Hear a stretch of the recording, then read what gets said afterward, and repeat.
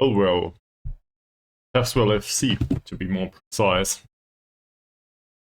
So, we finished the season. Last time out, that's it. We're done. We can finish the save. Or maybe go through another season with Taffs Well. Who knows? We just signed another contract. No expectations so far. We'll see. And I guess we can fire half of the playing stuff. At least those that we do not want to keep. Not sure who that is yet. I guess let's have a look.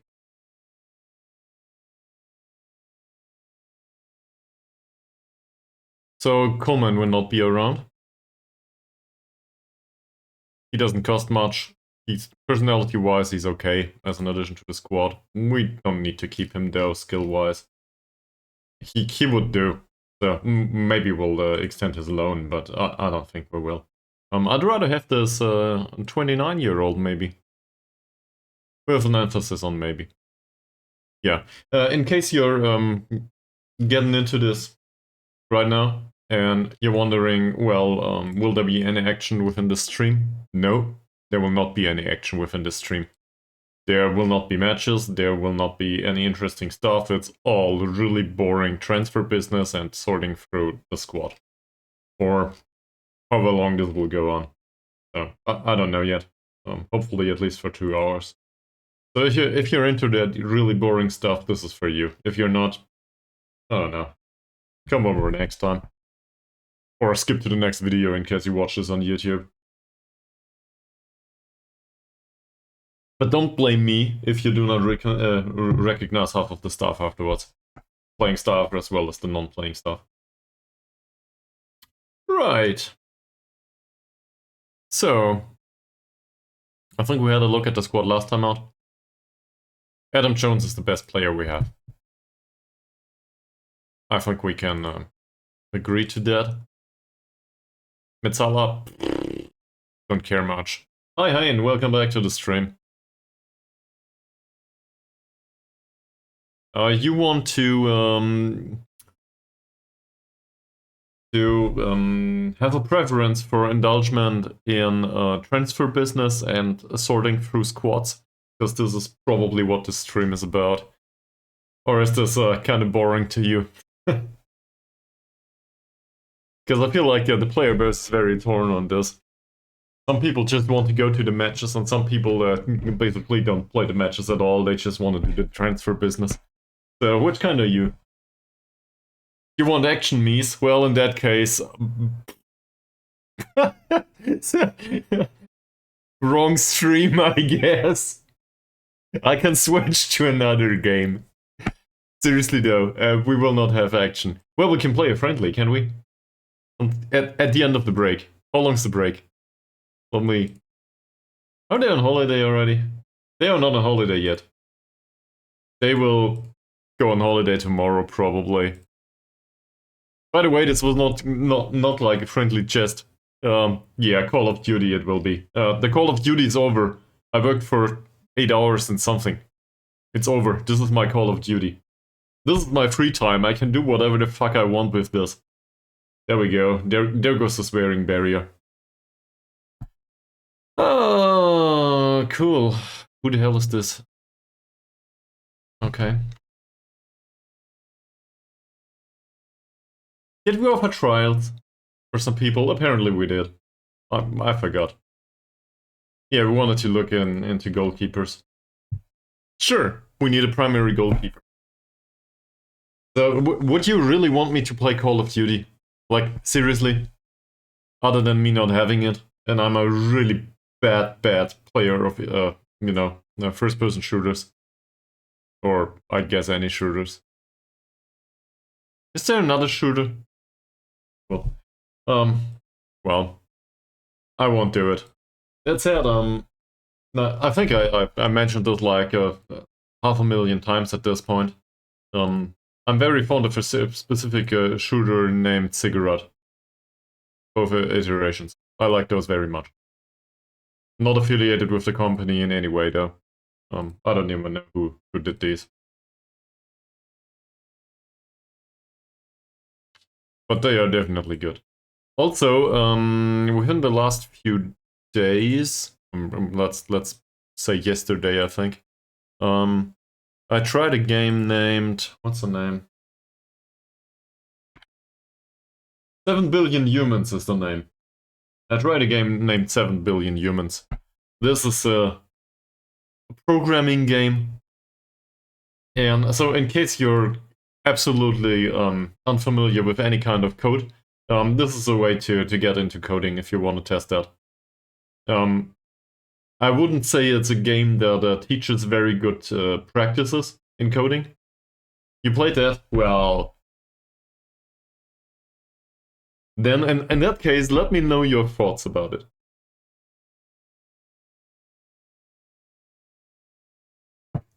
I'm interested in that, because Steam reviews seem to be rather positive, but there's also some negative feedback.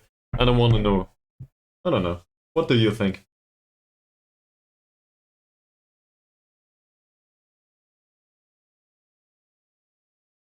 End of season review, okay. Well, you can review the game and we will review the season.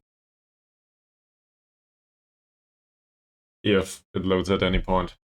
Fine. Adam Jones is the highest rated new arrival. The board has no transfer reaction for this. Why? What the hell's going on? He scored 12 goals in, okay, 20 matches, but it was like 12 goals in 11 matches at some point, I think.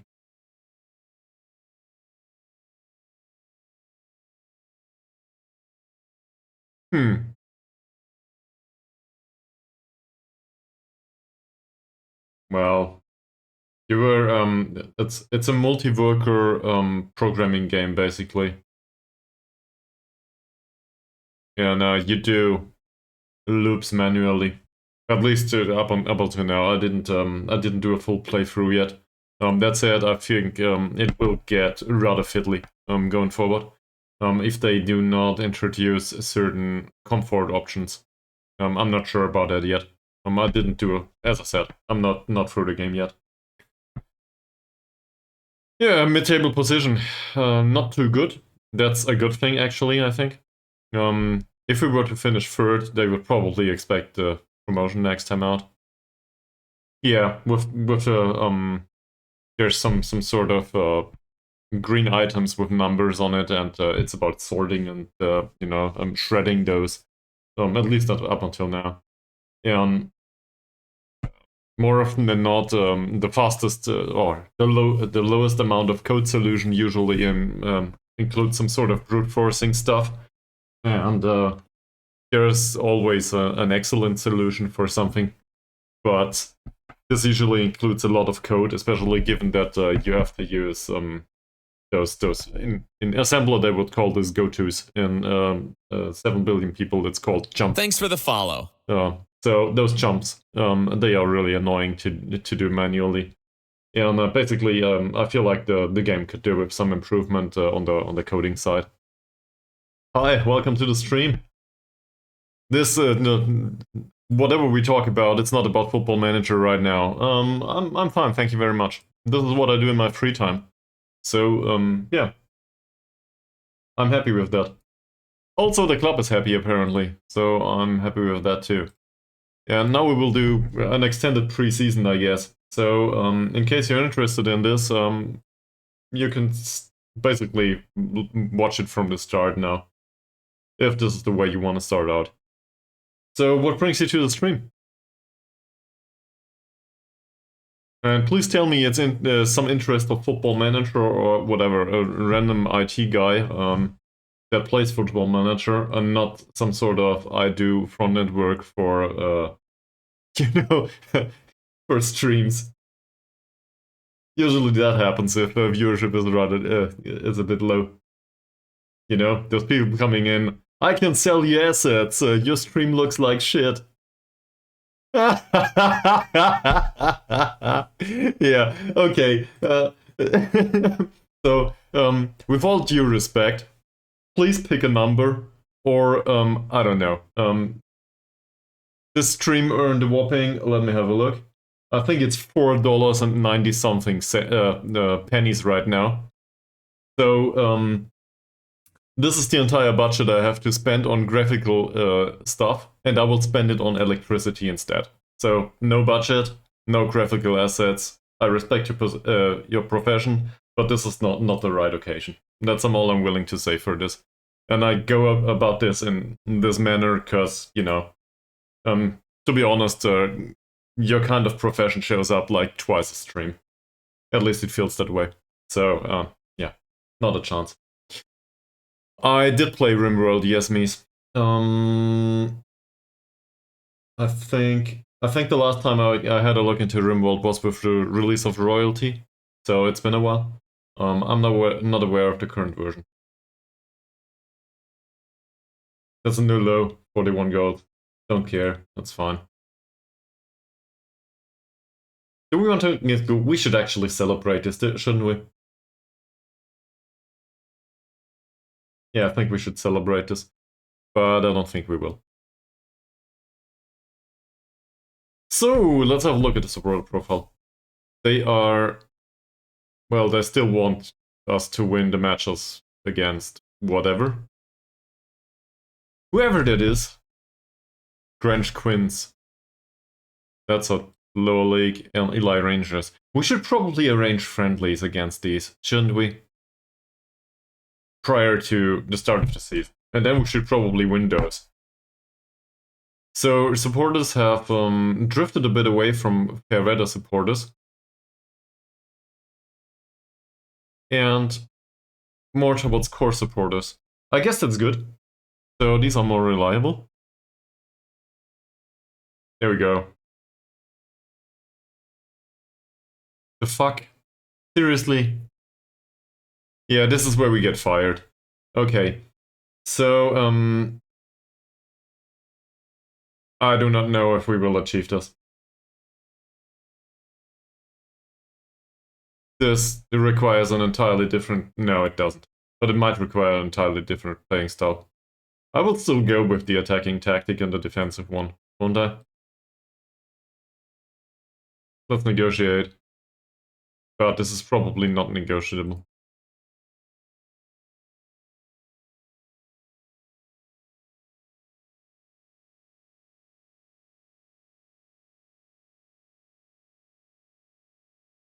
This is all fine. I don't like the fact that they want us to finish in the top 4. Why would you do that to me? Cool.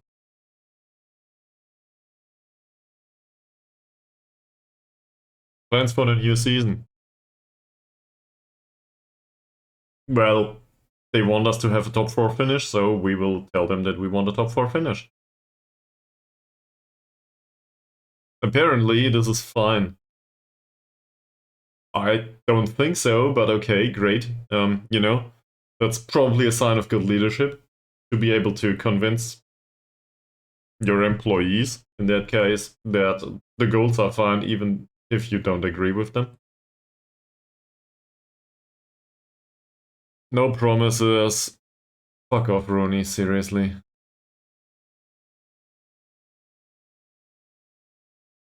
New season team report. Well, this doesn't matter much. We need to find out who will stay anyway. Burn is finally able to dictate tempo. Well, that's good. Now, if only he had a good personality, right? So, Mies, would you want me to play RimWorld at some point? I can certainly do that, but I'm usually to want to go with the tribal start and do the low-grade stuff until I die. I guess that can be fun too, though.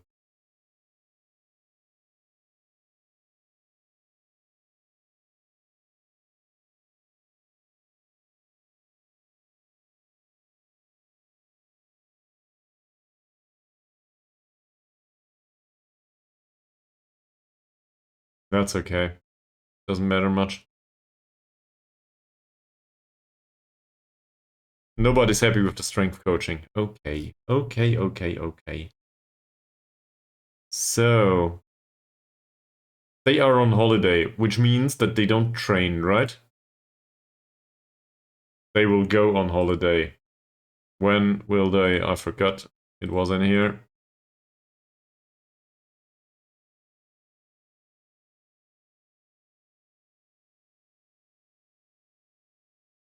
They are now gone on holiday. Apparently, probably until tomorrow. So, what comes to mind now is that we can get rid of the stuff, the ones that are overpriced, or get new stuff in. This is the first thing we should do, and afterwards we can talk about the players, or maybe we can do both at the same time. We might spend some money, but I want to reduce the running costs. On the other hand, we have some money, so we might spend some. It really depends on the quality that we can get, and this might be really freaking boring, but quality of training is important. So we need to do it. And given the quality of our youth recruitment, which is absurdly good for some reason, we should probably also look at the U19 stuff. Don't go forward too much. We want to change things. What? What?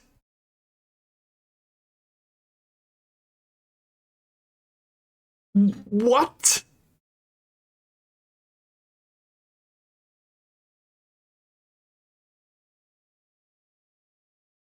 What's going on? They want to build a new stadium. What? I would rather... Why would you do that? I would rather have the opportunity to give them contracts. Like, something different than non-contract, so we can finally get some money in. And now you build a new stadium? Are you out of your mind, Mr. Davies? Okay. Hopefully this is not... No, this is probably not a real person. I'm not insulting real people here, right? Hopefully not. Okay. So, not so boring after all this episode. At least, if we consider this to be interesting.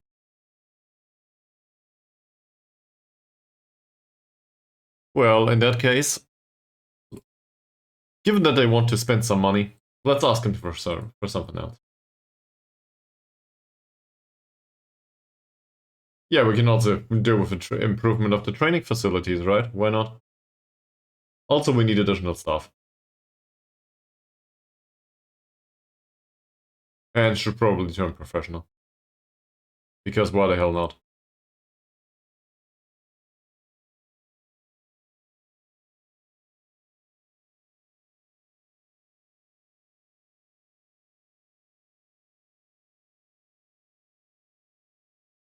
If they are ambitious, sure.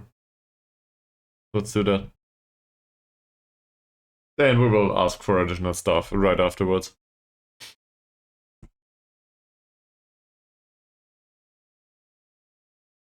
They want to build a new stadium.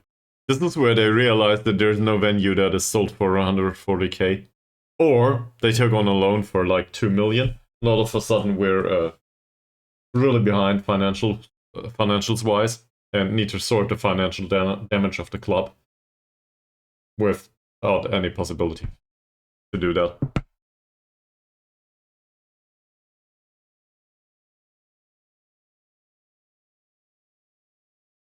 Cool. Thank you for doing that. Francis is still high up on the list for potential signings.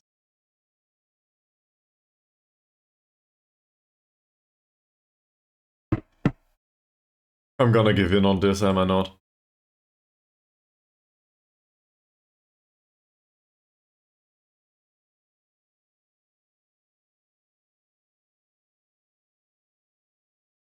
Yeah, I will. So obviously he needs some training as a central defender, especially decision making and composure. The rest of it though is more or less fine. He could do with additional strength. Do we have season stats? We actually have stats for him. Due to the scouting, I guess. Yes, headers one is 414. What's the That's the ratio of 86%. No complaints.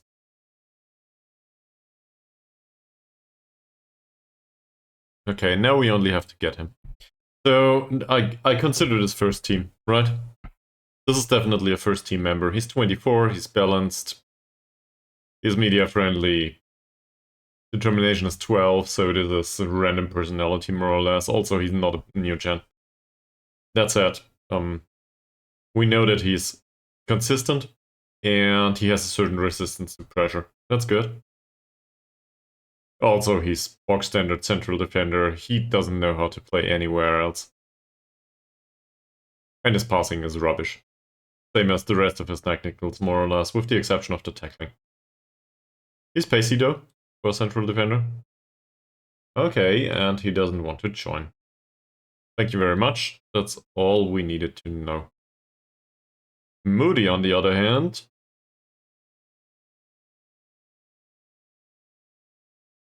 same as always, I want to have a model citizen in the squad. At this point, he's 22, so it would be fantastic. And he wants to be a star player. Sure!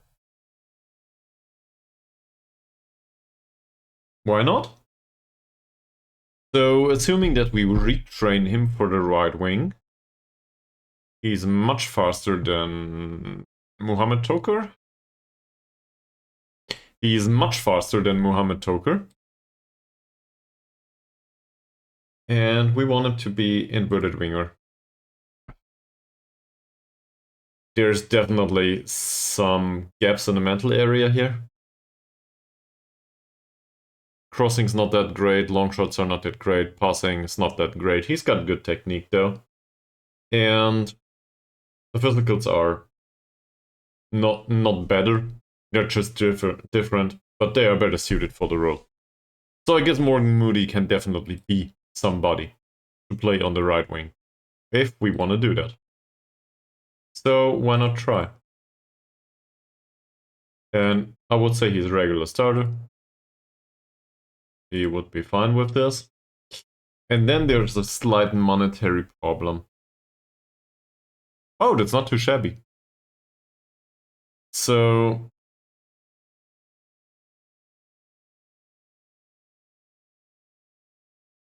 we can actually offer him some money. That said, this will not be enough, will it?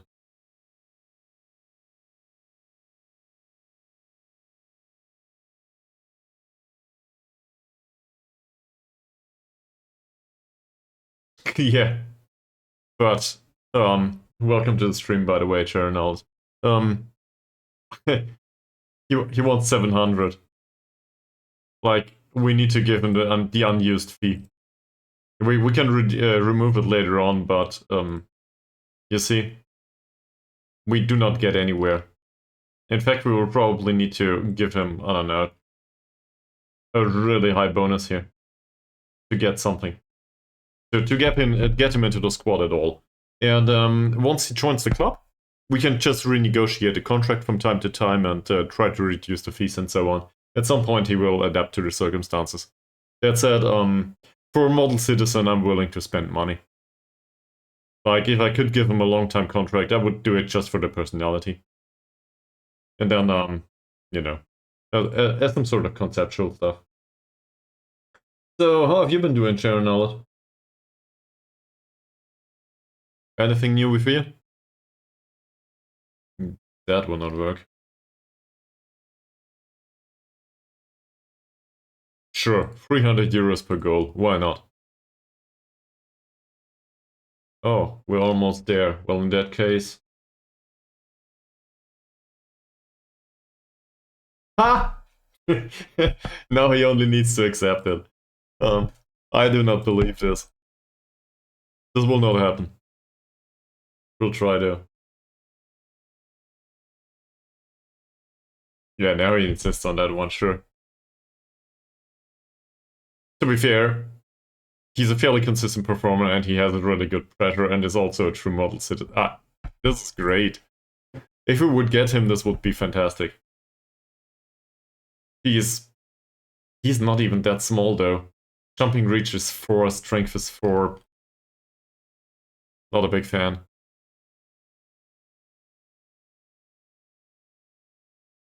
I would love to get him into the squad though.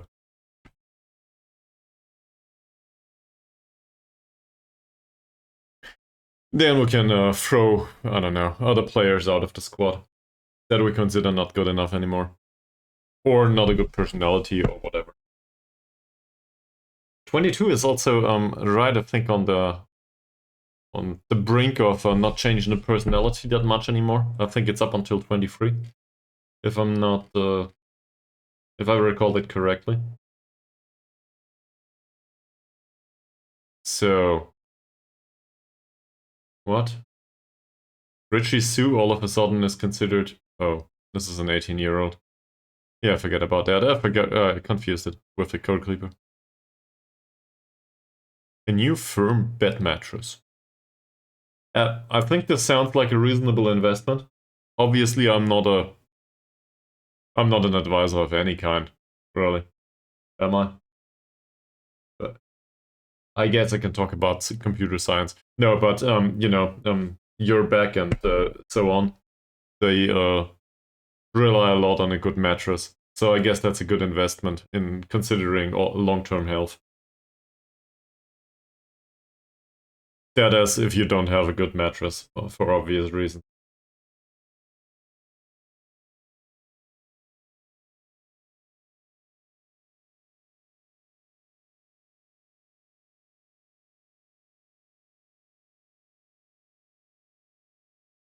Hmm.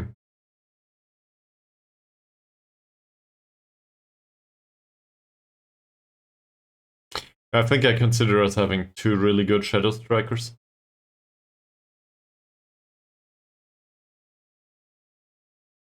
Might. Do you, so if you don't mind me asking, obviously you don't need to answer here on stream. Is there something you do for your lower back, like a workout or something like this? I don't know, it might also be related to the job, right? Nah, we'll keep him on this.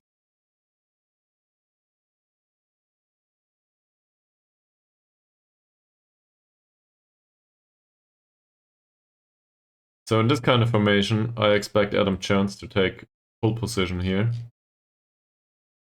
And I expect Ryan Gibson, if I can find him, to be his #1 replacement. Also, we can probably slap the strikers in. I think they are fixed. And it might be Holt first and Yates later or the other way around, but in the end, they are fixed. Where's Gibson? That's probably too high up in the hierarchy. Who cares? Yeah, they belong here, right? Whatever. So, in this kind of situation, we still need a goalkeeper. We might get one. Might not be this one. For now, though, Kai Clay is probably our primary goalkeeper, so let's put him in here.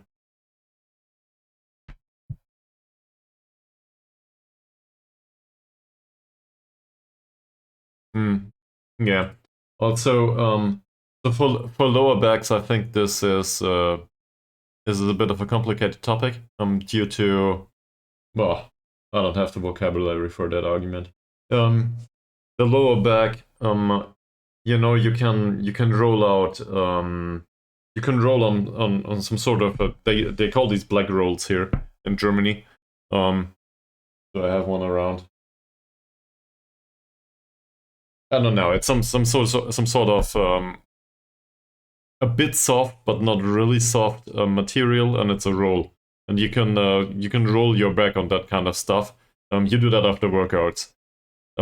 It's a dangerous thing to do on, especially in the lower back area, though, because it bends the back towards the abs, basically, and that's not the right direction you want it to be bent.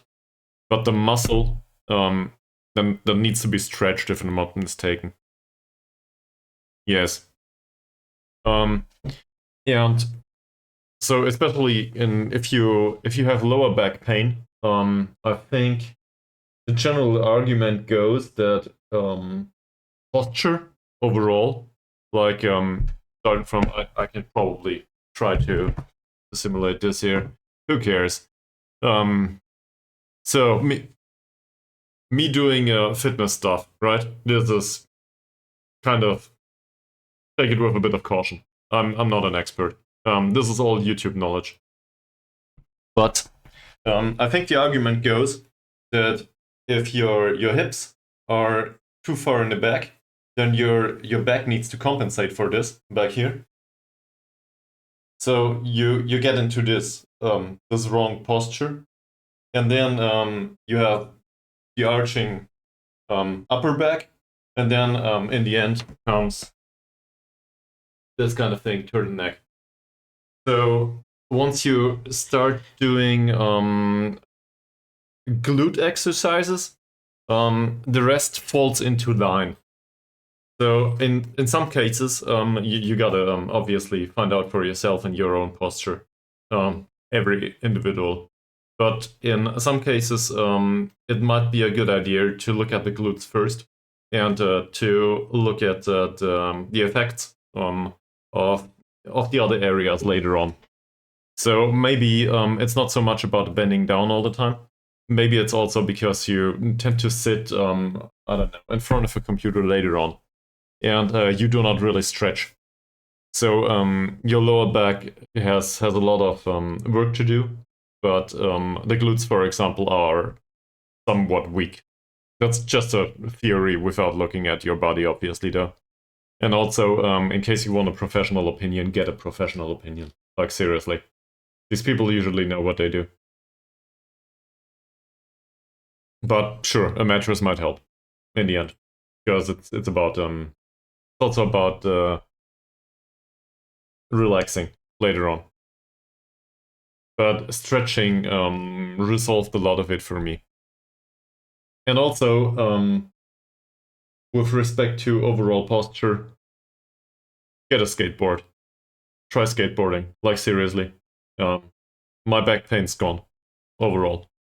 I barely have any back pain since I do skateboarding. And I'm not talking like half pipes and stuff. I'm talking like skateboarding on the road. Just like you would expect from a 37-year-old that has no idea what he does.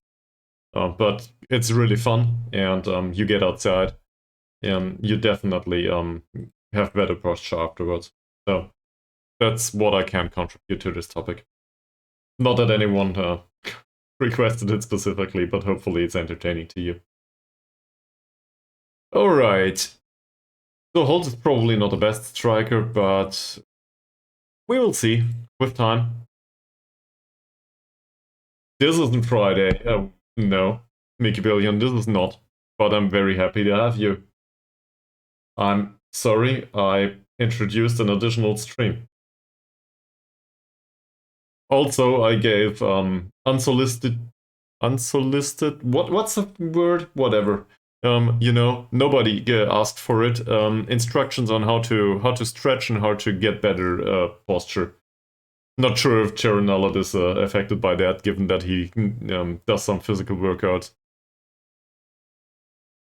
Yeah, if you are really interested in that kind of stuff, skateboarding, without the jumping and all that stuff, because this is obviously high impact, right? But skateboarding on the concrete, the concrete usually is rough, right? So skateboarding, whatever you do, even if you go with really soft wheels, skateboarding has some minor vibration to it all the time. And this vibration is a very different kind of exposure for the muscle. So the muscle always is under this vibration, and it needs to stand upright, because afterwards you drop on your face, right? Or otherwise you drop on your face. So this vibration results in training for the muscle that the underlying muscle that is used for posture and stuff, much more than, for example, I don't know, lifting, right? Once you lift weights, this is more about the muscle that is there for short-term strength. But skateboarding does the same for the muscle that is long-term responsible. because you need to stand upright all the time. And a lot of it comes from, you know, the middle of the back.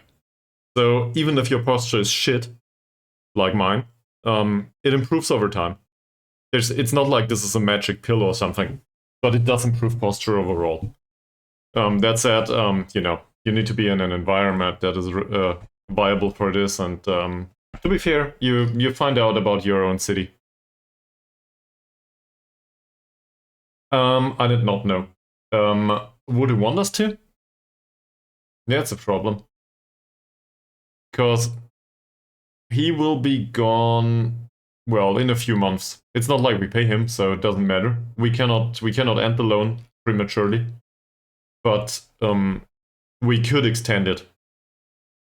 That said, they expect us to finish in the top 4. So probably not. Because I really need a better goalkeeper in that keeper in that case. Or Pike Lane needs to be absurdly good. Yeah. No, we don't. Massaro doesn't get money. So as a backup, he's, you know, third choice goalkeeper. He's probably okay. I would rather, let me put it this way. So we don't know yet about Sovai Tak. But Sovai Tak has fairly professional personality. He's a consistent performer, and well, that's it. We don't know anything else yet. We do know, though, that he's a 29-year-old that will probably not remain at his current club. I think so, but not a good one. Youth team does contain one single goalkeeper that came in with the youth intake. He's a 16-year-old. I forgot to remove the eggheads. I'm sorry for that. Yeah, and as you can see, he's not suited. This will not work. Good personality though. So if he goes through the roof for some reason, maybe next season. If we are still around next season, that is. Also, you know, all on non-contract, so we cannot rely on this too much. Which is kind of the point though, for bringing in older goalkeepers, or older players in general. Maybe the sweet spot for us, given the non-contracts, is not so much for the young players and developing them. Our sweet spot is more middle-aged players. That feels wrong to say it like this. You know, not from the Middle Ages, the ones in the 25 upwards area. Those players usually shouldn't fetch that much interest. That's probably not the right way to phrase it, but you know what I'm talking about. So, yeah, goalkeeper precision, I think like these two can go. If, for example, this guy has a much better influence on the squad. Okay, thank you very much. I tend to over-reflect some things, or overly reflect some things probably. Especially given that it's not actually it's not even my secondary language. My second language probably was French. My English was really, really bad from the start. These days, French is probably much worse though. N'est-ce pas? So, yeah. Okay.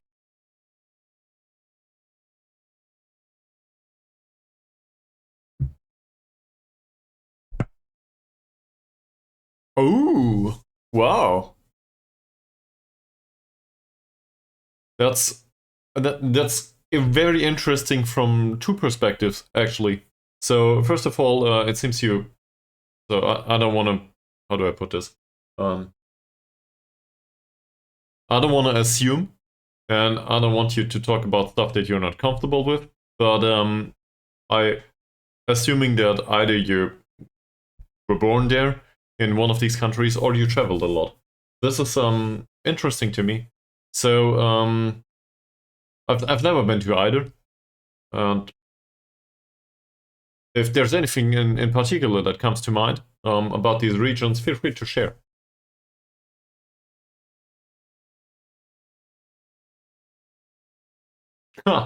Well, Then, to adhere to the audience, I should probably not stick to this club and move on at some point. I don't know, Indonesia or something.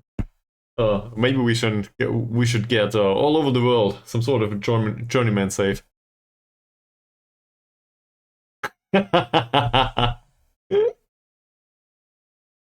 We do not get any of those. Great.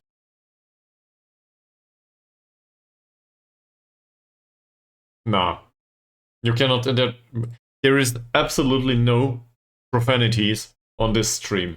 There never has been, and there never will be. Fuck that.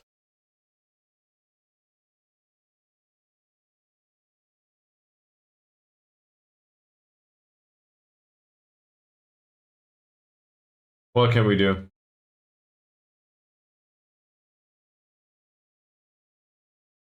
Still no news about him. A fake German swear word. I want to hear it now. Given Mika Billion's position on this planet, he will probably Schweinguld. What's Guld? Yeah, Schwein is pig.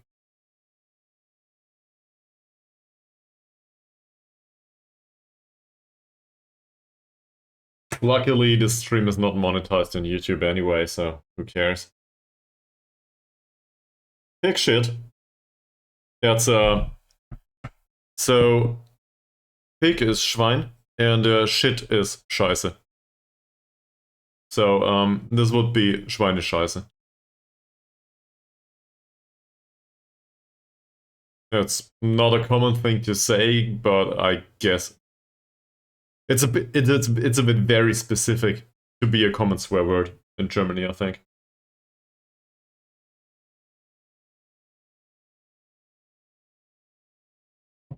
That said, the cool thing about swear words is you can this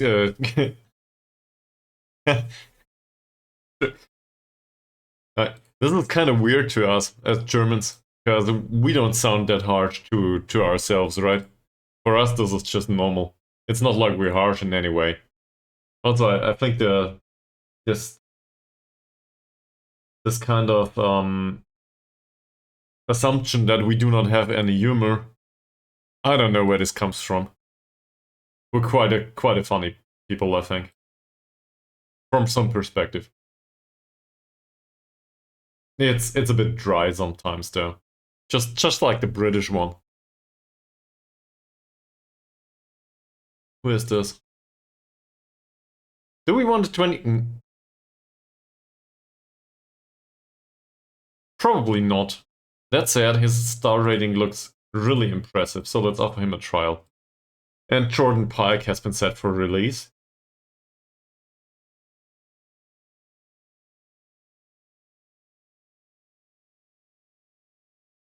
In your head or in real life? We're on the internet.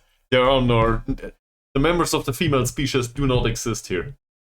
This is not how it works.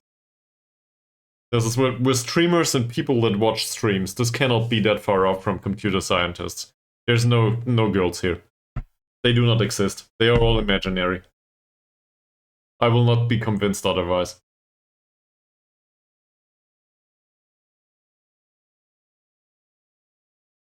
I seriously think that this is an interesting signing, even though we have, you know, 2 young options. That's it. The medical status is problematic. Did he play this season? 7.03. It's not too bad for Armand Ford. They released him though, for some reason. I don't know. It's not that impressive though. Especially on attack duty, it's not that impressive. We can probably do better. So let's not bring him in. Also, I wanted to reduce the amount of players in the squad, not increase it. So for the ones on the bench or in the squad right now, I want to keep them, right? So if an offer comes in, we will try to offer them another contract and just keep them. It might not be possible though, you know, non-contracts and so on. Is there anyone else that needs to stay?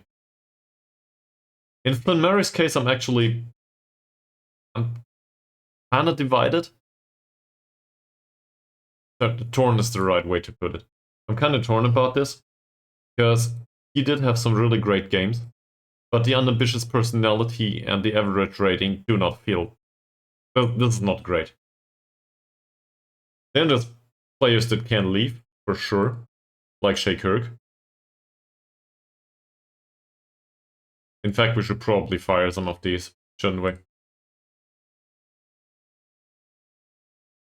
Yeah, why not? So, Flynn Very, I'm not so sure. Sam Jones is on a contract. That's because he's assistant manager at this point, so he will be emergency backup and head of mentoring for central defenders. And hopefully we will find a bunch of 18-year-olds that is really impressed by him. Might, yes.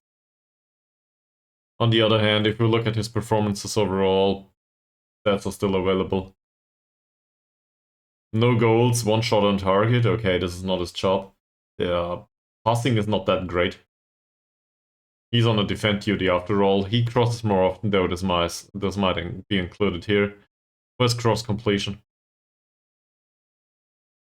I cannot seem to find it. There. 26, well, that's not too bad.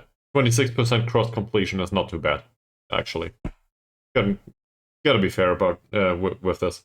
So obviously I would want this to be better, but in the end that's not bad. Considering that other players have like 12%, this is really good. That said, yeah. So this also means we lose possession in 75%, well, 74% of his crossing. So, not a big fan.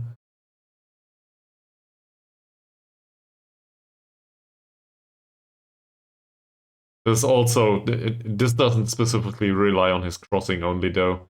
You know, it also relies on the technique and specifically on the target man. So, given that we have a target man now, sure, we have all the time in the world, so why not? We can... Where's distance covered? Distance per 90 is 11.3 kilometers. And what's the other one? Interceptions per 90 minutes. This is probably not great for him. Forwards per 90 minutes is 0.8. Where's interceptions? Possession 1 per 90 minutes is 40. Possession lost is 42.4. I cannot seem to find interceptions specifically. Tackles rating is not that bad. I feel like the worst thing about him is really the passing. The 60-something% is not good enough. From a defender, I would expect a bit more. Fuck. So let's compare him to the others. Well, who's next in line? That's Adair. Adair's stats are much worse in possession 1. Possession lost is similar.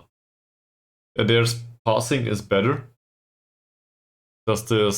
He has passing 7, while Flynn Murray has passing 6. Flynn Murray's vision is 4, and Adair's vision is 7. So this is related to the stats, I feel. At least the argument can be made. And Adair has better stats for that. That said, his crossing is absurdly bad. Like, we expected this, but still.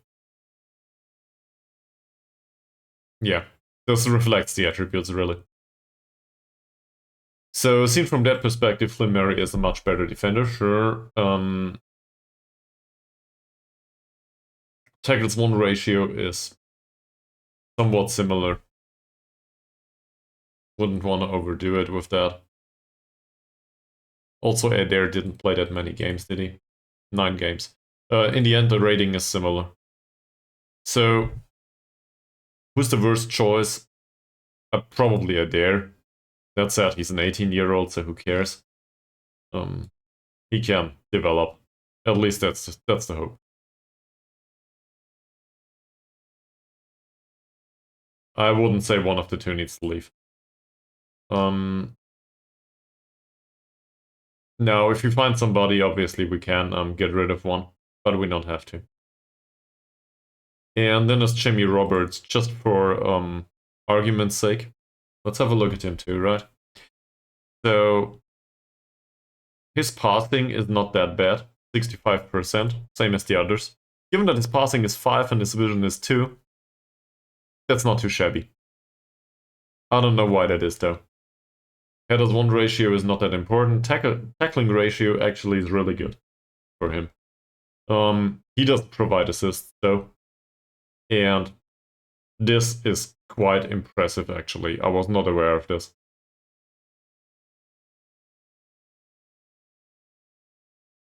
The other two had like 30 and 40 here. Jamie Roberts has a possession 1 rating of 131 in 20 appearances. He's our best right back, performance-wise. Are you kidding me? Seriously?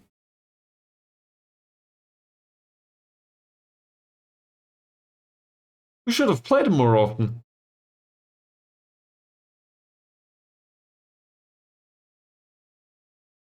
This is... Where does this come from? Good decision making? Is that all there is to it?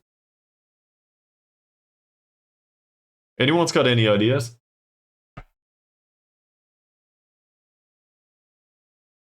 I'm like seriously impressed by this. This cannot be in the attributes here, right? This has to do with mentality and personality in the end.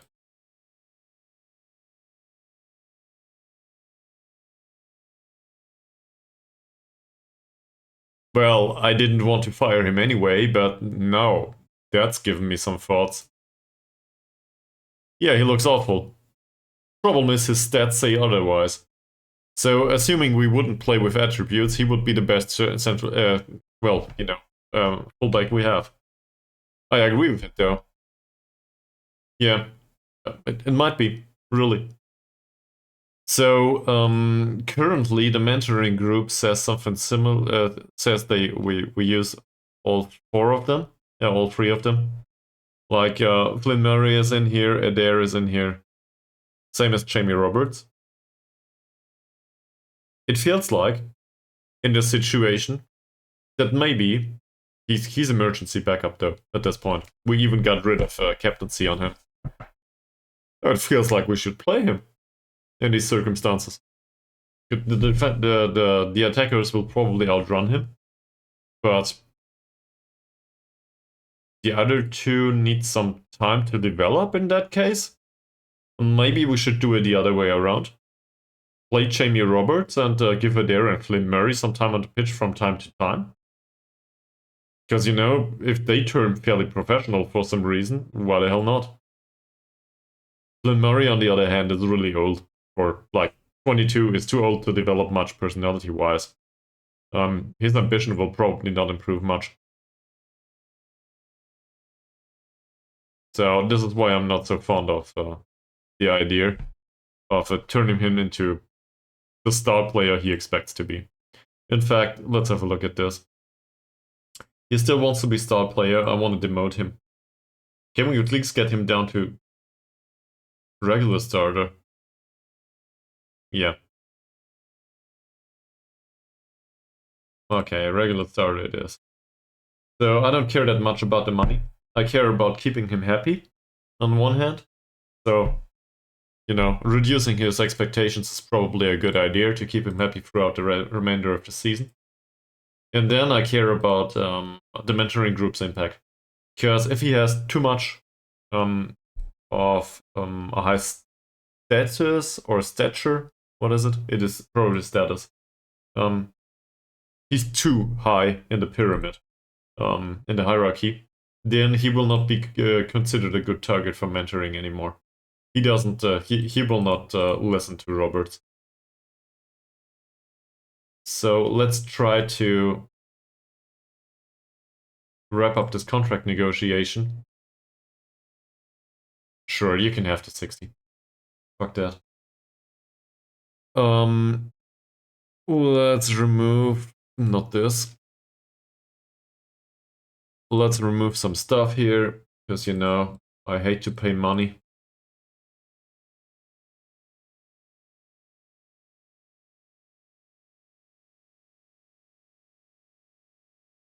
And then, well, Adair doesn't get any money right now. He's considered a youngster. This is totally fine. There's probably high impact on him, isn't it? Yeah. He's an 18-year-old. There's significant impact here on him. I'm not sure if significant is the highest it can go, but at least it's not bad. So he should get some impact from Jamie Roberts and from Flynn Murray, really. But most of it will come from Jamie Roberts. So that's good. Do we keep those three? I guess. Yeah, we can.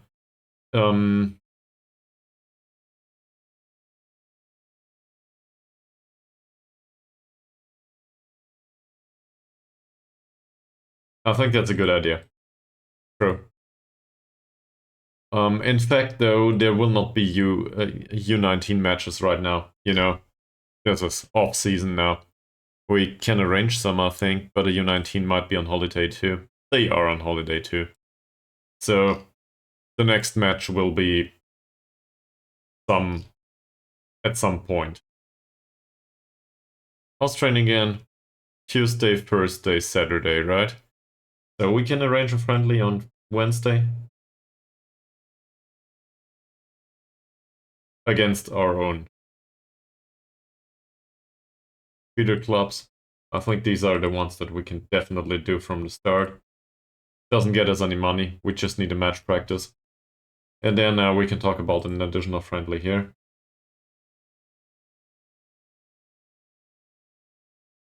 These are all so expensive. Yeah, great. And I don't want to travel really. Traveling usually reduces the time we have for training. I don't like that at all.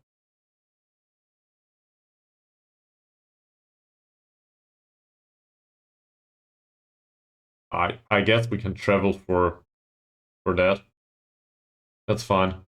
That's an opponent in the league too, so that's good.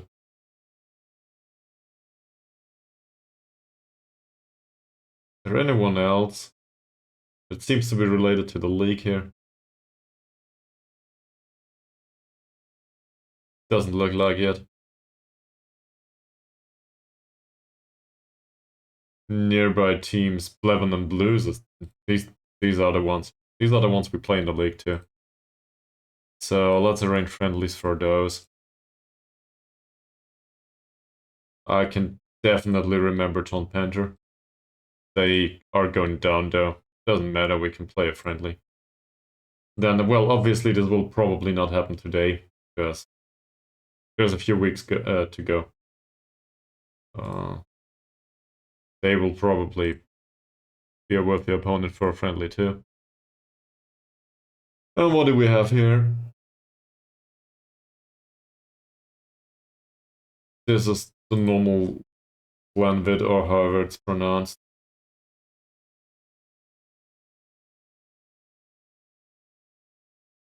I don't know any of these names.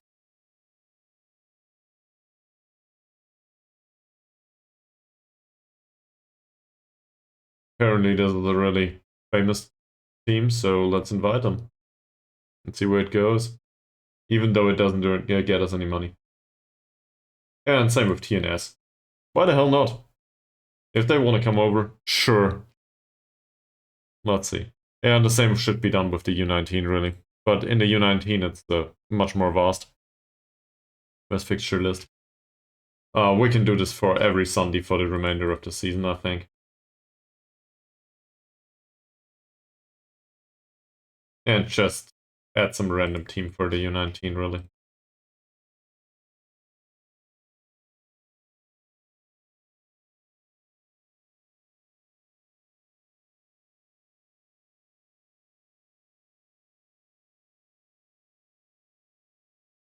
Yes, this is all about a match practice, so why not? We can also play our feeder clubs repeatedly if we want to. Okay. So let's do this. This will not get us any money, doesn't matter. It's not about the money. There's another trial. Sure.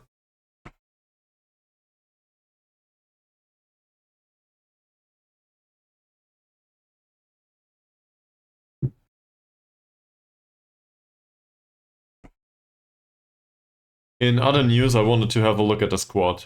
And, well, I did that to a degree. We didn't fire anyone yet. I want to fire people today. It's not about the firing, though. It's about finding who will stay. And we need to consolidate this. I think consolidate is the right way to put it, right? And, you know, less players, better dynamics, stronger friendships, good mood. We get a model citizen. Yes, I will happily do that. First of all, though, this is the most expensive player that we have in the squad now. And he considers himself, I don't know what. Regular starter. Well, that's easy. Yeah. We have a model citizen in the squad. A 22-year-old at that.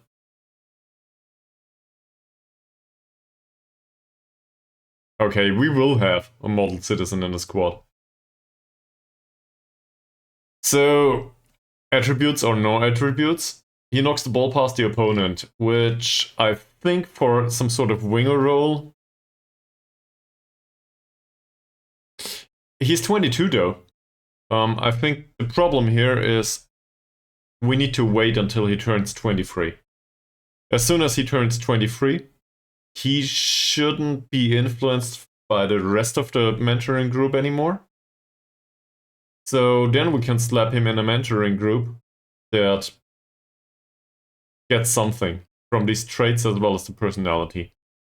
Even if he doesn't, even if he isn't head of a mentoring group, his personality will influence the overall personality of the squad, and that should probably improve personality of the squad, at least to a minor degree.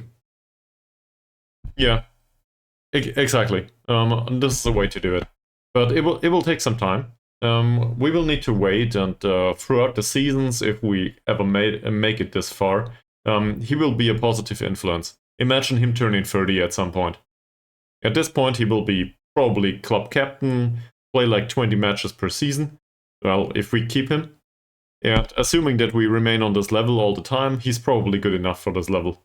Because acceleration and pace will not do much until then. They might improve a little bit, but not by much with a 22-year-old. But he looks like he can pull off decent performances at least. So at this point, he would be a really good influence and a very impactful influence on the remainder of the squad.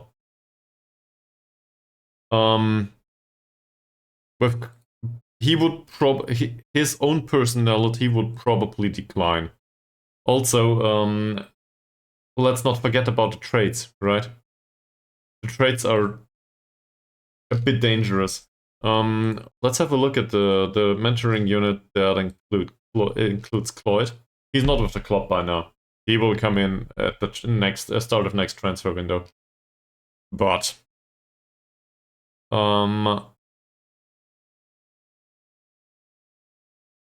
Cloyd isn't even in here. Where's Cloyd? Here he is as a Metzala and Shadow Striker. So Cloyd is a good example. Cloyd is one of these cases. He likes to round keeper, apparently, at this point. I think he had that from the start. I don't mind it. That's not that big of a problem. He's not a good runner, though. Like, he's not fast enough for this to be really impactful. So, sort of a mixed bag. I don't care much, though. He's unambitious. And he's 21, so I do not think that there will be much impact on him. Media handling is nice. Don't know.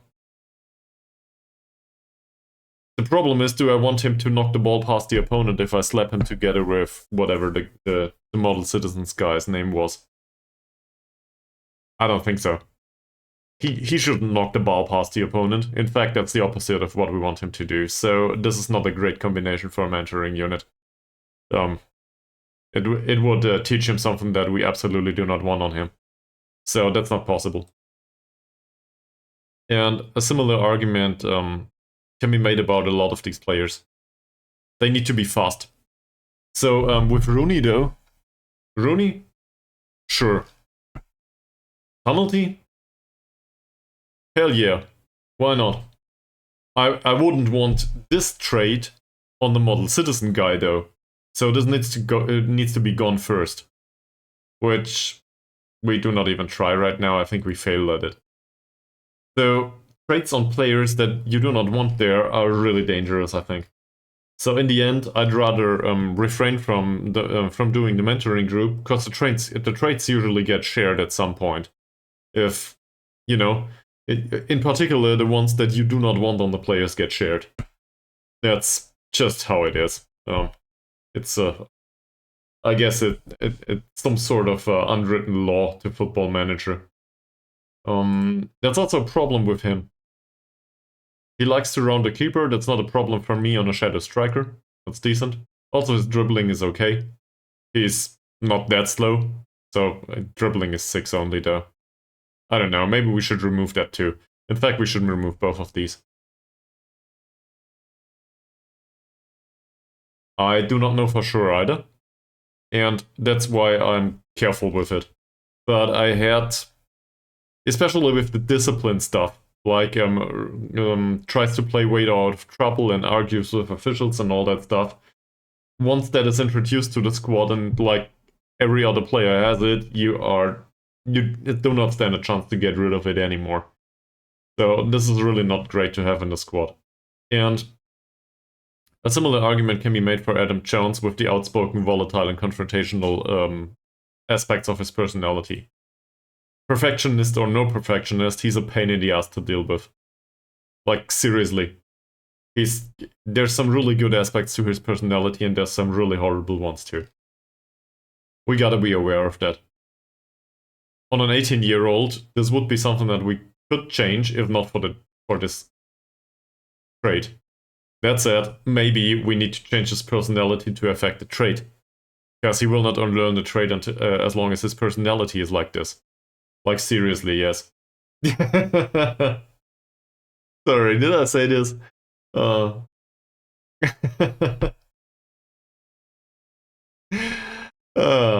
That's fun. Yeah. So, your assumption was we want to go through the left backs. Sure, let's do this. Why not? Because left backs, I think we can go. Thank you. Cheers.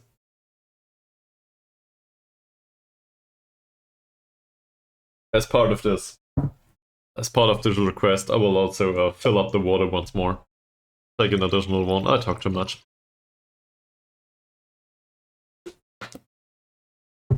By the way, I think this is a plus. I can talk as much as I want on stream, so I don't have to do it at work. That's probably good for, my colleagues.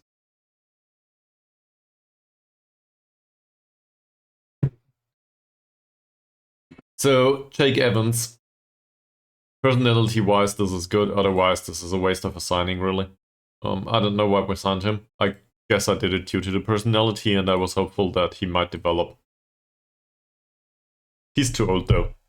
So he needs to play. We cannot loan him to another club. We cannot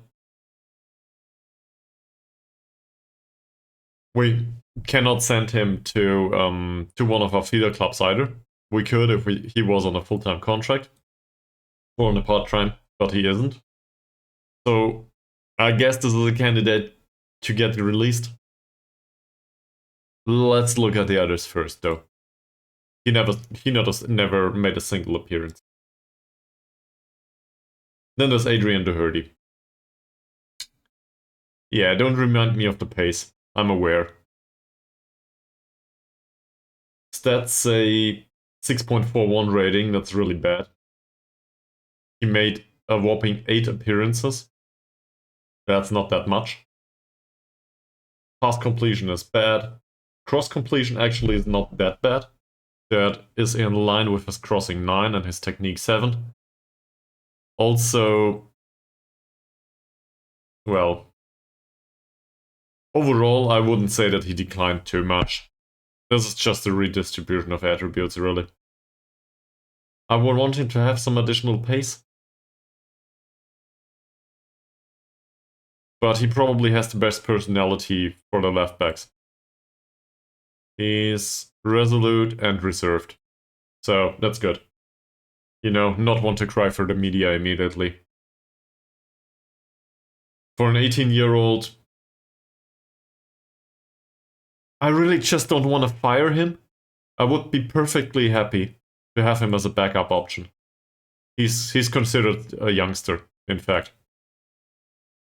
So to use him as a backup would be fine with me.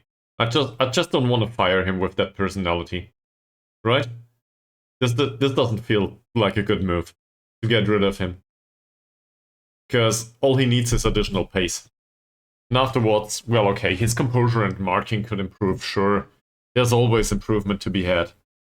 But it's about the pace and the composure and the marking. And he is on quickness training. And he is 18 years old. So physicals will probably improve a little bit. Yeah, exactly. Occasionally. And looking at this, so depending on the kind of match we play, we might. Obviously, there's different components to this. So, assuming that cross completion only relies on his technical skills or his skill set overall, not specifically the technicals, which is totally wrong because you know the target man is within that calculation too, and our target man, at least one of them, Yates, our target man improved recently in jumping reach, which is really important to him. He was on a 6 and he's on an 8 now, I think. Which is not great yet, but we're getting there. Where is it? Yeah, his jumping reach is on an 8 now. He's 19, so whatever. It will probably develop. I cannot say where the limit is though. It might be 16, it might be 9. I don't know. So that's a component. To have somebody available that has decent crossing is a good idea. But assuming that the target man is not part of the calculation, what's involved in crossing? Crossing, technique, probably a minor degree of vision. But his vision is shit. There's no way around that. It's just how it is. He's an 18-year-old though, so which 18-year-old has good vision in football, is right? That's if you're not talking about the playmaker type, they usually have really shitty vision. His anticipation is good, his decision making is good. That's fine. He even has some flair. That's all somewhat related to crossing. At least I think it is. And for first time crosses, obviously first touch, but that's not with him. So say we play in some sort of attacking mentality that overloads the wings, and he's the one to overload. Should he cross in that kind of formation? I mean, depends. Do we want to control the match? If we want to control the match, probably not. Now, if we want to go for a Mikabillion approach and just, you know, take the shot in case we have a chance, we might also argue, well, take the cross because there's a target man in the middle and whatever, 25% chance to finish is better than nothing. So, fuck that, cross the ball and try to head it towards goal. If you can put one in, that will probably decide the game. Hopefully I do not represent you in a wrong manner, Mikabillion. I'm just assuming right now. But depending on the way we want to pull this off, we might use Doherty in different ways. Because his passing is okay. I think we instructed him to cross more often. But overall, I think his passing will improve in time. So if we get this up to 65% or maybe even 70%, that would be great. His tackling overall, not that much of a problem. His possession 1 per 90 minutes is horrible though. That's really, really bad. So, but I don't know why that is. I cannot say. No, we just need to give him time on the pitch. I do not want to get rid of him. That's for sure. So, assuming Doherty stays, right? The other guy, the spirited guy, I don't think so. Where is he? Jake Evans. He will probably go, even though I like the personality. Or we drop him to the U19 for now. I think he's a youngster anyway. Yeah, and he will probably get promoted at the end of the season, and then we will have him in the squad all over again. Then there's the other two. There's Freddie Wilds. Freddie Wilds is the player that got introduced to me personally as the one giving away a penalty in the first game. I did not forget that. It should probably be somewhere. Well, it's not in here anymore. But I think it was him. I might have that wrong though. Let's have a look at McDowell. No, these got removed though. Is there any way to look at this? I don't know. So these are the two candidates. McDowell's performances throughout the season, I cannot argue with. He's on a 6.68 rating, but this, given the lack of skill that he has, to win that much possession, and this is, from our perspective, this is much on this wing. So given the limited skill set, he does really well. Why is that? Well, acceleration and pace, really. That's all there is to it. In the remaining areas, he's horrible. Determination is good, leadership is good, aggression is good, tackling is acceptable, stamina is good, work rate is okay.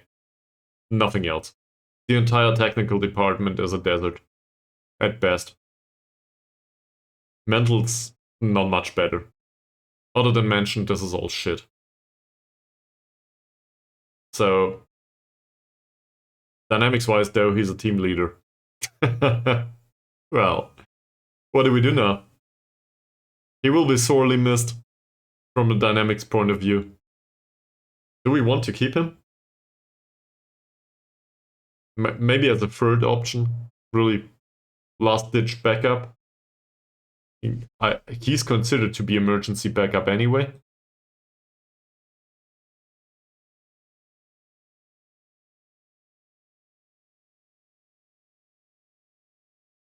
Fans like him too. I'd rather fire Wilds, right? Yes, it is. It is. It is about firing people. It seriously is. The problem is, I'm not sure which one to fire. Nah, not sixth backup, man. I said third. The problem is, we probably don't need three. But... So, the argument... Yeah, a bit, obviously. But... My question is, would we rather fire Wilds, or would we rather fire, you know, the other guy? McDowell. Which one do we fire?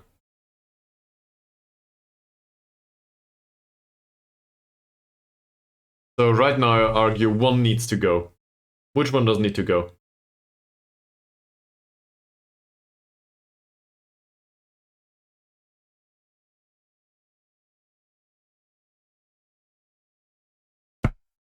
Yeah, but so he is not great mentally though. Alex McDowell is horrible mentally, with the exception of aggression, leadership, and determination. So from that perspective, he needs to go. And I agree with Mickey Billion. Now let's have a look at performances again. Because, you know, nothing's ever easy. Headers-1 ratio is horrible, that's expected. Passing is not much better. Sure, that will not improve much. Prior to a decline in physicals that might be redistributed to the rest. Cross completion actually is good. For some reason, he has 3 points of crossing. His decision making is shit, and still, cross completion is not that bad. Why is that? I have no idea. This is a statistical fragment, I guess. I don't know why that is. Possession 1 is good. For us, at least. It's obviously not as good as Roberts on the other side. That, for some reason, has really, really good possession 1 per 90 minutes. Overall, not impressive, but not as devastating as I would have expected. For getting into fourth place in the league, it's probably not good enough, though. Let's have a look at Freddie Wild's stats. Possession 1 is worse. Cross completion is worse. Interceptions 23. Yeah, again, possession 1, we were there. Headers 1 is not much better. Passing completion is good. Tackling ratio is okay. So this is not a desert. This is like a desert with some cactuses in it, right? There's something here. It's not great though.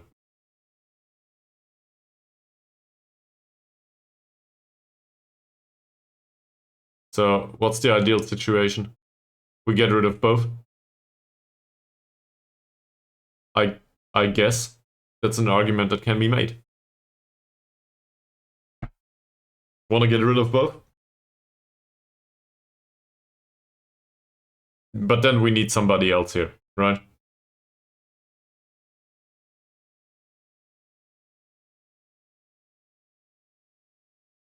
Okay. Okay, we do that. So, that means we fire Alex McDowell at his peak. This is a democratic process. There's a third person in here. Who's the third person?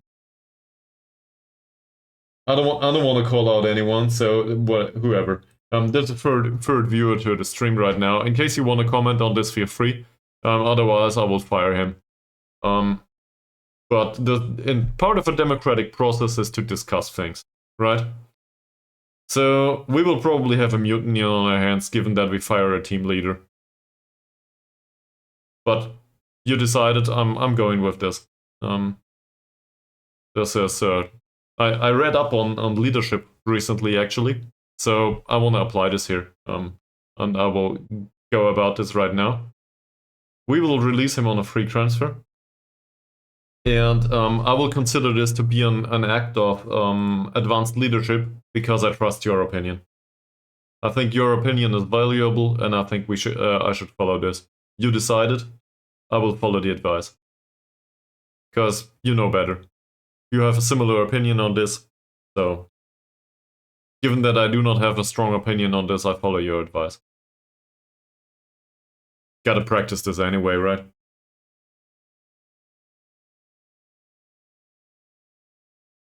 They will not like it.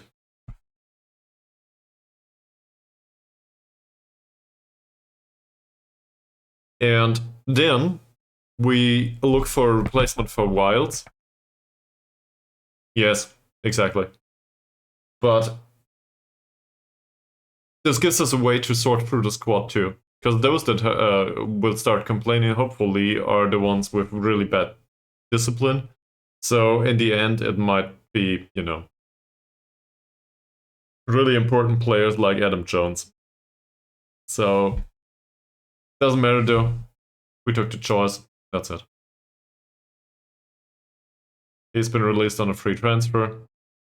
And he's a last resort signing, apparently. Also not popular with the fans. Doesn't matter. We do it anyway. Which means mentoring group's probably deserted now. Yes, it is. So now the mentoring group doesn't make any sense anymore, right? Adrian Doherty, resolute, to be influenced by Freddie Wilds, who is a balanced personality. No, fuck that. We will not have that. Let's get rid of that mentoring group. Doherty on the spirit and the spirited guy on the other hand, that might make some sense, but as Doherty is the younger one. Do not want to do that. I don't want to keep Wilds either, really. I want to have somebody else for left back. So let's have a look.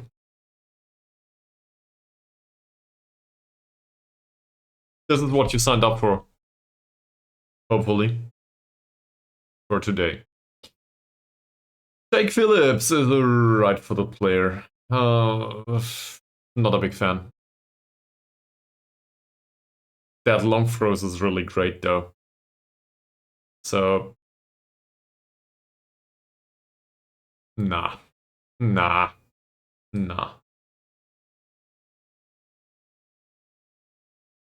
He's light-hardened. Hearted. His technicals are not good. Decision making is great. Positioning and marking are not that great. Unflappable is good. For a 20-year-old, I'm not that impressed. Joe Hunt. Well, he's got a great name. Played. Did not play in the Premier last season. He made one appearance, that doesn't count. There's some potential to him, probably. Well, not potential, how do I put this? But with that tackling, ouch. That would be the same all over again. If for some absurd reason he's like a model citizen, I would be willing to consider it. So let's bring him in and see if he is a model citizen, which he will not be.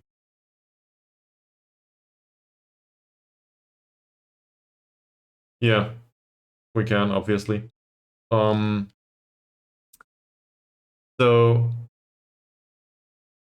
say we put an attribute filter on and put it on fullback defend. Put this to 8 points, as you said, but well, the effect is quite obvious. We do not have a single one. That's because they usually have some gaps. So I will do something a bit different. I will try to match a certain amount of these attributes. Obviously, I could go with the ones you mentioned, right? But I guess the other attributes are also important, the ones you didn't mention. So let's go with 6 out of 12 here, and increase the value instead. We know about none of these. I cannot really tell. So let's get some of them in on trial. Maybe match 9, reduce the value a little bit. Is there somebody that doesn't come in on trial? Sure. What about you guys? What?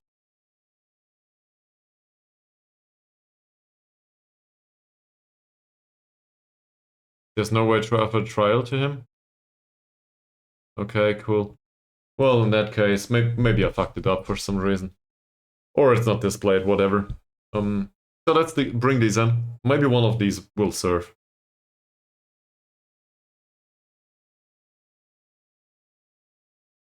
There's always the possibility to find a hidden gem, and then we can get rid of wilds. Also, we skipped like 3 days forward from the start of the stream. So this is like, we're trying to revamp the squad immediately, and not push any business to the future. I feel like this is okay. So let's have a look at the trial list. And we have a similar problem in central defense, really. Because Francis does not want to come to the club. The one central defender that we realized is a good fit, even though he's a balanced personality. Otherwise he was fine, skill-wise. He's fairly determined, a consistent performer, that's all good. We don't know about the attributes just yet. Mason Hughes. Great.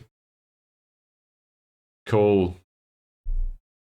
Yeah, I will. So this one is fairly ambitious, which, to be fair, in our squad, ambition is a rare thing.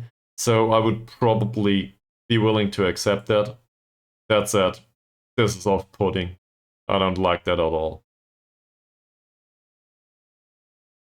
Luca Latona. We will look into these in detail later, I realize, but... So, star rating says good. We don't know. This is a 29-year-old. Usually I'm not a big fan of signing 29-year-olds. He's determined though, fairly consistent, enjoys big matches. Depends on the skill level, really. Tackling 2 to 9 doesn't sound that impressive though. Joe Hunt. Yeah, I mentioned that previously. Great name, not so great tackling. Harry Ali is one that we scouted. Oh, he's a central defender. So, yeah, quite to the straight to the point. For a central defender, he's not good enough, is he? Tackling's good. Positioning is barely acceptable, but not really. Acceleration and pace are too low. Decision making and composure are too low. With an 18-year-old, I would be able to live with that. Strength, though, no. Yeah. So, and also that move, the dives into tackles, that belongs on a defensive midfielder. Which reminds me, not either, really, right? He's not good enough for this. On a defensive midfielder, I want somebody with 12 points of strength at least, and I want him to be able to kick the people into the face, the opponent, on a repeated basis. And he's not that guy. So I don't see a purpose for him. So I'm not interested, and we will tell this. Great. Jaron Nollet had it. We want to do the same search for central defender now, right? So let's pick the other attributes for central defender. Let's pick at least 10 points. I realize that this is wrong. Let's also do this here. One's with us already. Alex Downs as well as Christian Jones can come in on trial if we can have them. And then we will probably reduce the attribute values a little bit here. That's too much.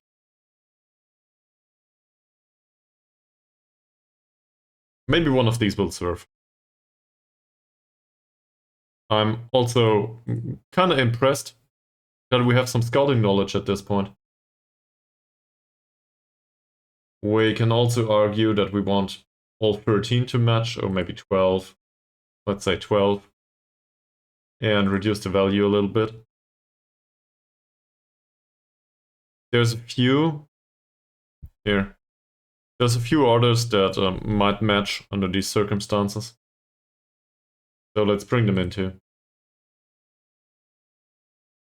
And before you argue that I should set up scouting, scouting will cost us, until this is finished, scouting will cost us 10k, and in the end we don't know much else.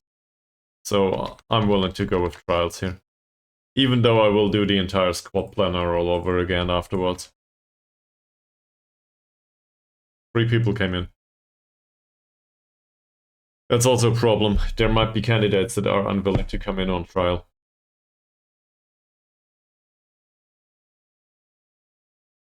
Yeah.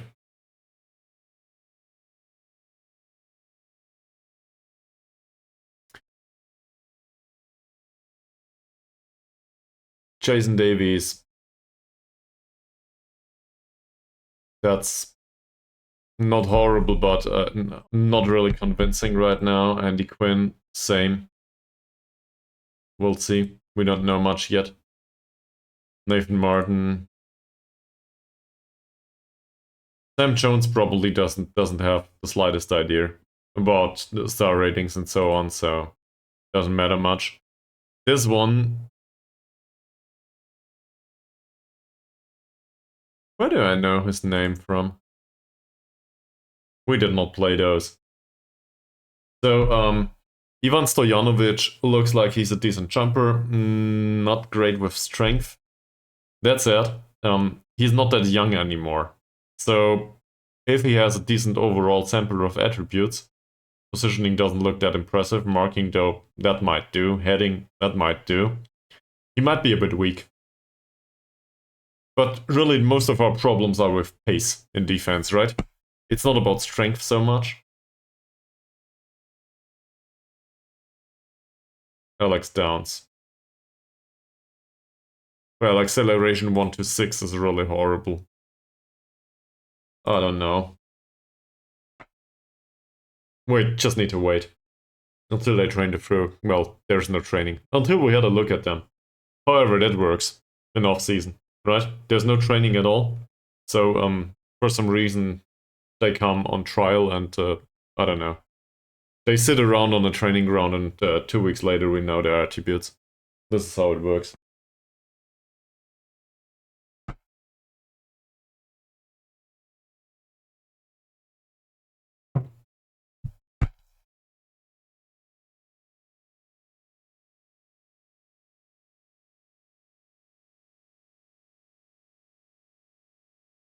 Yeah, have a nice day, man. Thanks for joining, and thank you for the advice.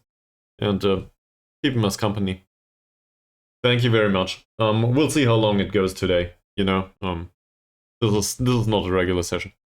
So, but we'll see each other soon. Hopefully on Friday. And have a good time.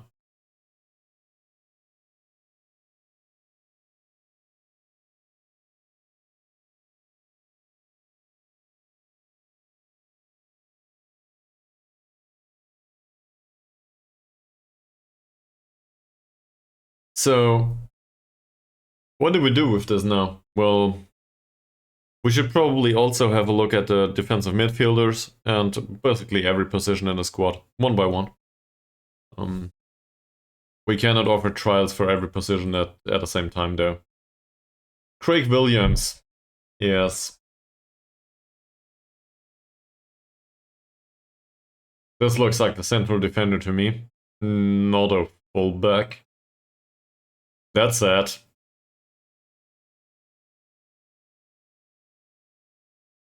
Yeah, this is a stopper. So, I think we knew him. Yeah, we played against him. He looks like a decent choice. But he's really fucking slow. Shouldn't run with the ball, that's fine. Moves the ball to the left prior to a dribble attempt. Well, I wouldn't want him to dribble.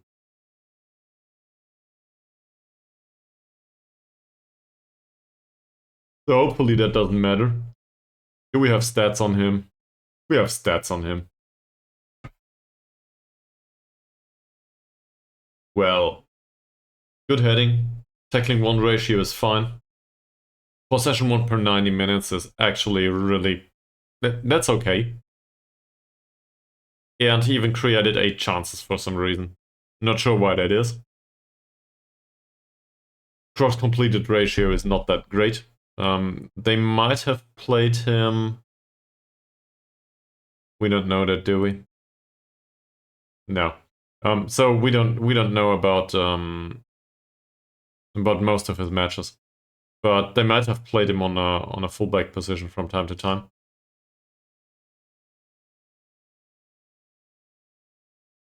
Do we want to play with a stopper?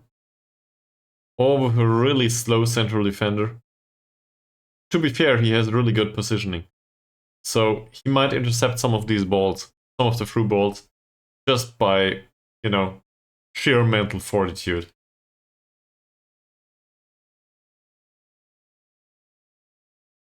Oh. So much for that. Also, there's no transfer interest. What am I talking about? So that settles that matter.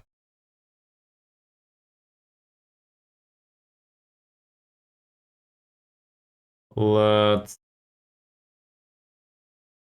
go from the other side. So I think in this position we just signed somebody, and Muhammad Toker is available, right? Toker is not a really fast guy, but considers himself an important player. That will probably be sorted at some point. He still considers himself to be an important player. Can we get him down to regular starter, please? Sure. And now we will just remove this.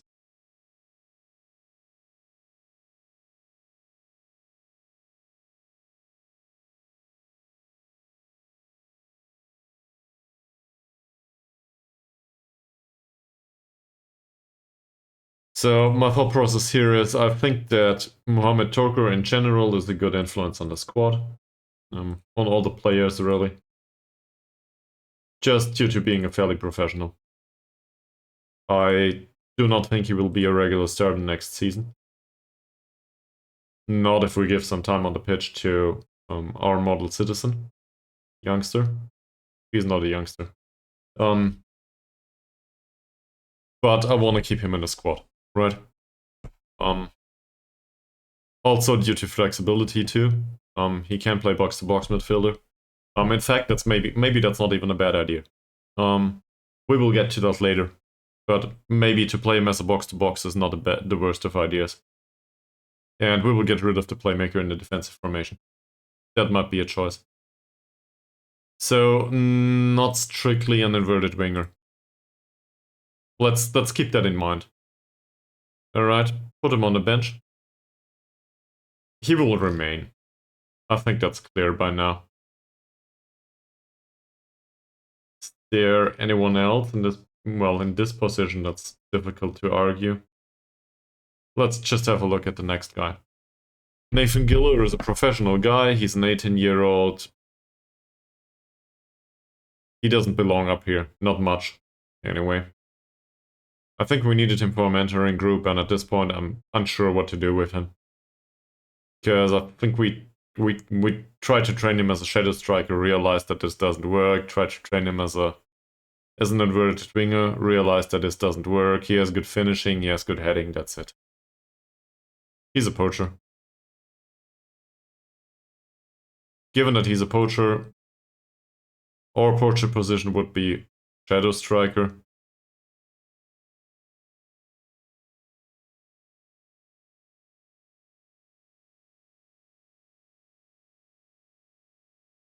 Not the worst idea, but not a great one.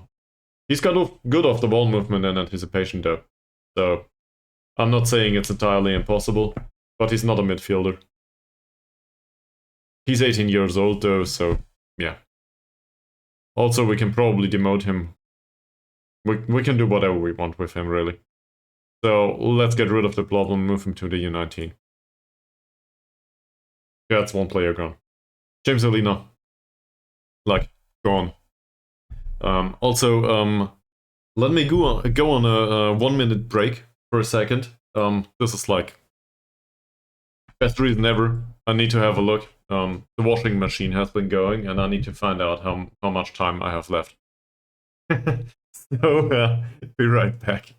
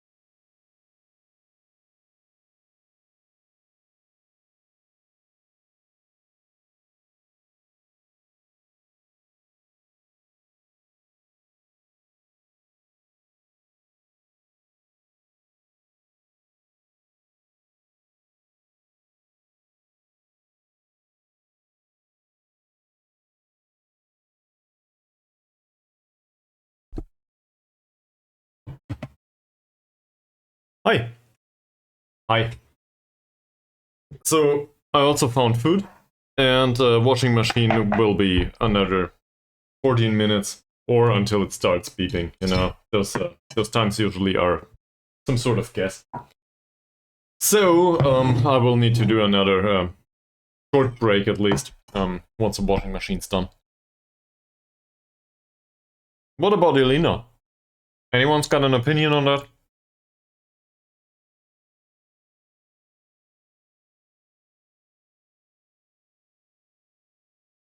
He barely has a form to speak of. I guess with 5 appearances, and some of those might have been in the last 10 minutes, there's really no reason to talk about his form. Because, you know, with that amount of playing time, you can basically argue in any direction. It's just not that many games.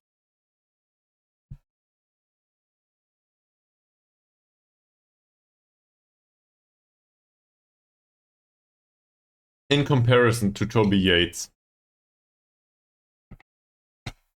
Elena is better in the air. That's it. In aggregate, he's not good.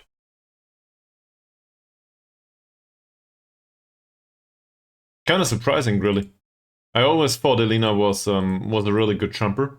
He isn't, though. It's his natural fitness that is good.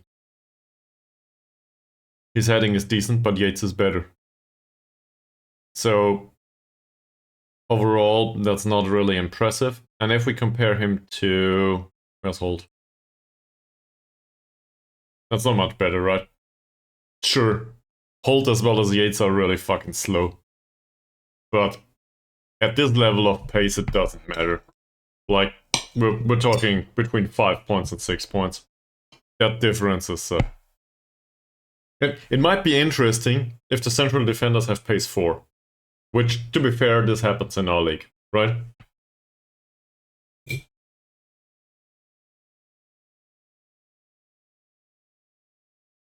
Alright. Let's do this the right way.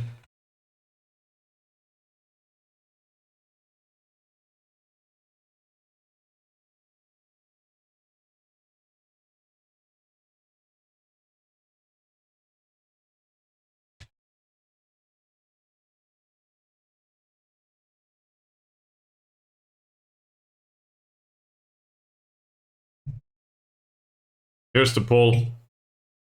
You gotta decide. Hopefully, you will choose the right things, because, you know, some of these options sound really horrifying to me.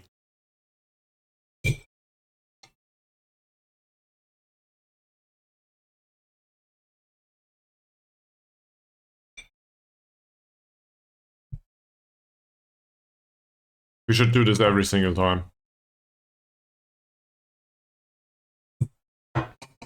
On the other hand, did you ever witness what happens to a club that which is decision making is done by the fans? That's probably not a good idea, long term.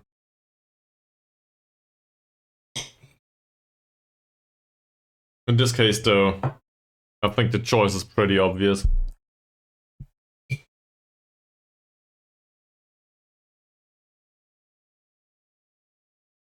Balance and media friendly. Nobody. Are you serious? Nobody participated in the poll. Okay. So, if nobody cares, I don't care either. Goodbye, Mr. Elena. Thank you very much for being a great servant to the club. Yes, that's a real person, I think, so, yeah. Hopefully, the real striker will not be pissed. And if he is, sorry, man. We probably should have given him some time on the pitch. At one point.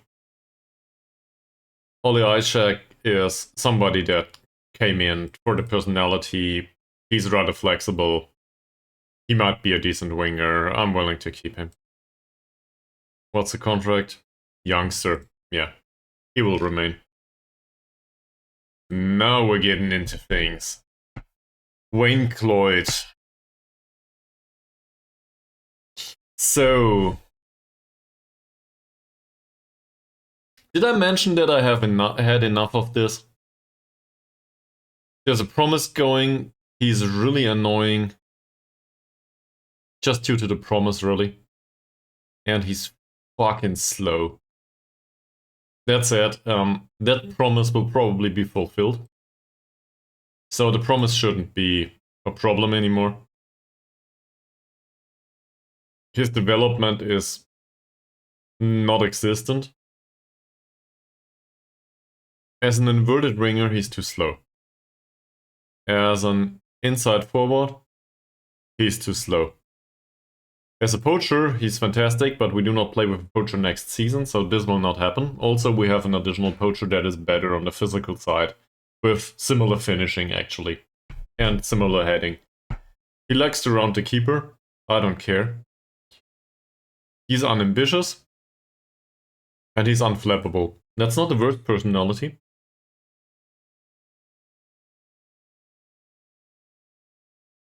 I would rather not have somebody with these physicals in a squad, though. And I think I've made up my mind on this a long time ago. Jaron probably will not agree, but he's not here anymore, if I'm not mistaken. So, yeah. Well, he might listen to this. Sorry. I just think there's not a spot in the squad for Wayne Cloyd. He's not fast enough for a wing position. He has a really good finish. He's not strong enough for some sort of striker position. Not the way we want him to play this. So that's not viable. And as a shadow striker, again, his physicals are so far off, it doesn't matter much. So I don't see a reason for him to be in the squad. So I will release him on a free. Fuck that. Goodbye. Kevin Trainer. Now we're getting somewhere. This is one of these cases where personality really is a problem, I think. We're talking a 21-year-old that is volatile, media-friendly, and confrontational. Personality is temperamental.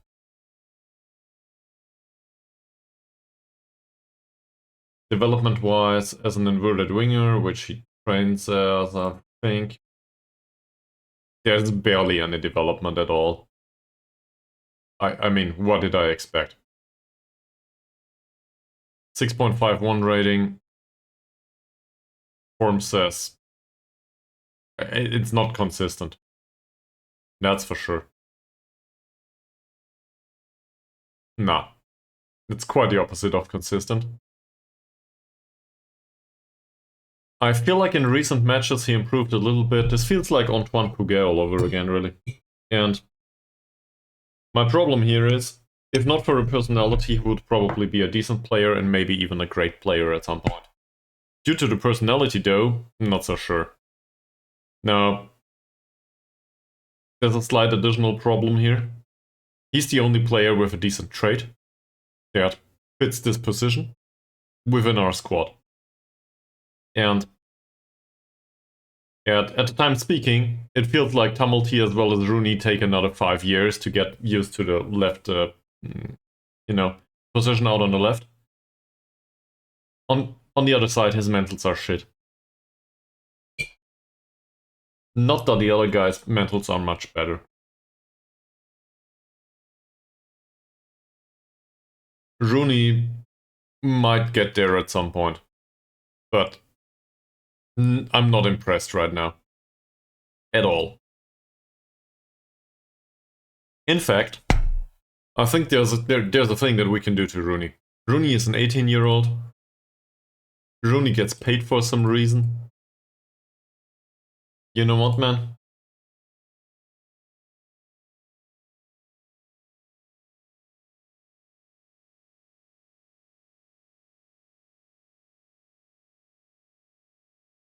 Let's see if we can get him to no payment, and then he can go to the U18.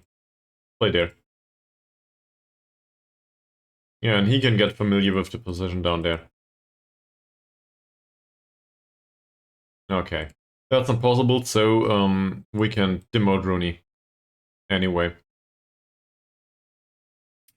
I'm also not so sure if it was a good idea to give him this trait.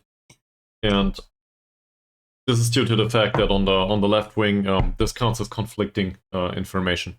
If we want him to cut inside from the left, running both the ball down right for some reason is conflicting information. I don't know why Football Manager displays it this way, but that's it. Dribbling isn't that great. Acceleration and pace are really great, but 6.48. There's barely a reason to play him. So down to the U19 he goes. Terry Cobb. Oh, this is better. Not much, but it's better. We're talking 19-year-old. Personality and, well, the media handling I don't like at all. But who cares? If he had additional pace, he would probably be able to outrun most of the opponent's players in this league. And it doesn't look like much, but look at the mentals.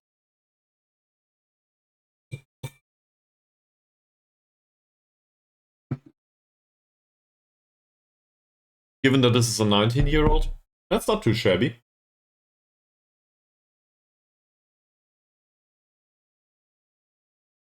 Technicals are a bit all over the place for his role. Again, though, the crossing is the worst of it. And an argument can be made that he's suited for something else. Probably not as a midfielder with passing 5, though.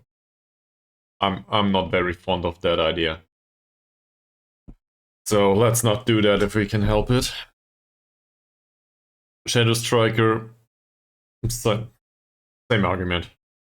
And I guess as a last-ditch effort from the bench. Sure, probably. With an instruction not to shoot. You know? So he has a better chance to pass the ball into the back of the net than to shoot. But I don't think he needs to go. That's for sure. Because these mentals, I want to see these develop. I want to see some additional acceleration and pace on him. I want to see what he's capable of. Especially if his personality improves a little bit, which we don't know much about yet. So he stays.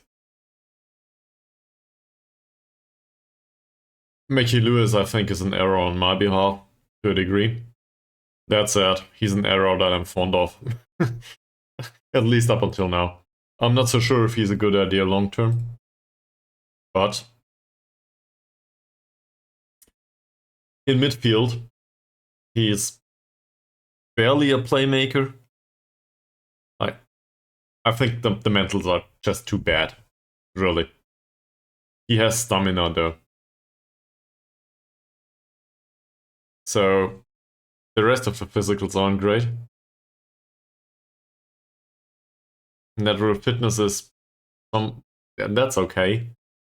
His mentals are, I don't know, this is 50-50. Half of it is really impressive and half of it is really bad. Like, horribly bad. So, he's a good leader, but skill-wise, in some areas, he's shit. There's no way around this. As some sort of, I guess, hardworking, not really a holding midfielder. He's not a defensive guy, right?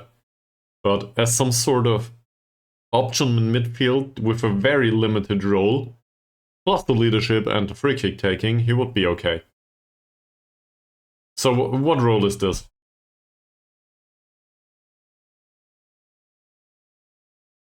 That doesn't look much more convincing. So, as mentioned, the peeping has started. I will empty the washing machine and come back in a few minutes. Hopefully it will not take too long, but I need to get this, into the sun. So it might take a few minutes. Feel free to, I don't know, get some food, do a toilet break, bathroom break it is, and come back later. Also, obviously, I will go for an ad break. Anyway, see you on the other side.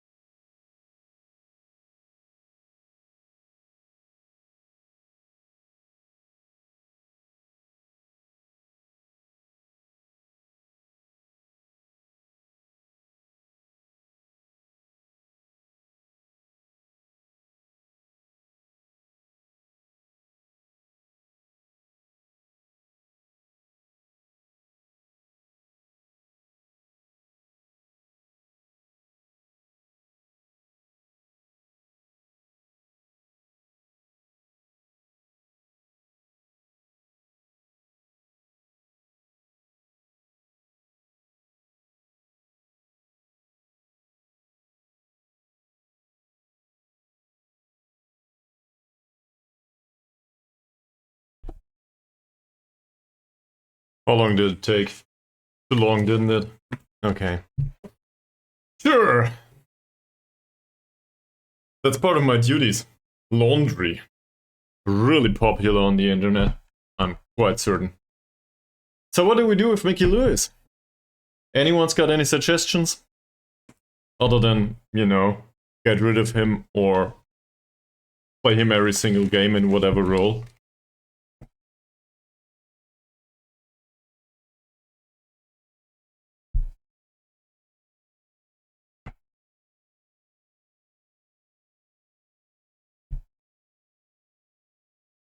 I don't know about his mentality that much. Let's do something really annoying. Let's have a look at every single role in every single position. So, this doesn't feel viable, right? Acceleration and agility are not good. Dribbling's bad. It looks like playmaker-ish. Could be an idea, but not for him. No, not in this position. Winger? Hell no. I think that's done. Why target forward? Strength 4. Is there anything else to say? I don't think so. Inverted winger. Sure, so first of all, he's on the wrong wing. Not that it matters much. Anticipation 4, composure 5, and the physicals. Forget it. Not a thing. Inside forward. No technique to speak of, no physicals, no. Artista? Definitely not. There's nothing here. Raumdeuter? Hell no. In attacking midfield. Advanced playmaker, we had that. I still think this is one of the most viable options for him, to a degree. Say we ignore this and put him on support duty, that's really just a ball-playing midfielder. That's all it is. He has decent flair, his vision is... we can live with it, passing is the same. Technique is great, first touch is great. As some sort of passing station, why not? But, you know, I do not expect him to pull off some sort of really great performance, and we can also see this in his performances up until now. Fuck. Where were we?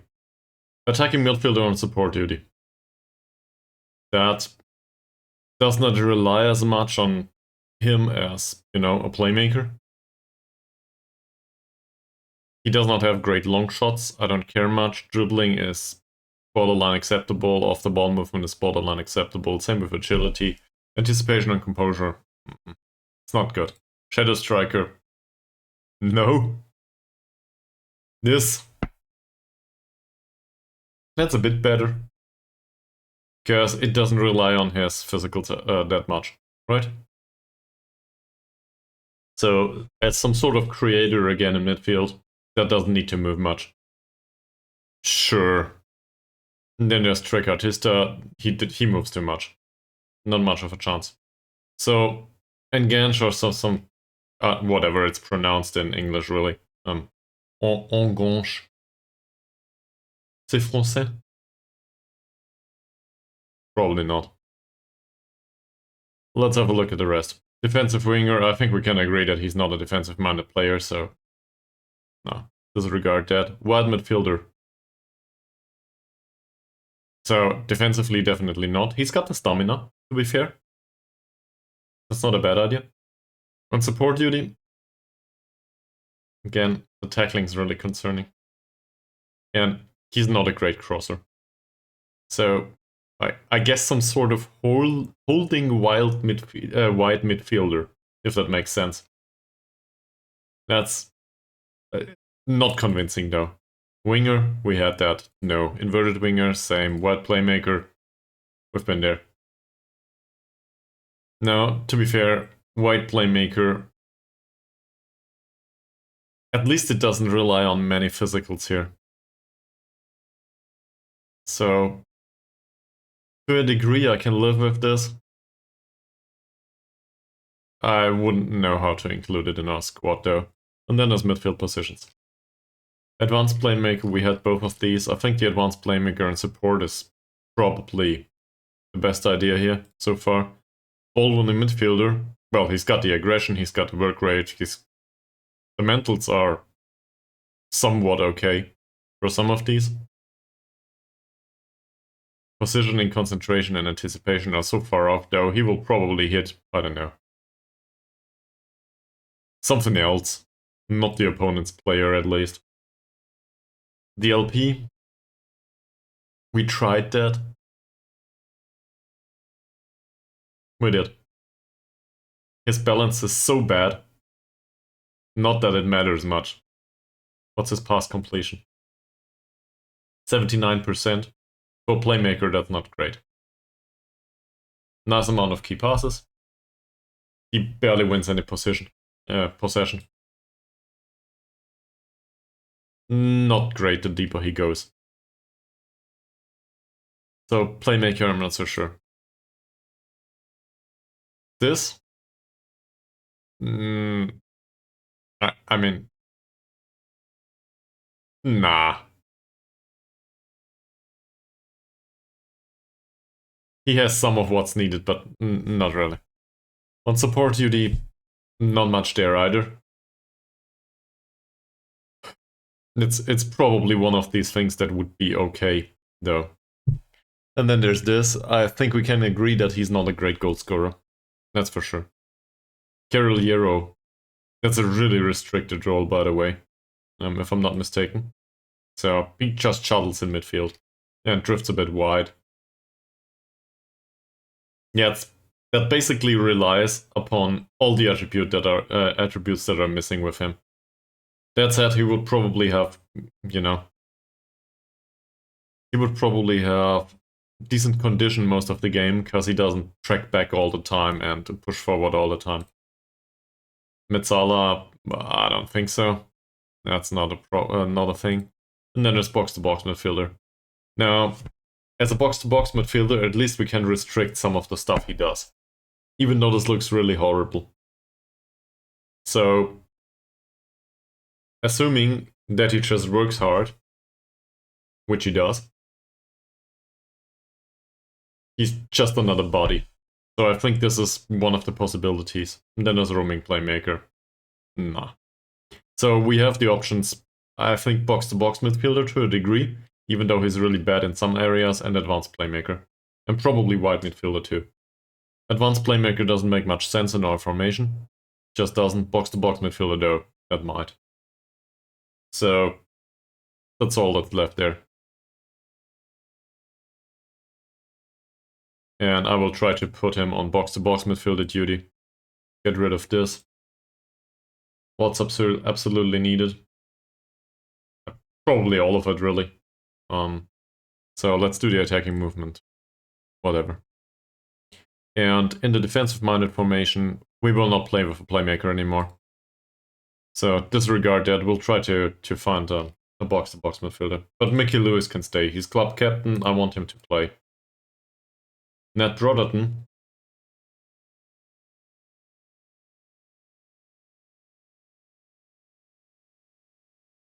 We talked about this, right? The only question is there something that I'm missing? Most likely, yes. But what is it?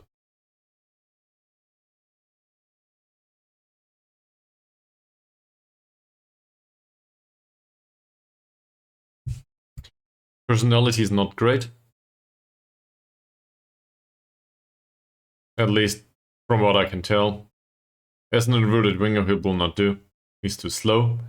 Now, I realize that we have another winger, inverted winger, that is slow on a similar level. Let's just compare him to Mr. Mohamed Toker.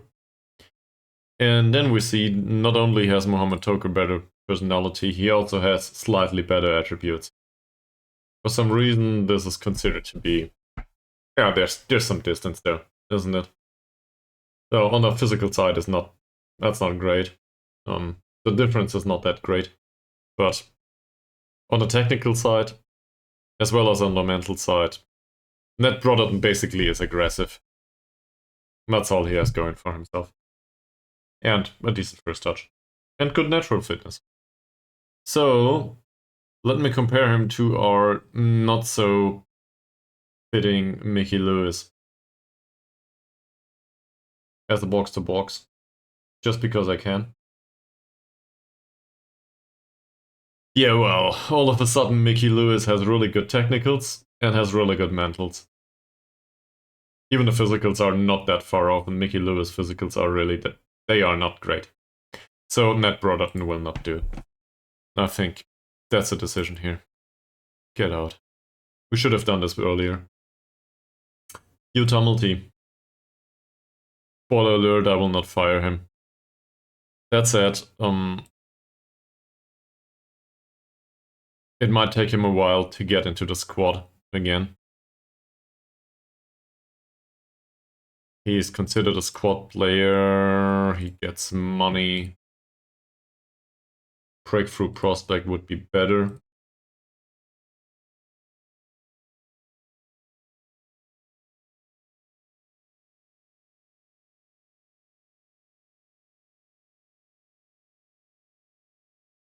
That's fine, now get rid of this, now get rid of this, that's okay. Fantastic. Do we keep Tumulty up here? Sure. Do we keep him? No, this trade needs to go. It absolutely needs to go. The problem is, I'm not sure if he's willing to part with this. I think we tried. Mr. Cake Grenade. So, we said Mr. Cake Grenade is Thanks good for for the mentoring follow. duties. Thank you very much, and welcome to the stream. Feel free to ask anything, if you're interested in anything in particular. Oh, it's fine. We're trying to find out who will remain with the club and who needs to go. So, that's the current target. In other news, well, not that much. It's a hot day here in Nuremberg, so it's not that hot, but it's sunny. So I had a choice: do an additional stream or take the skateboard out for a ride. I went with the additional stream, but maybe I'll grab the skateboard later if it's not dark at this point. Mr. Cake Grenade's performances have been not that impressive. He's 30. He's head of a mentoring group, to be fair. He's an influential player. I wouldn't want to rely on him too much, and he's a winger. We will not play with a winger going forward. He will not be inverted winger anytime soon. That doesn't matter.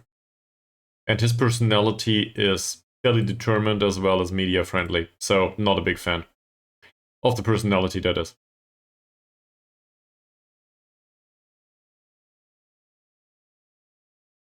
His explosive birthday cake around. I want to formally apologize.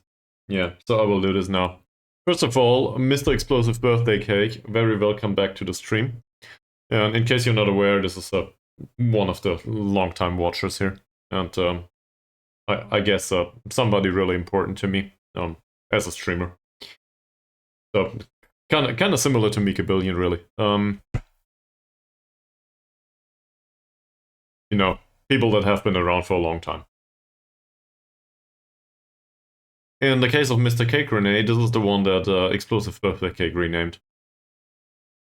And this makes it, in particular, it makes it a bit of a difficult decision. But I just want to say this here. His anticipation is 3, his crossing is 4, his passing is 4, and his technique is 5. Off-the-ball movement is 6. For some absurd reason, due to his age probably, he has decent passing completion, and the match performance overall is not that horrible. It's 6.75. That will not get us promoted though, and we are expected to be in the top 4. So do we need him as a replacement for, or as a mentor? As a mentor he serves if the personality of the players he mentors are really shitty. The problem is that's not the standard we're looking for, right? We're looking for a standard that is higher. So, also, as a mentor he doesn't serve because he runs with the ball down the right, and we do not want to have wingers in our squad anymore. Inverted wingers? Yes. Wingers? No. So, seen from that perspective, the mentoring duties are not a good idea either. What's left? He wins possession all of the time. That's great. Probably due to his acceleration and pace.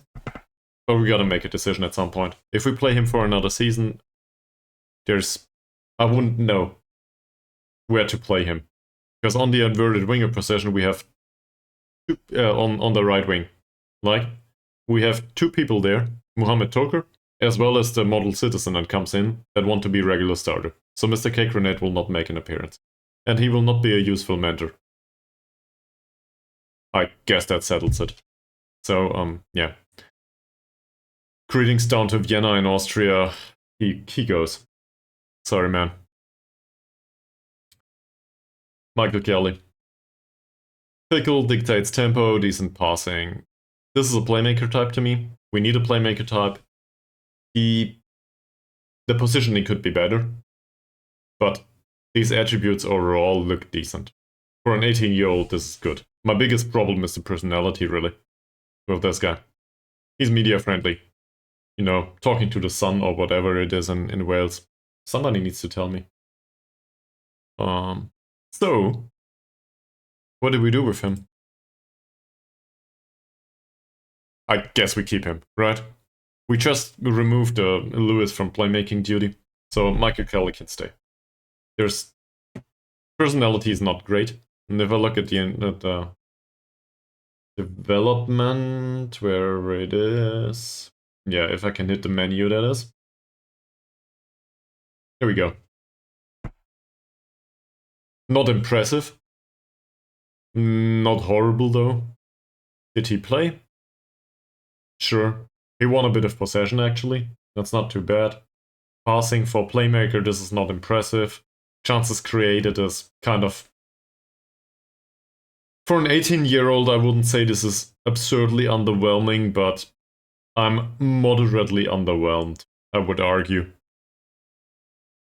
It's not horrible though. Whatever, right? So, let's keep him. Gary Byrne. Let's compare him to Kelly for a second. There's Kelly. Here's Kelly. Given the difference, so let's not go into detail on the attributes just yet. Given the difference in attributes, I would argue that Gary Byrne should probably have better performances. I don't know yet. 6.74, Michael Kelly. What's Gary Byrne's rating? 6.74. For some reason, Gary Byrne didn't bring it onto the pitch. Is this due to the games that he got picked? I don't know. He had some decent performances. Stats say he barely creates chances, he doesn't win back possession. Not a good choice overall. To be honest, I lost track. Let's see. This is 2029, so this is the end of whatever season. Or this is season 2 with the club. No, this is the end of season 1 with this club now. So season 2 will be the next one. That said, we are at the end of the season, as you can see by the date. So to us, this is the beginning of the preseason, if you want to put it that way. Or phrased another way, this is the boring part. We're talking players and who's with the squad all day, and we try to find replacements, and then we go through the preseason all the time and play, I don't know, 20 friendlies or something. Not today, obviously, because I cannot fit 20 friendlies into the stream, but it will take some time. If this feels like it's something that's really interesting to you, you probably like Football Manager, because we will not have games anytime soon. It might take an additional 2 or 3 sessions until we get to the friendlies at all. And in case you're wondering, this is really old hardware that this runs on. So the club before was Gidder Hogdal's IK. Let me just link that to you because I feel this is probably the easier choice.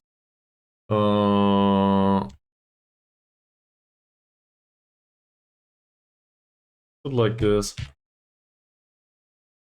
It is not. I will get to it. There we go. In case you are interested, everything else is here. That's probably the easiest answer to this. So it's not like I'm not willing to talk about it, but a remainder of the listeners of the stream will probably be aware, or most of it. So you can watch the entire. That's not true. You can watch most of it from the get-go. We had like 5 or 6 seasons with Jidderhawkdals IK, and most of these were on stream. So if you're willing to watch this, yeah, sure. That's the entire stuff is on YouTube, and it's all uncut.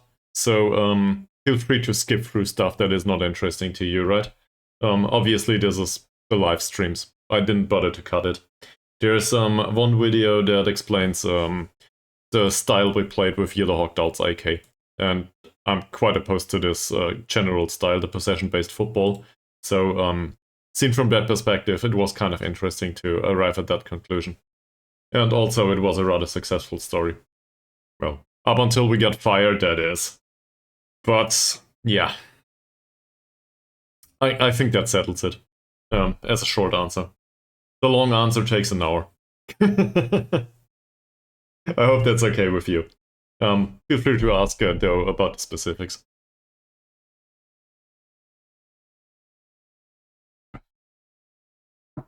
Yeah, so now we're in Wales. And thanks for the follow. We don't have much of an idea what's going on in Wales, other than a lot of non-contracts. So yeah, but given that we left Jidderhawkdals, no potato farming jokes anymore. At least if I can help it, which apparently is a meme at this point too. Cool. Where were we? Gary Byrne. A Welsh fan. Well, I'm from Germany, I have no idea about Wales. So, that's it. You're 1 year older than I am, if your nick serves any purpose. So, you are the adult here, feel free to indulge me. Like, seriously. I know that Swansea is your team. Okay. Cool. I do not have any idea about Swansea whatsoever. Like, none. But so you gotta give me some fuel here, because there's a Manchester City fan on this stream, so I can hate on Manchester City all day, and especially on, it's probably easy. Oh, possession football is so boring. Oil money, blah blah blah. But the thing is, it's the same as ridiculing Manchester United. It's easy. Oh, which one is that?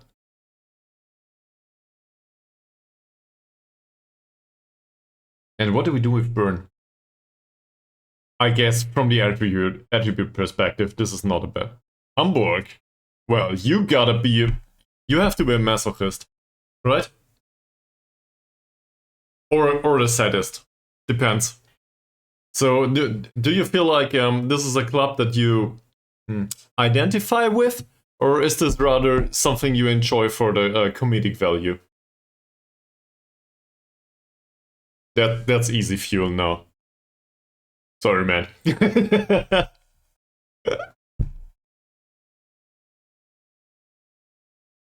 You went there. You went there by yourself. I will not apologize. That's one of the difficult questions. I usually go with answering. You dare to say it's a rival. Okay, so in Hamburg, I'm rather... so if I need to choose there, it would rather be St. Pauli in Hamburg. I guess... if I want to make more enemies, I could say for political affiliations, but there's no politics in football, right? It's all about the matches. There's no politics there. Yeah, whatever. But I'm from southern Germany, so quite the other way. I was born and raised in Stuttgart, so some natural affiliation comes there. That said, their management... I don't want to judge the current management too much, but I was a big fan of Sven Mislintat, was and am. And Sven Mislintat is not in Stuttgart anymore, so... Also, I pretty much, I very much enjoyed the kind of intelligence that Pellegrino Matarazzo brought to the club as a coach, or manager, however you want to put it. So, given that the club parted with both of these, some of the affiliation that I felt in recent years is lost, and I do not feel like it will recover anytime soon. And otherwise, I'm affiliated. I would argue I'm a supporter of good management in dire circumstances. So this includes clubs like Union Berlin, which style-wise I do not enjoy at all, but I'm quite impressed by the performances. Or, for example, Heidenheim in the second league in Germany. And also, it always needs to be mentioned that SC Freiburg, which is a local rival of Stuttgart, it is very much a team to look up for. They are really impressive given the circumstances. This cannot be understated. So I really hope they manage to end up in Champions League. Like, seriously. And this is me supporting a rival. So I guess that says something. And it's probably true for most of the people in Baden-Württemberg at this point. Because it's just astounding what they do. And it's due to good management, good coaching, and repeated good decision making. I hope that answers the question. Even though it's a bit, a stretch of an answer. I could have gone with Bayern Munich, but really, no. I don't. There's also a Dortmund fan around the stream from time to time. If that's interesting to you.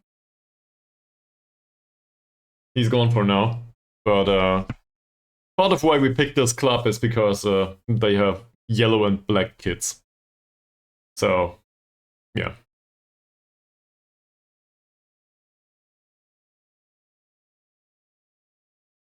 Elina's given a free transfer. Gloyd, Broderton, Mr. Cake Grenade, Trainer. Trainer is an ass. Apparently, again, which is expected. I will not skip Feldstedt though. Let's see. So we decided we keep Byrne, right? As a playmaker type. Sure. Let's put him on the deep lying playmaker duty though in defensive midfield. Because this is where we need it. Not sure if this will serve any purpose. We'll see. Feldstedt. We do not have a replacement for a central defender. Does anyone have an opinion? Given the level in Wales, Does anyone have an opinion? Do we want to keep Feldstedt? He has a whopping 5 points of strength, 6 points of positioning, and 6 points of pace. That's... I would say this is what below average was invented to describe. Yeah, we don't pay him though, right? And he's a lone player. Never mind. You decided to get rid of him, but in a recent stream we signed him on a permanent basis. And there's a reason for this. Let me explain. The reason is, once it goes above this, all of a sudden they do not want to join the club anymore. So he's not rock bottom, and that's why we signed him. Also, throughout the season, 6.9 rating is not fantastic, but whatever. He's 22. Development-wise,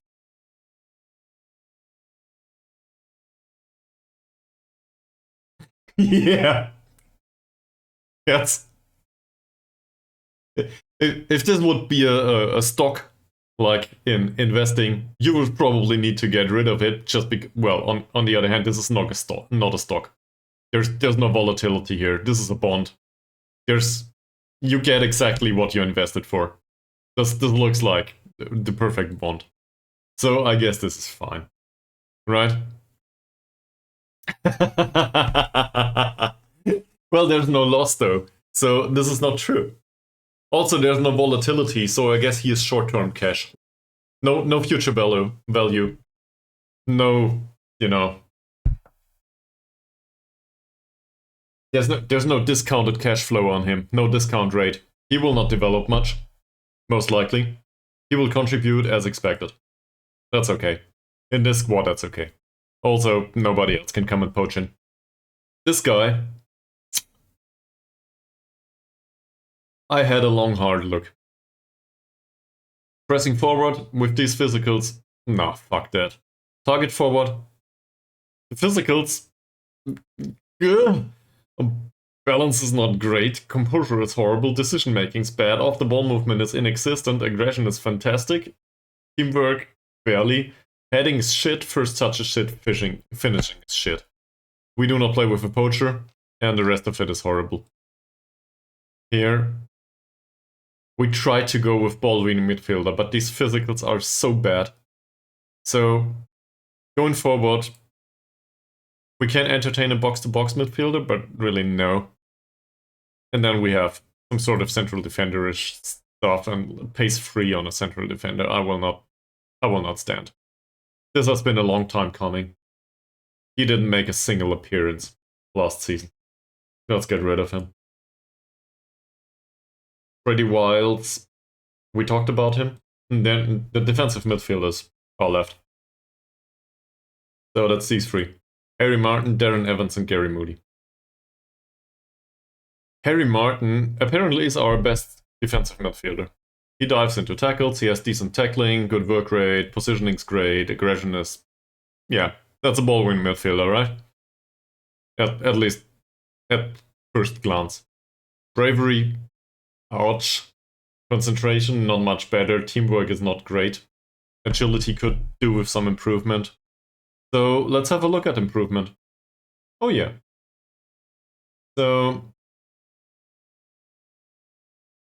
he has a midfield role, not a defensive whatever role. Is this considered to be improvement? The arrows are missing, but you know, he did improve a little bit. Great, this is one of the best menus ever, really. The resetting component here, they didn't get rid of this in like 10 iterations of Football Manager. It can be argued that he improved a little bit, right? So even if he's not first choice anymore, he would be okay in the squad. 6.7 isn't great. He scored a goal in 29 appearances. Wonderful, not a single assist. Not that I expect him to contribute assist-wise. You know, passing 5. Stats-wise though. So 54.93 times possession 1 per 90 minutes. Is this times per 90 minutes? This is a lot actually. Feels like a lot. Not sure what's going on here. But on the other hand, Roberts had like 130 per 90 minutes, so whatever. This doesn't feel that absurd. Good tackling. Decent heading, which I do not expect on a ball-winning midfielder. Passing is not that horrible. I feel he's instructed to play short, simple passes though. He has no horrible traits. And his personality, balanced and media-friendly. Yeah, let's just put it as it is. To me, this is shit, personality-wise. He's not a new gen, so the personality can be all over the place. That said, sure. At least he's not a volatile guy, right? So I guess we can keep him. What kind of role does he play right now? Important player. He considers himself to be an important player. Is he though? We agreed to be squad player and we have 2 other people there. Darren Evans. To be fair, he could be a central defender. And this is probably... It might be what we play. Yeah, what we do with him. He might also be ball-winning midfielder though. Pace isn't great. But the rest of it is fine. He could probably do with diving into tackles. Playing short, simple passes is not something we taught him, but it's not horrible. His vision is bad. So, even though his passing is 9, yeah, sure, why not?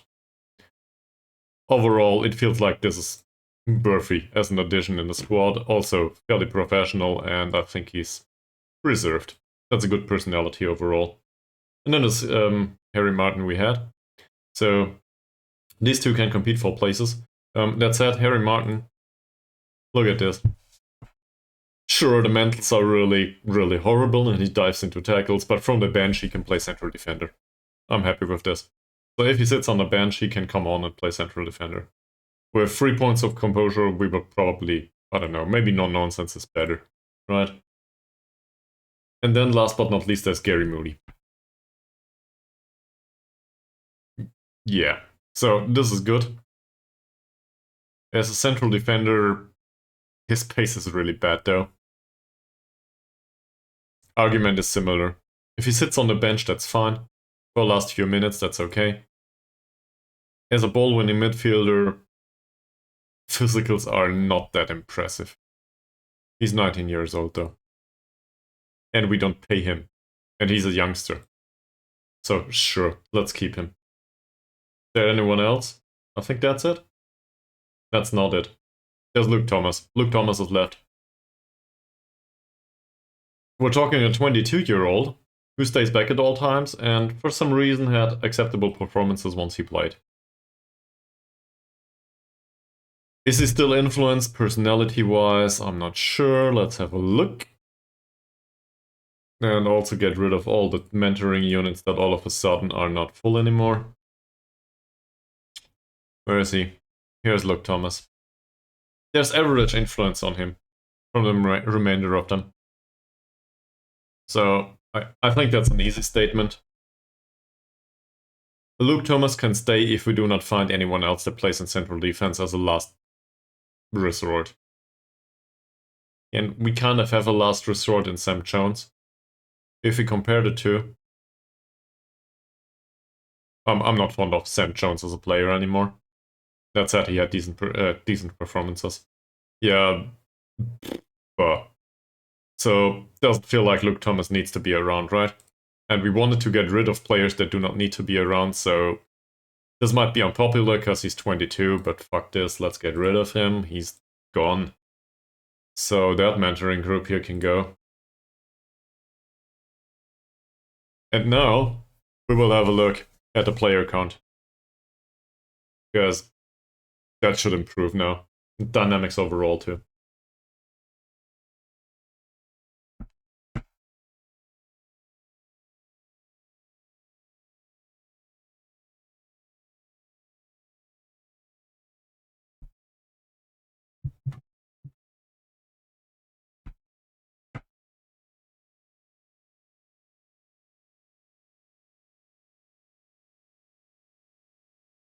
So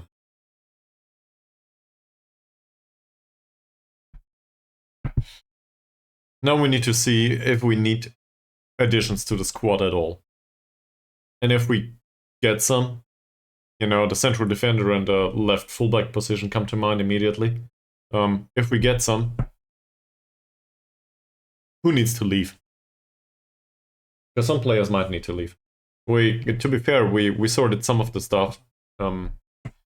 Whilst we simply put the players to the U19, but some of them we just fired, flat out fired.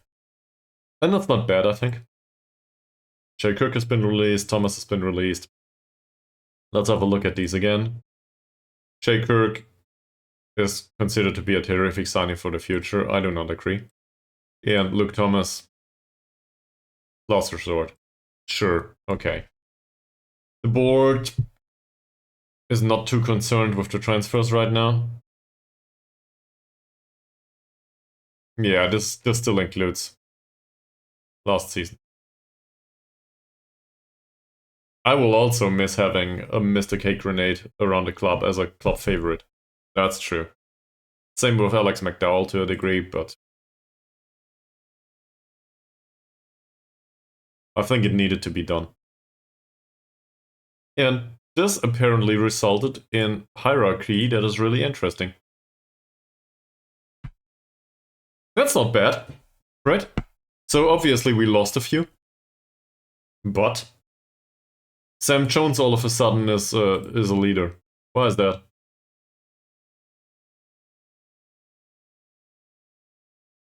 I think he might have gotten promoted due to the fact that we gave him the position as assistant manager. So that might influence this.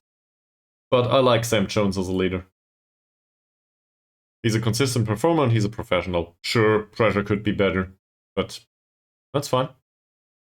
How many players is this? 5, 10, 15, 16, 24? 24 players is not small, but that's an acceptable size all of a sudden for a squad. 24 is not horrible, right? That's good. Did we sort it out too much? Not sure. There's also an additional player will come in, so we will be at 25. A model citizen though. And some of these players are strictly mentors at this point, or emergency backup / mentors. So the remainder can play.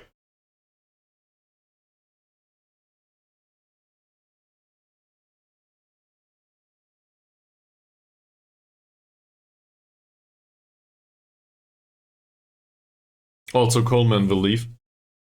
That's rather sure. And Massaro might leave too. We're not sure yet. If we can find another goalkeeper that fits the bill, Massaro might leave. Nate Davies. I think I knew somebody with that name in real life at some point. Not him though. But in case the guy ever watches this for some reason, he was an American, if I'm not mistaken. I worked with him together in a factory. So in case Nate Davies ever sees this, hi Nate, hope you're doing well. That said, this Nathaniel Davies, he looks interesting. No, seriously, this is like true story. Seriously. I could tell you all sorts of details about this guy, but I don't feel it's appropriate on the internet. Or are we talking about me, he looks decent, and then I'm gonna sign him? Because that might happen.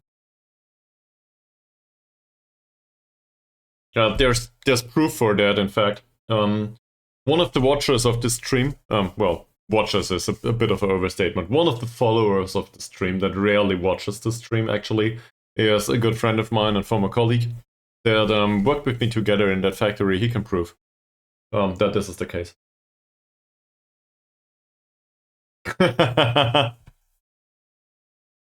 Okay. So, I want to do one thing here. This is a deep lying playmaker type. I do not think this is a ball-winning midfielder, that's for sure. Good decision making, anticipation of the ball could be better. So let's compare him with what we have. Really. We only want to sign him if he's better. So let's have a look. Where's Kelly? This is our secondary option. Yeah, Michael Kelly also is 18 years old and can drop down to the U19. Or wherever. Seen from the deep line playmaker perspective on support duty. There's an argument, obviously, for the technique of Nathaniel Davies, so Nate might win this one. Anticipation, not great. Teamwork and vision are a bit better, positioning is a bit better, off the ball movement is a bit worse. Decision making is a bit worse. Overall, this is a wash. That said, I do not like the lack of anticipation, that's not great. And the lack of balance is kind of horrifying, but on the other hand, I do not feel like this is really that important. So, also Michael Kelly is a fickle one. That's media friendly, not a great personality. Nate, on the other hand, fairly pro and reserved.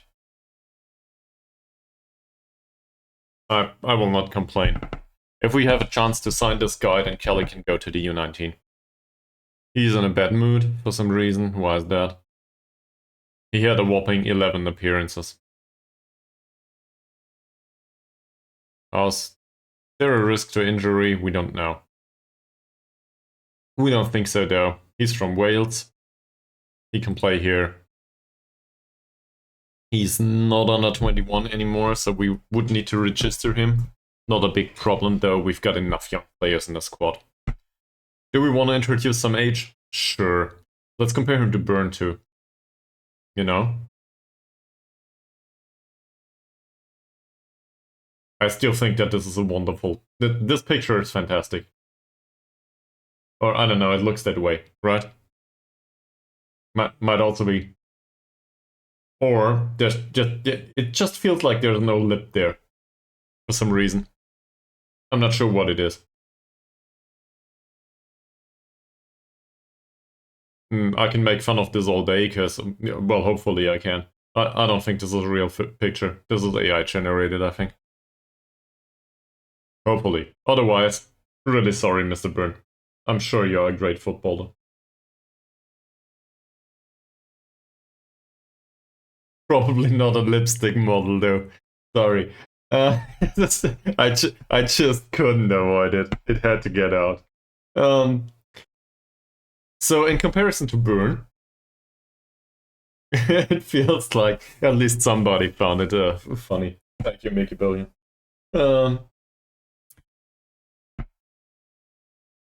So this doesn't look that much different, right? From the Kelly comparison. Byrne is better on a technical level in general. Yeah,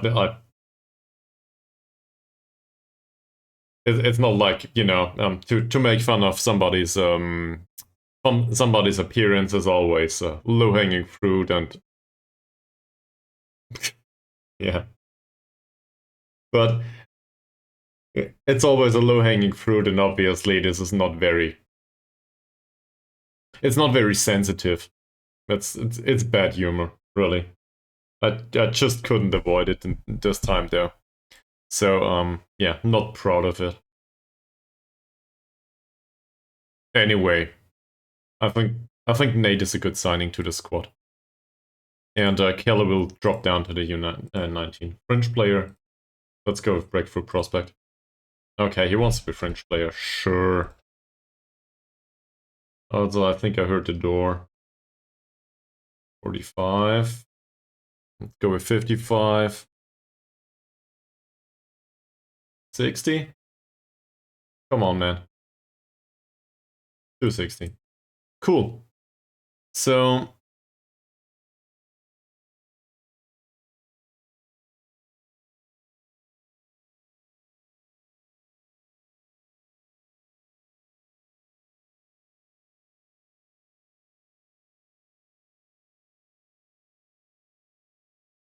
if the Nathaniel, well, if the Nate that I knew ever joins the stream, he will probably tell me that his last name is not Davies, and then I will be really, really, I don't know, confused. But I think it was. Not sure anymore. Maybe his name was something else or whatever. He married, you know. People change names all the time.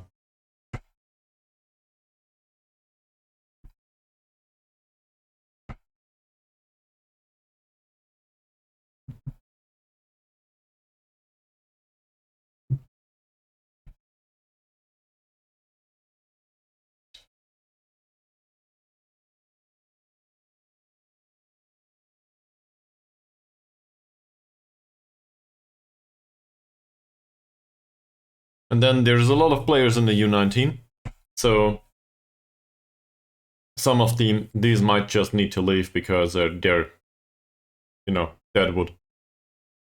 And we had a really great youth intake, if I'm not mistaken. Also, there's Harry Gidman. He is a central defender that looks quite impressive, actually. No, I don't know. Ouch. For a 28-year-old, composure 3 is really horrible. Also, these will probably all be won, won't they?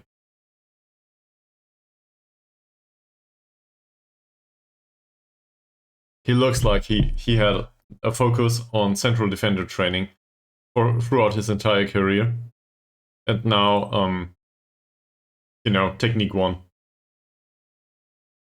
He probably needs to drop onto the floor to hit the ball with the head instead of passing the ball. I'm not sure if I want somebody like this in the squad. He's a really good central defender, probably though. Strength on the other hand, nah. Let's not do this. Let's not.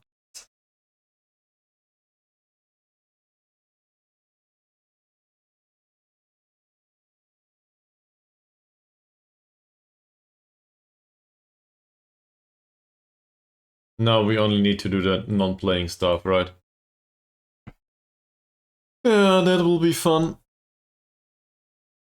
Yep. We will. I will just skip forward though. Yeah, maybe we can. I also like the fact that scouts come up with some reasonable choices here. Because the playmaker-ish type, that looked decent. Like, passing 10 is good for this level. That's okay. Like, really. He can probably play the odd penetrating ball. And that's what we need.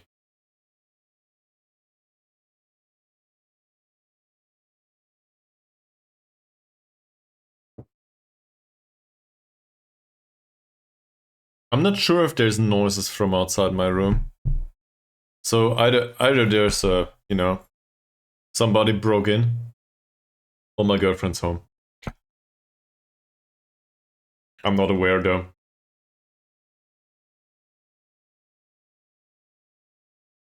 Yeah, there's noises. So let's skip forward. I will skip forward and do a short break and give her a kiss. I'll be back.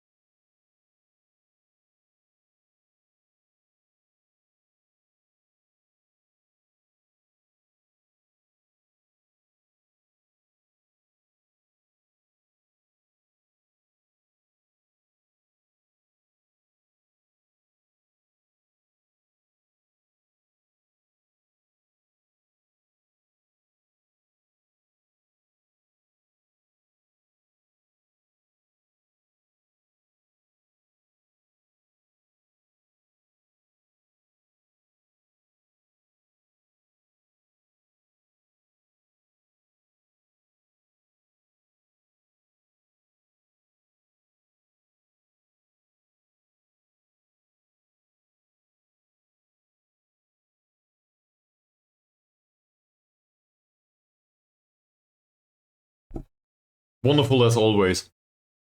In any way, really. So, not regretting that break. Alright. Hiller claims South Player of the Year. Apparently, this, well, it's the South Rock. Who said get off this rock? What is it? Was it you, Make a Billion? We will not get off this rock, but apparently he might. He might go to England or something at some point. That said, he's 25, and he will not join the Wellman anytime soon. Trial lists. Anyone excited? I'm not. Let's see.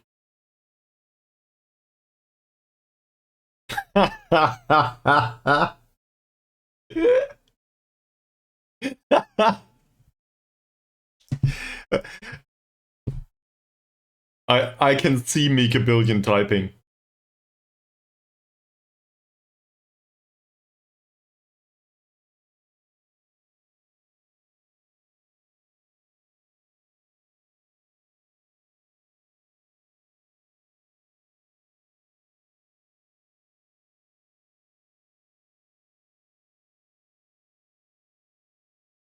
Really? Why is that?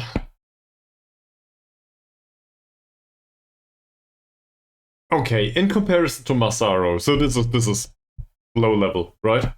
Even though Massaro had wonderful performances last season, this is really low standard. In comparison to Massaro, his command of area is a bit missing. We can ignore that. He's a bit more eccentric, yeah, whatever. That's not high eccentricity. I don't like that on a goalkeeper anyway. Good. Fine.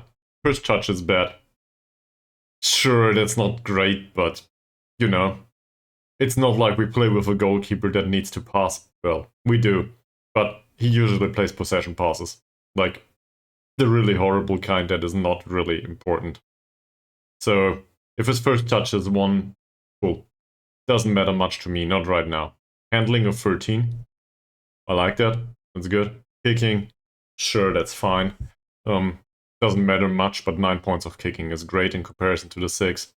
1-on-1s of 3. Ouch. Will not improve much. That said, we're talking a backup member, and we're talking about an additional personality-wise. We're not talking like he will play. Not right now. Reflexes, top. Throwing, doesn't matter. I like long throws, but on him, who cares? Then he will not throw the ball. Anticipation, that's really bad. Concentration, same. Decision making, yeah, sure, 2 points. Positioning 2. Positioning 2 is really horrible. Like, seriously bad. The agility, though, is quite impressive. So, what does this mean?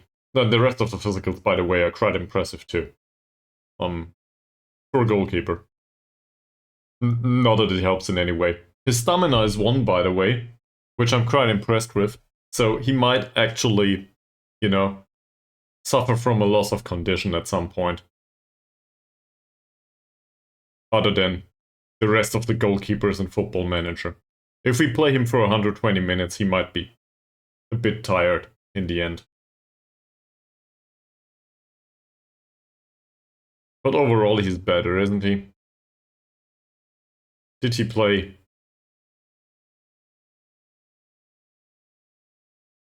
We don't know shit about him. He's a fairly professional, media-friendly guy that comes from... He's born in Wales. So, I guess this is some... The Football Manager typical kind of... That's too drastic as a word. I do not know how to explain this otherwise. There is, there's some... so you obviously know about discrimination, right? There's a term called positive discrimination, at least in German, I think that's the way we describe it. This is I don't know, person XYZ is bound to a wheelchair or something like this, but this person is always so positive. Like, this person is always so happy. This is considered positive discrimination. Because, people with that are impaired in some way have feelings and ups and downs the same way as everybody else. At least that's the gist I got from the explanation recently. So I don't want to be discriminating. That said,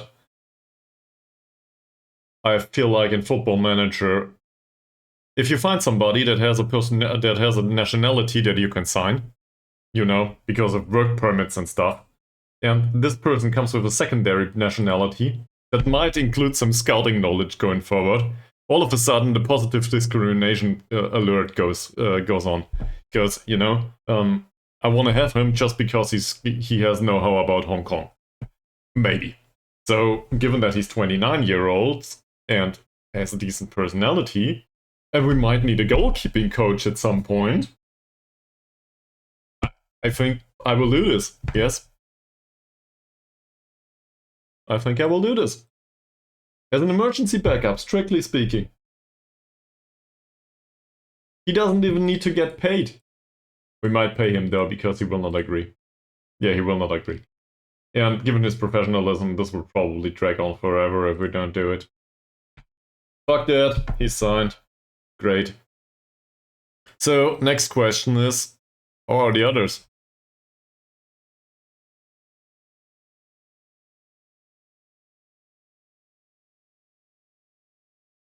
That's a 17-year-old. Oh, he's with Aston Villa. Do we want to sign a 17-year-old from Aston Villa?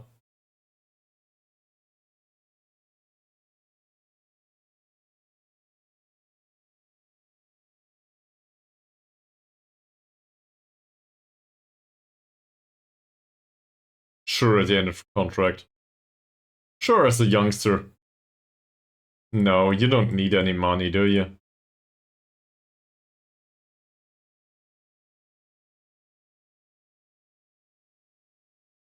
He's pleased that we almost reached a deal. I'll gamble this. I'll do it. Okay, that's too much. Great. It was worth an effort. That said, I'm actually considering signing this guy and dropping him to the U19. Because our U19 goalkeeper is absurdly bad. That's probably an idea. Welcome back, Gernard. This is what you call work? I like your job. Yeah, but he would be a decent addition, I think. So let's add him to the short list.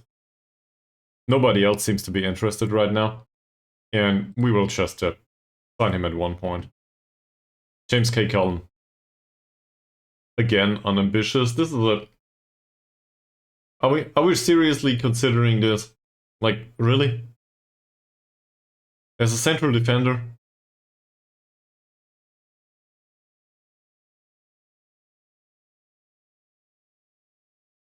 We're not gonna consider this. It's not even about the unambitious and media friendly, which is not a great combination. It's just about the trade. On a central defender? No. Fuck this. Go play with Martin Hinteregger. Charlie Hamilton. Again, unambitious. From Blackburn. Oh, he's with Bolton right now. I realized that I just signed a fairly professional goalkeeper at 29-year-old who had really big gaps in his playing profile, but this doesn't feel appealing to me. Let me put it that way. If I compare this to Paul Coleman,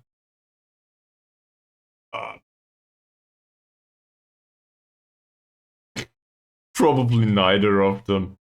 Adam Ford.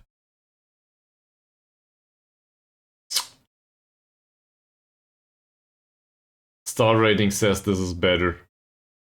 Mentals say I'm not so sure. At least he's level-headed. So I guess that's a plus.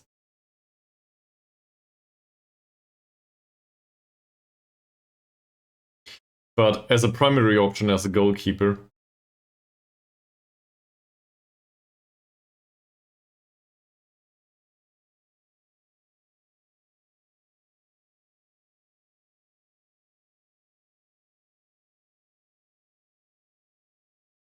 seriously?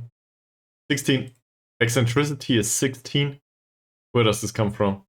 It's just the eccentricity attribute, is it?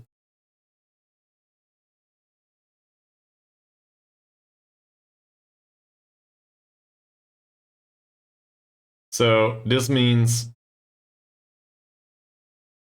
he does random shit all the time?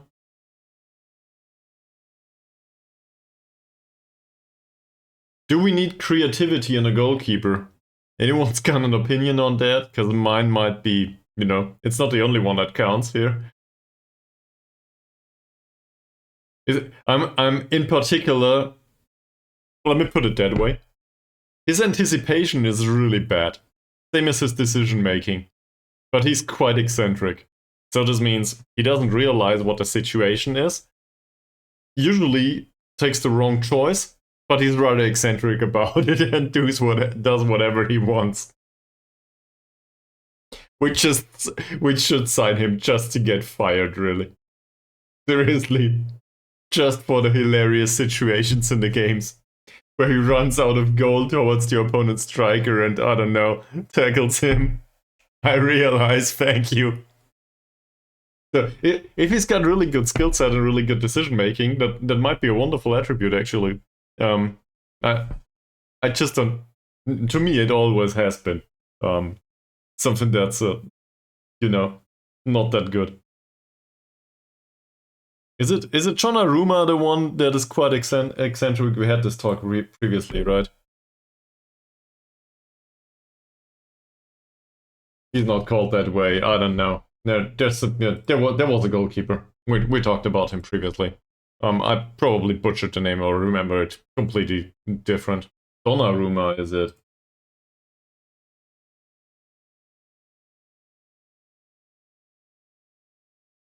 It was not Donnarumma though. I'm talking about somebody else. I confused him last time out too. There's a goalkeeper that got fired from the international squad recently. Well, not recently anymore. I don't know, quarter or half a year ago, for being too eccentric.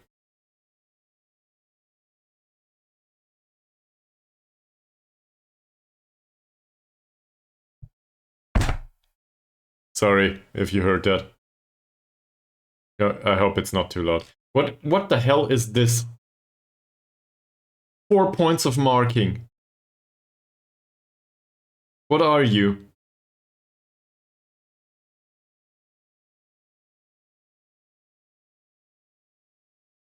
He will probably hit the drone that films the matches prior to hitting the goal. No. I mean...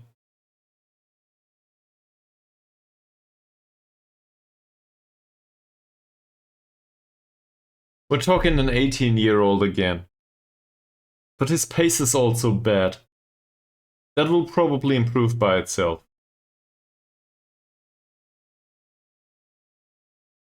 Comes from Sutton. Sutton is in League 2. He will not improve much, probably. On the other hand, that's way better than what we have quality-wise. Usually it should be. His passing is okay. Hell, he even has some dribbling. Well, okay, not really. But he actually looks like he might have been trained as a ball-playing defender. Because, you know, first attribute still is marking. And otherwise, technically, he's not... I would say, in comparison to other central defenders, he's not that challenged. That's a plus. Also, jumping reach is good, heading is okay, bravery is not great. Is he prone to injury? No, he's not. Okay, I decided we will do this. We will not do this. He wants to be promised an improvement to the coaching team. Fuck off.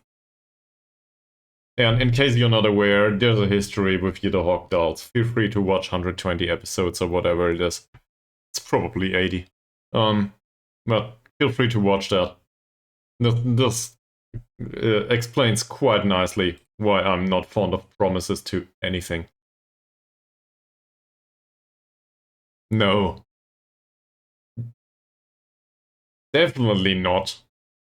When a central defender knocks ball past the opponent, again, go play with Martin Hinteregger. Sure, Nate comes in. That's great. Great Nate. And Mohamed Toko signed a new contract. Cool. So, 2 signings for the new season are done. I'm happy with that.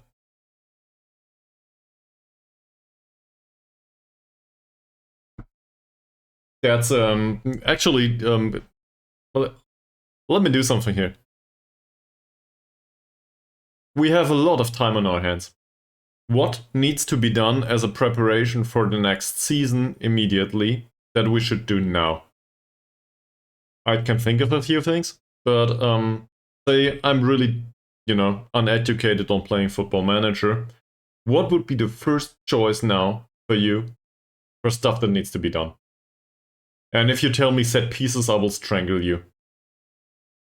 That's not a real threat on the internet, by the way. Just metaphorically speaking. Please don't say set pieces. But does anyone of you have an idea of what needs to be done for next season? Feel free to suggest anything. Because, you know, I might not agree, but feedback is important.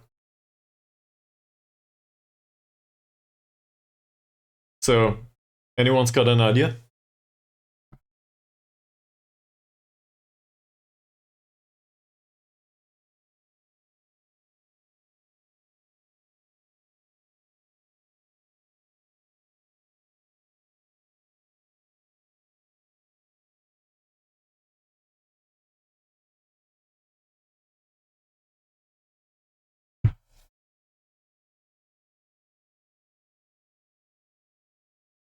The excitement. He wants us to participate! Go away, you are a bad streamer! You are here to entertain us, not the other way around. Okay. I can see. Sure.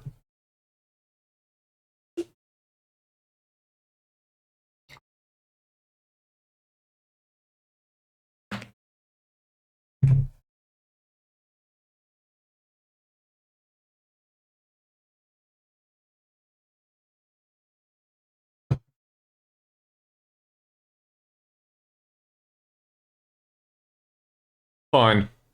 Nate Davis will come in. Hamilton is on a new contract. Flynn Murray commits his future. Training performances, there is none to speak of. Also no schedule.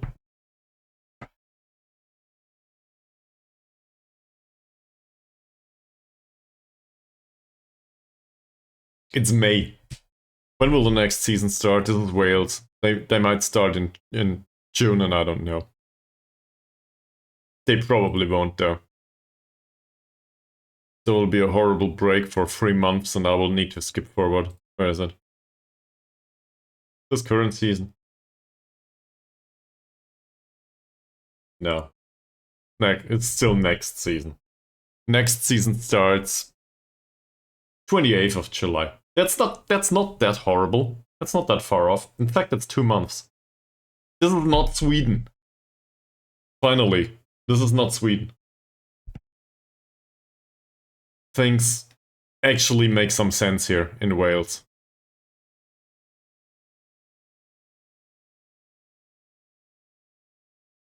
Probably half of the United Kingdom will disagree at this point, but it feels like things make some sense in Wales. At least schedule-wise.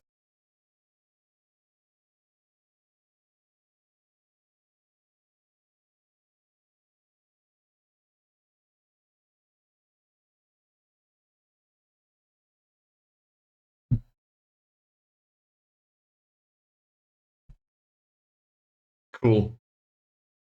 Give me a summary to inbox, and now that we're at it, we might as well have a look at the coaching stuff. So, obviously, we need to talk to the board. This cannot stand. We need additional coaches. Always. Performance analysts, I don't care. We have 2. That's fine. Scouts. Sure. Let's increase by 1 scout. Because why not? Loan manager, I don't think so. And in the medical stuff, I really want a sports scientist. I always did. I still want one. Same for the U19, but... Okay, apparently we broke the menu. Because, you know, this is the way this needs to be implemented. Once you cannot ask the board anymore about something, you cannot do anything else with your stuff. Consider this my bug report to SI.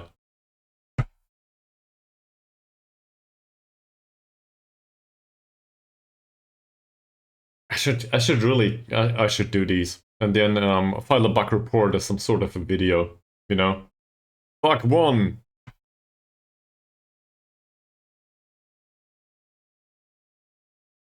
Everybody left. No additional coach, no... We get another freaking scout. I don't need a scout. Sure. We can do with an additional scout. But we don't need one. Okay. So I guess that's part of a new season. Let's have a look. How's the scouting department right now? That's recruitment team, right? So we have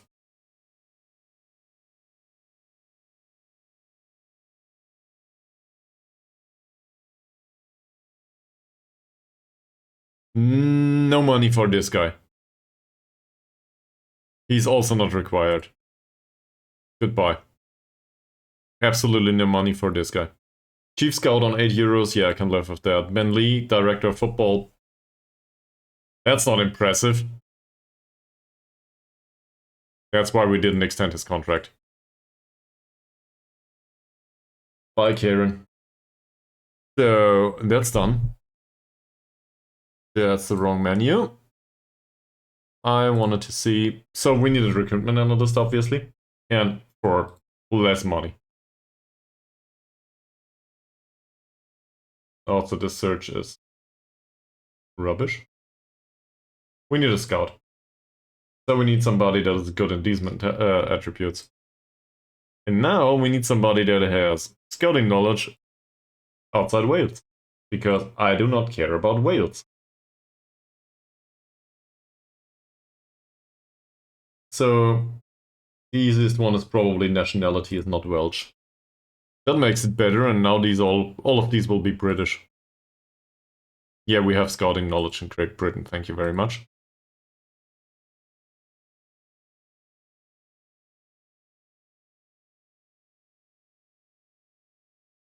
Also, nationality is not English.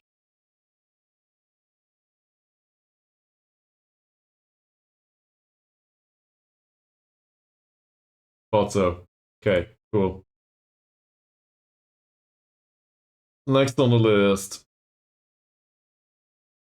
There's something like second nationality, isn't it? Where is it?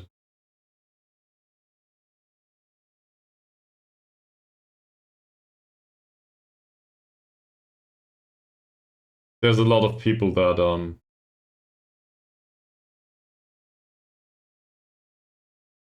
Nah, I cannot do this way. Or at least I cannot figure out how to do it. So I want somebody that has scouting knowledge anywhere but Wales and England. So I want somebody that has scouting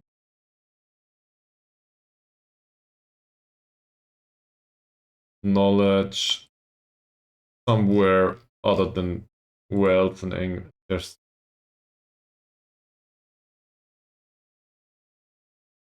I cannot invert this. So I guess we will do it the other way. Fine. We want somebody that has any knowledge whatsoever anywhere. I will skip through these one by one, like this.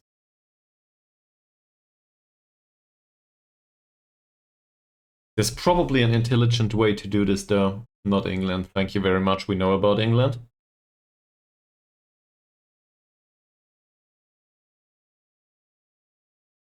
Apparently we do not know about the rest of Europe though. That said, there's not much sense to this, is there?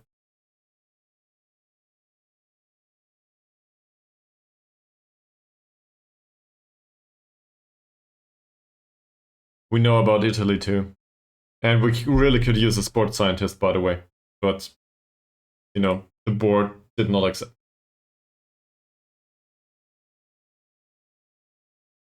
The board did not accept this. What happens if we bring Joe Edwards to the club, tell him to be scout, you know, because additional knowledge in Italy cannot hurt, other than the 100% knowledge that we have, given that Enzo Rancic is from Italy.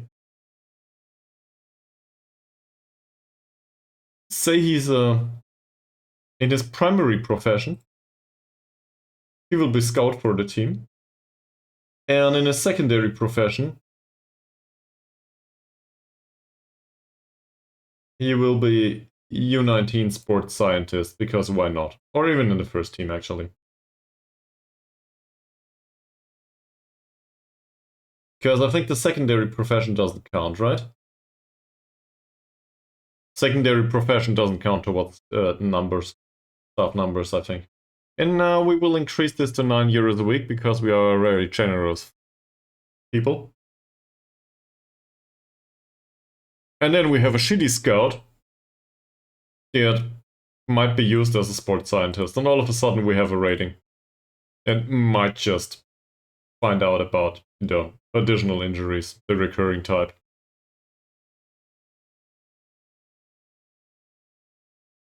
Do we have scouting knowledge in Northern Ireland?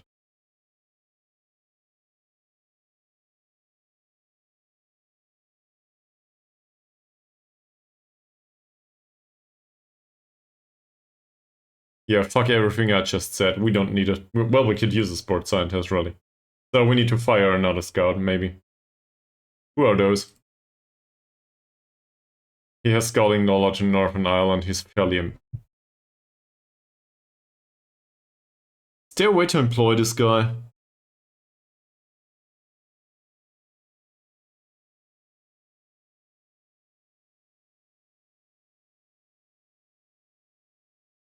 Apparently he is born in Northern Ireland, but he's Welsh. Not like I'm opposed to the idea. Do we have a U19 manager? Like seriously, is there somebody here that manages this kind of... Yeah, there's a manager. Who is this? Gareth Rowland. He's an iron-willed guy that... Not a bad choice, really.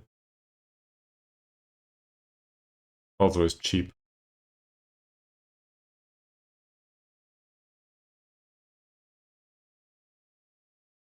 So we could use somebody with scouting knowledge in Northern Ireland, obviously. On the other hand, I'm not sure if this is worth it. I'd rather have somebody that has knowledge in Scotland, actually. Which doesn't exist here. Ireland. We have an Irish guy. Yeah, okay, forget about this. So we go with the one that has some knowledge in Italy. Also, recruitment analyst. Sure, we can have an additional recruitment analyst. That's a position that's open right now. That's true. There's no open position for U9. Oh no, we signed him as a scout. I confused myself for a second there. Cool, this might work.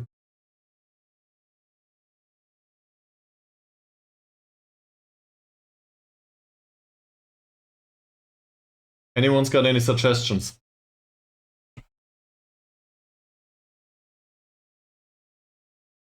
Fantastic, that's a third signing.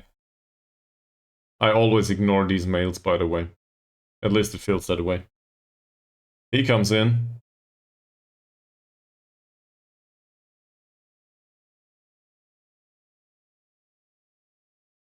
Well, he had a wonderful career, and at the end of his career, he actually stood a chance. Made 9 appearances, conceded 5 goals. This is really quite outstanding, actually. Given his attributes, I was really impressed. He even improved a little bit, and afterwards he started to decline, same as his form. So... that's really great, actually. 4-2-2. He conceded 6 goals. It says 5 here. Football manager, you are drunk. Goodbye. It was nice knowing you. You're gone now. I want better dynamics in the team. Massaro didn't fit the bill. Dynamics will be, like, red all over it.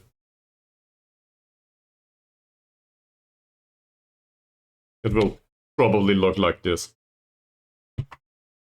We'll see. How's dynamics?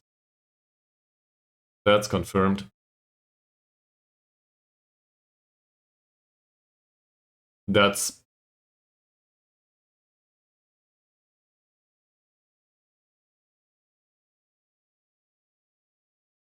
when did he come up?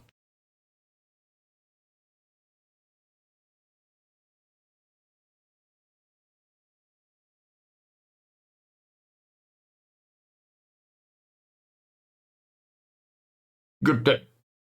Sure. That's not great, though.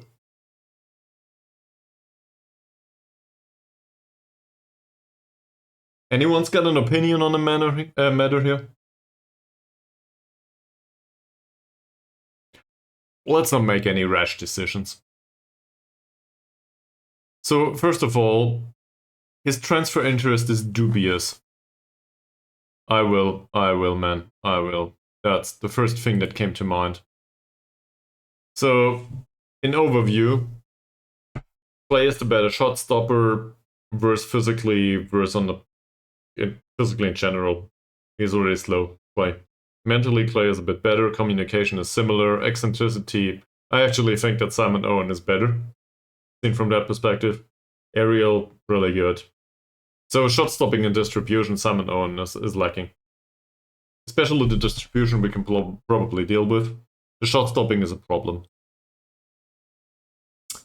I also want to do this in detail though. What's this about? And is it important? So, physical side. I'm gonna talk myself out of this transfer now. The agility is the same. The rest of the physicals is a bit better with Simon Owen, especially the pace. Pace in some rare situations it is important. In some rare situations it is important for a goalkeeper on the physical side. Alright. So let's argue that this is a wash. Right? We don't care. Aggression is a bit better, we don't care. Anticipation is the same. Concentration is a minuscule amount better. Decision making is a minuscule amount worse. No big deal. Positioning is 9 in comparison to 4. Even if we don't care about the rest. So I realized what you wrote, Make a Billion. I'm just trying to ignore it to come to a conclusion myself. So no insult intended. This positioning is important, I feel.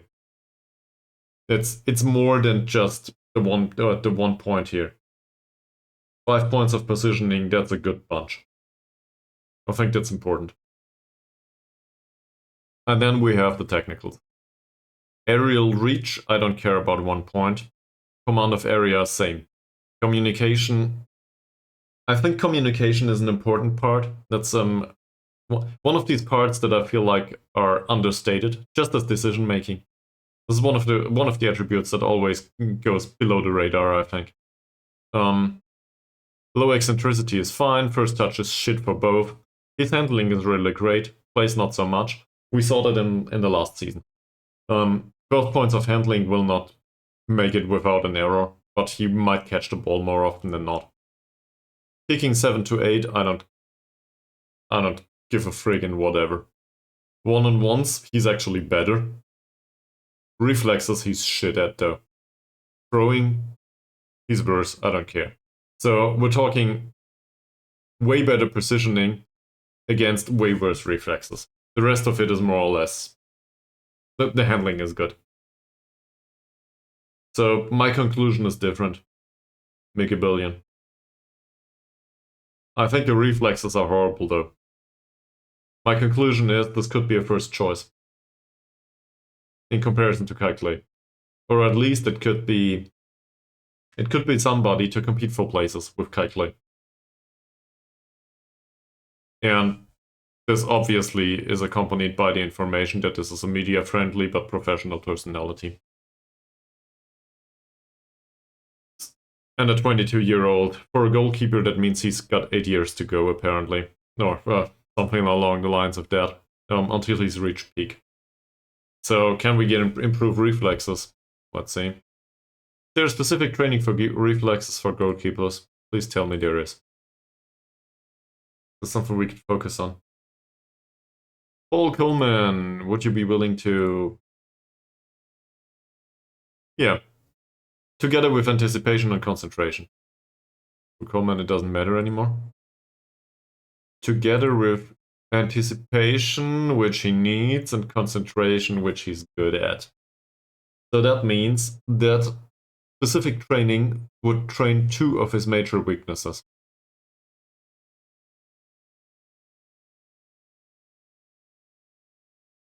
And concentration along the way, not that we care.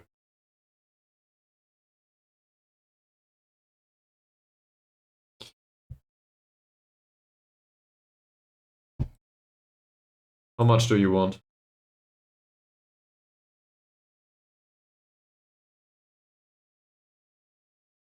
Yeah, I'll do that. Sorry, Meek.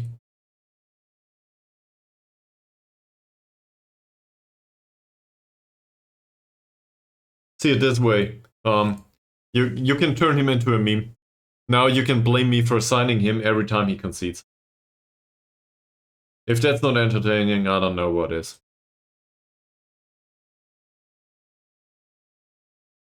Yeah, seriously though. I don't think we will get much better. Okay, he needs money. Cool. Every time my girlfriend closes the window somewhere in this apartment, the door's banging here. Like, it's not like I'm opening and closing the door all the time here. And also there's some sort of rubber around the door. It's not like it is prone to do that kind of stuff, but apparently the doors here are really shitty. This is what they do in new apartments. They build in doors that bang all the time as soon as somebody opens or closes a window somewhere.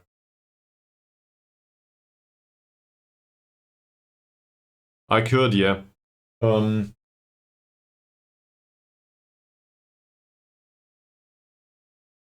are we talking some sort of? Hmm.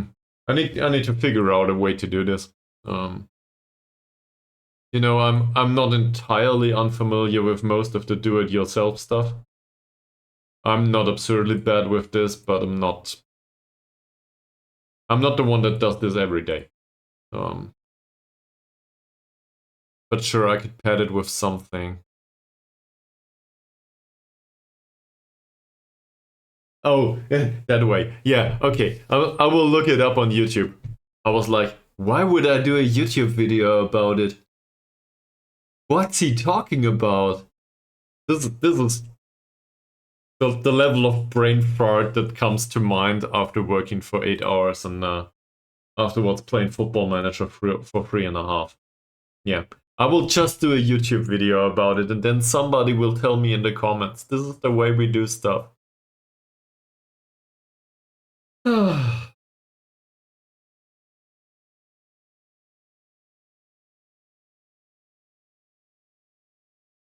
That new signing, by the way, means that Coleman goes out the door, right?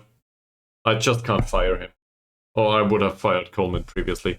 So we replace a fairly professional player with a professional player. Maybe Coleman makes a comeback at some point, but definitely not this season.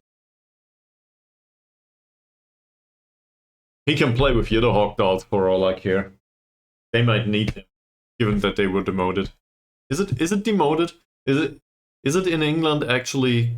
If you leave the league, going down, is it being demoted? Because going up is being promoted. So yeah, it's Thank you. But why is it relegated? Why is it not demoted? There's no sense to this. We have a new scout. Our scout is also a sports scientist. We have a sports scientist. This is at this point, this is backstabbing the board, which is just a chairman. So I realized that it is relegated, but why is that?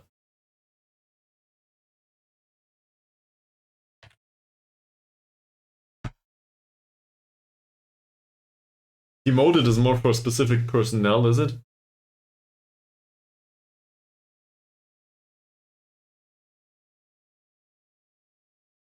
I demote you to second class watcher. That should be demoted.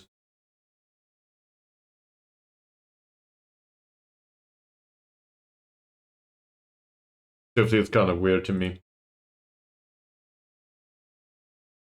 I guess I could ask Sharon Nolan about this, but on the other hand, he's from America, so at least the popular opinion in Europe, that's probably done by the Brits. Come to think of it, is that Americans do not speak English. So who knows? We will never find out. I'll just go with relegated. Be cautious about it. Or, going down.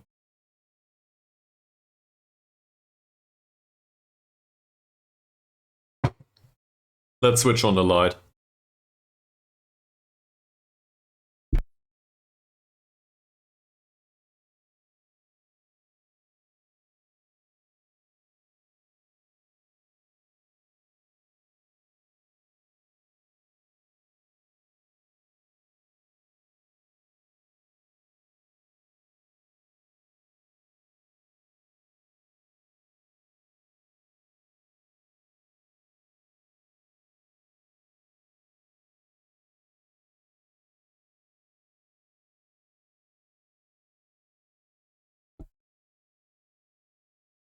He does not want to come. Seriously. Why would you do that to me, Simon? This is not a good way to start a relationship. We were off to a great start. I kept offering you a contract as a first choice goalkeeper. And now you are whatever you are. They increased the amount of money. As I said, you can be first choice goalkeeper. And we will offer you whatever you want. Sure. Not bad. We can do this. Sam Williams will definitely... Is there an ignore list for staff, actually? Like a discard list or something? Why is this not a thing? I will never employ a casual coach. Never friggin' ever. I will not do this. Yeah, we have no recruitment analysts, that's true. Would you be willing to come in for cheap? That's not cheap. Mr. Bird? Why not? Again, that's not cheap. I'm talking like €6 a week. So maybe that's why we will not have a recruitment analyst going forward. Or one thing comes to mind. Maybe, just maybe, the recruitment analyst is why the youth intake was this great. How about that? That there might actually be some sense to this. And we just fired him for doing good work. That sounds like me, right? Well, at least I made the experience in Football Manager, not in real life.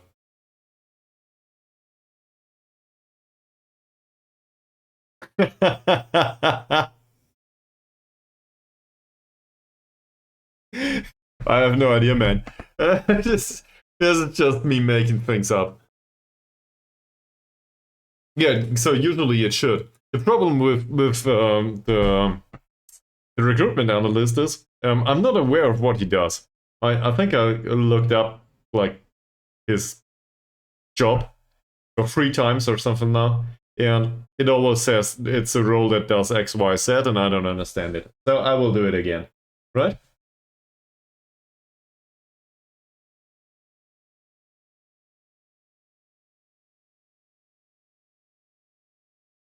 I will do it again.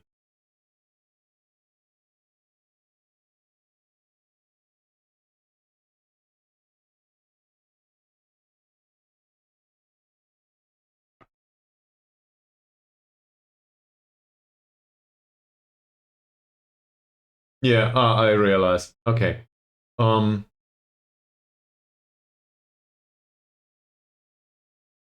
The recruitment analyst will use basically statistics, analytical data. He will not watch the matches. He will look at the data.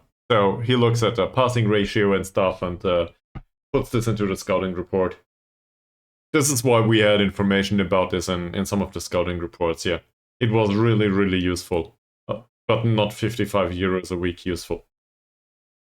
So this is also why he's fucking freaking expensive, because you know, data scientists usually are. Cool. Are we gonna talk about Joe Hunt?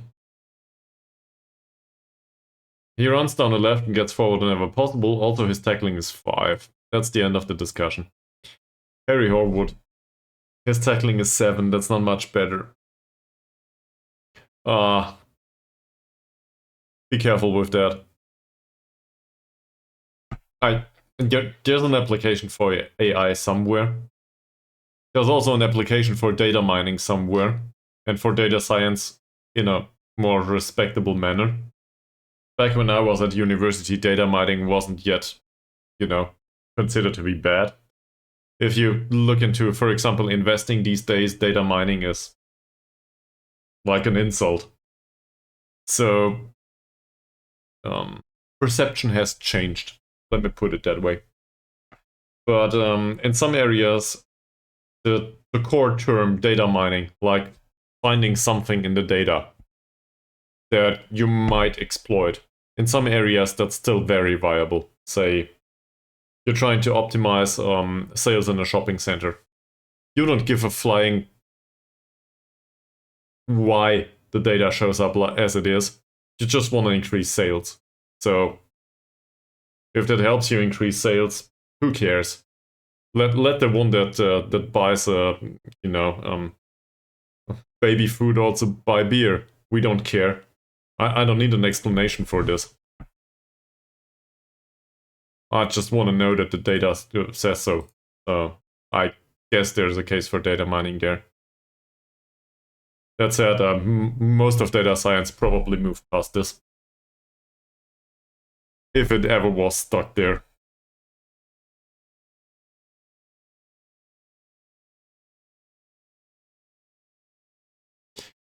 I don't know why I hit this for that long. So pace and stamina are really good. Acceleration is really good. This is fine. He's not a great dribbler, but oh well, this is fine. Composure is really friggin' bad.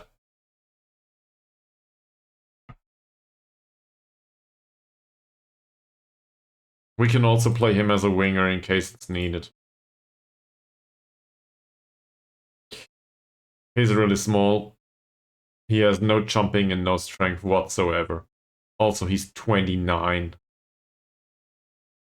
It's already in the... It's really in his age. 29. You just need to speak German. Still, let's compare him to Doherty, okay?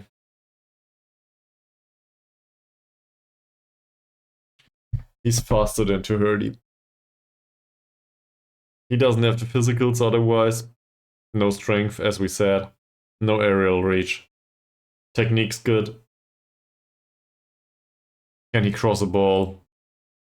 He cannot. I don't think so. Alex Downs. Is this the way it's pronounced? Downs. Not sure. Pace 4, acceleration 4. Central defender overall, that's decent. Headings. But... nah. Luca Latona. Is he English only? English nationality. Gets forward whenever possible. That's... for a fullback on defend duty, this is probably a great trade. I'm excited already. That said.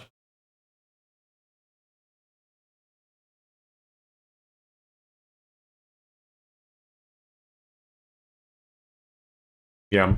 I'm just gonna compare him to Doherty again, okay? And you can tell me about your perception. In fact, that's something I want to do going forward. We should do this more often. Like me talking about what I see all day might be entertaining, but it's not like this is not using the knowledge of the masses. So let's compare him to Doherty.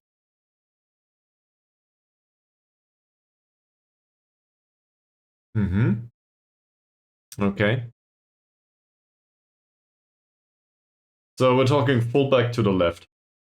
The role can change a little bit.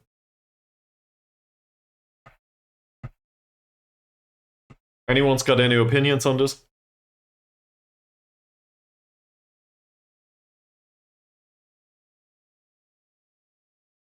Just to recap on this, Doherty is an 18-year-old resolute player that is a youngster that is considered a 2-star guy in our squad.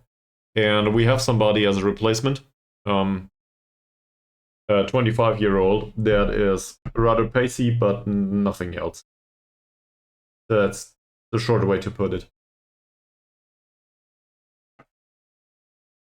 True. That's the first thing that comes to mind, right? His acceleration is shit, though. Especially for a, especially for a fullback. On the other hand, look at that stamina.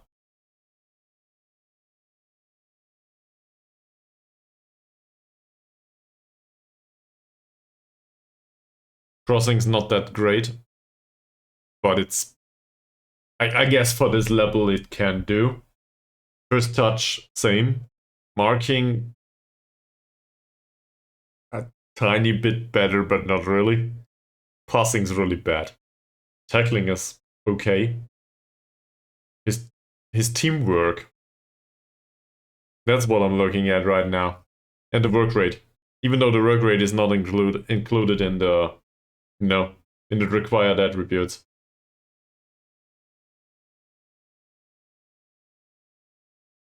So maybe this is the wrong way to do it, right? Maybe we're confusing things. Maybe we should rather compare him to Freddy Wilds. Because Freddy Wilds is the one that we need to replace. And now things get more interesting, at least to me.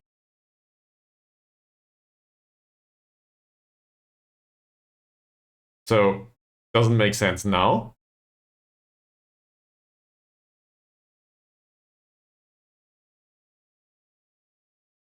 We've got a third option that's like the 20-year-old that is spirited, the one that we do not want to play at all. So Luca Latona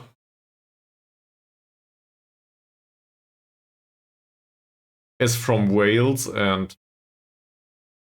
balanced personality and level-headed. At least he's level-headed. There's also the problem with the trait. So assuming this trait plays a role, he's strictly speaking somebody for fullback on attack duty, probably. That's not that horrible though, even though the off-the-ball movement is 4. It's not great, but he might do. And we play with inverted wingers anyway. So I feel like I can live with that.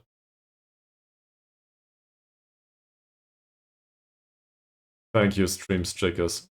Very much appreciated.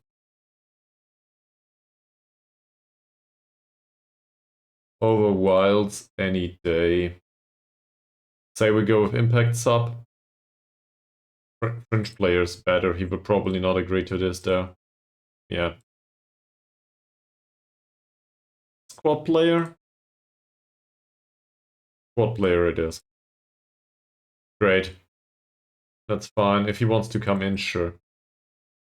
As soon as he agrees to this, we fire Wilds.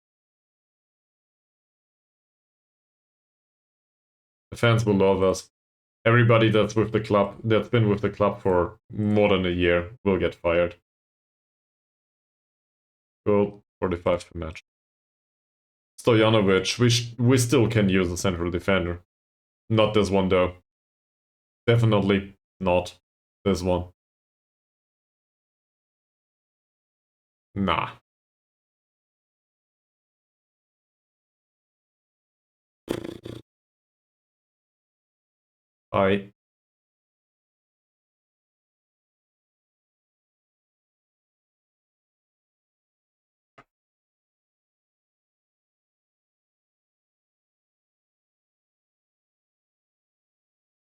What's available to us?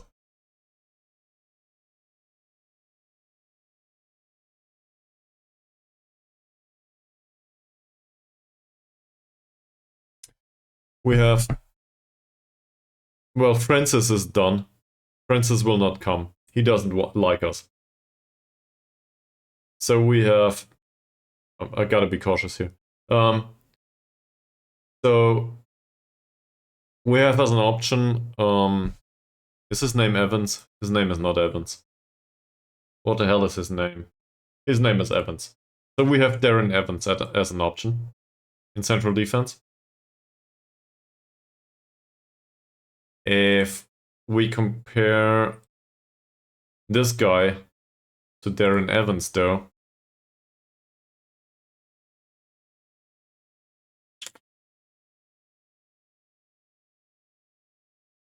the argument can be made that Cole Gibbings is not exactly, good in the head.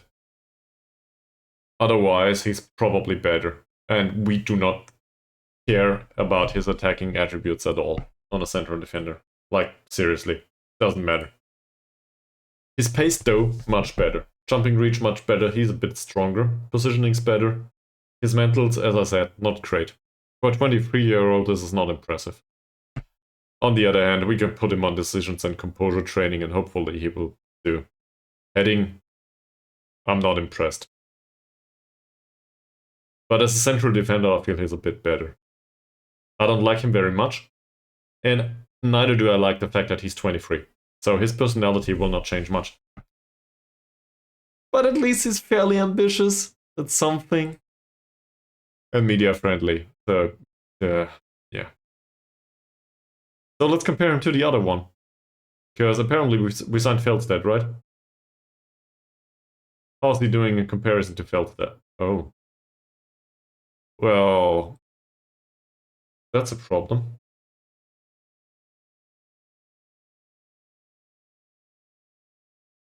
Better jumping than Feldstedt, better pace. Well, that was easy. Better strength. Not that hard to do either. Positioning's really good, Feldstedt's is bad. Tackling's better. Marking, 1 point off, not that much. Heading, 1 point off. Again, in comparison to Feldstedt, this doesn't look that much worse. Also, we didn't pay for Feldstedt, by the way. He can come in and we can fire him the next day. And then the rest of the mantles, yeah, Feldstedt is a bit better. Not that much, though. I do not like ambitious players.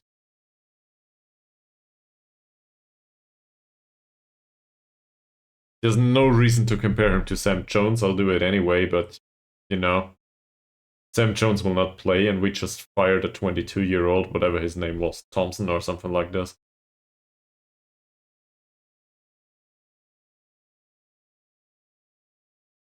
There's weird sounds from outside. Aliens probably invaded. Or it might be the TV. Who knows? Yeah. In comparison to Sam Jones doesn't belong on the pitch anymore.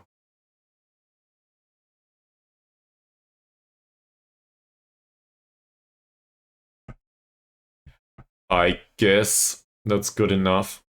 Do we need a central defender, or did I forget somebody?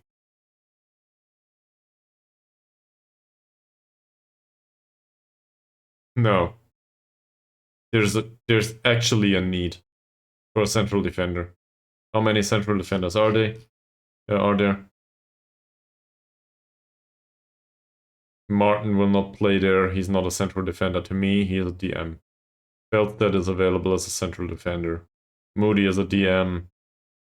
Martin is a DM.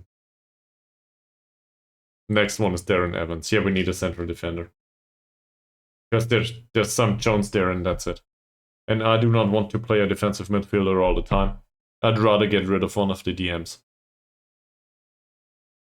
And Darren Evans, again, I do not consider him to be a central defender specifically. He can play there, but he's some sort of both. So going into the season, I do not want to go into the season with 3 central defenders. One of them is Sam Jones, right? So say 3.5.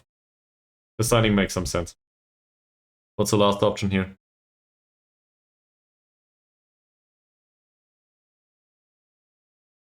I think we can ignore this guy. Nathan Martin.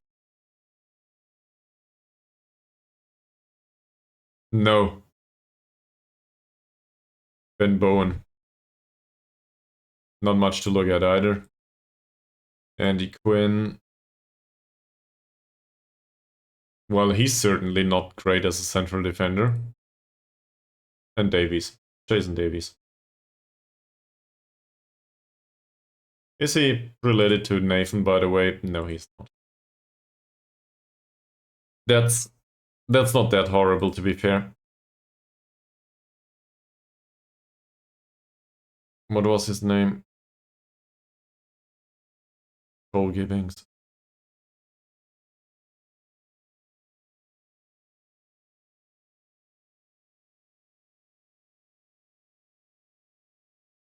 Okay, I gotta find out what's going on outside. Sorry. I'll be back in a minute.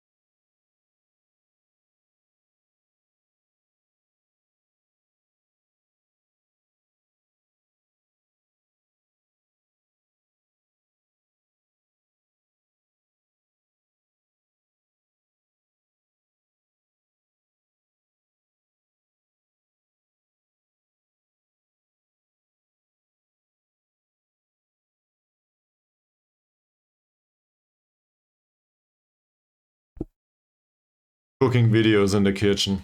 That's what I heard. You know, if you don't close the door, apparently one door is not enough. So in addition to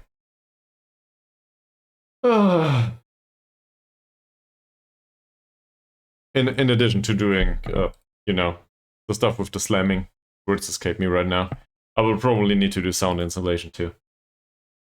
In the entire room, to be fair. So if we compare these two, do we want somebody that's better in the air, or do we want somebody that's better overall? There's an argument for both, I think.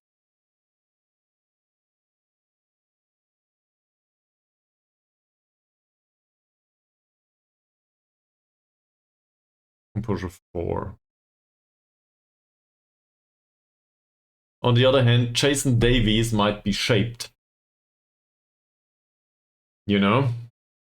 Also, he has pace 4. Forget about that.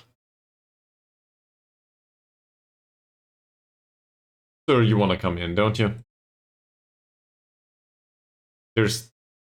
You can be really ambitious with us.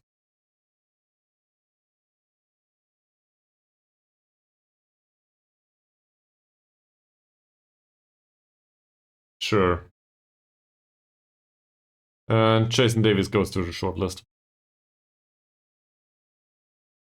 With that acceleration and pace, though, he will probably be on running training for the remainder of his career. Quickness it is, not running. Well, you get a chest.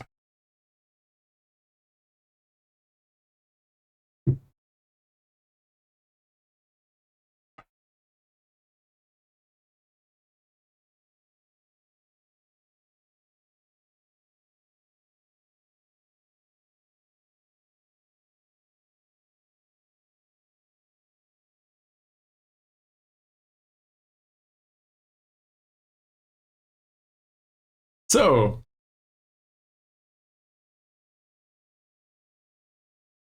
I think we should probably fire one of the defensive midfielders, shouldn't we?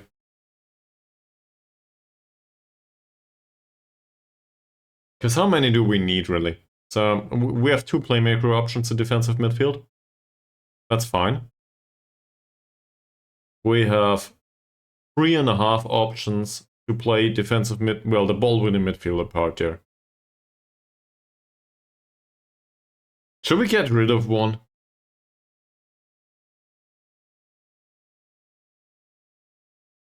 Is it 3.5 or is it 2.5? We have Martin. We have... Is his name Monroe? And we have Evans. Who's the one I forgot? Where the hell are you? Martin. Not Monroe, it's Moody. Sure. Gary.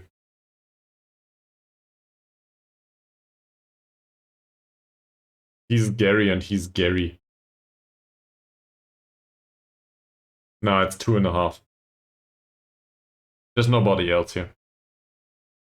So it seems like Gary Moody can stay from that perspective. Martin, where are you?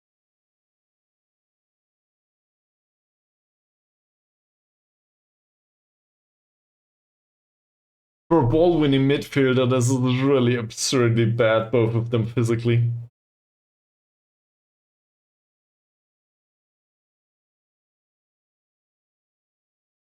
You know, that's how you break a leg.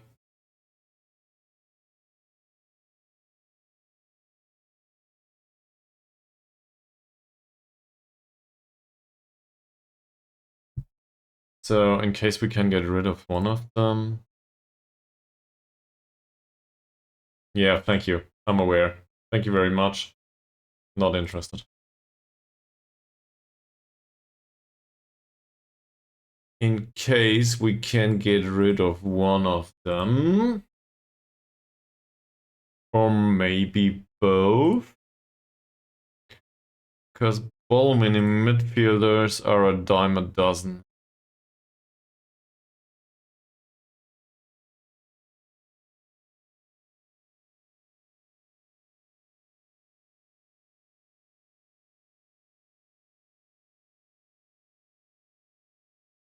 That's a really fantastic choice. On the ball-running midfielder, this is the best trade ever if you want him to get off the pitch. Jacob King. To be fair, he's stronger. Doesn't look that impressive though. Another Dolman. That's not bad, but as I said, we wanted somebody that has more strength. And this really doesn't fit the bill. Alex Pugh. We don't really know. His strength could be decent, but not great.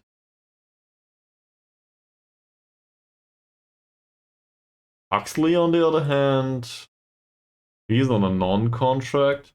He looks like he has decent tackling. At least he might have. Marking could be tolerable. Positioning could be tolerable. Strength will probably be 10-ish. This might be good.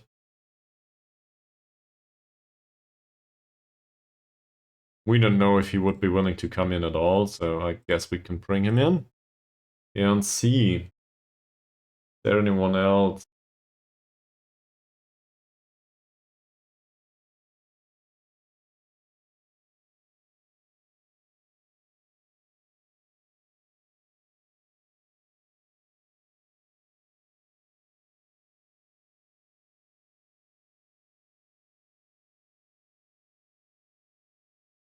Street.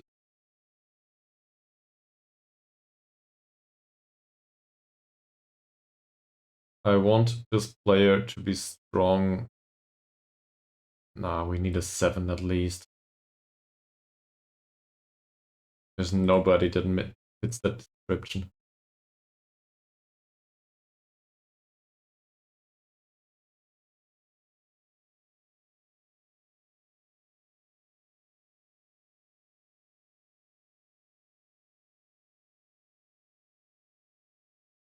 And this will not even change, so my thought process, first of all, was to find a one-on-one replacement for a ball-winning midfielder.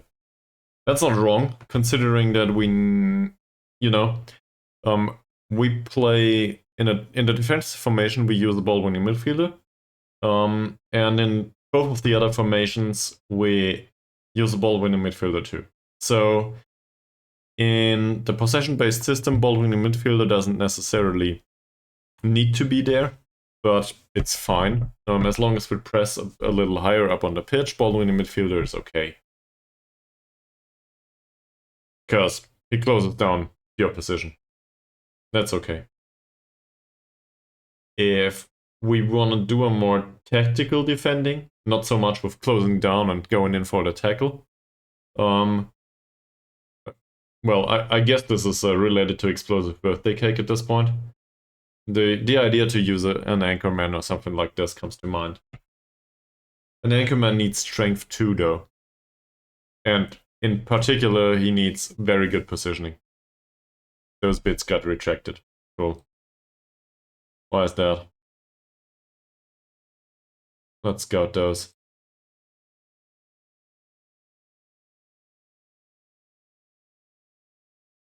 Sure, 110 euros, we can afford that.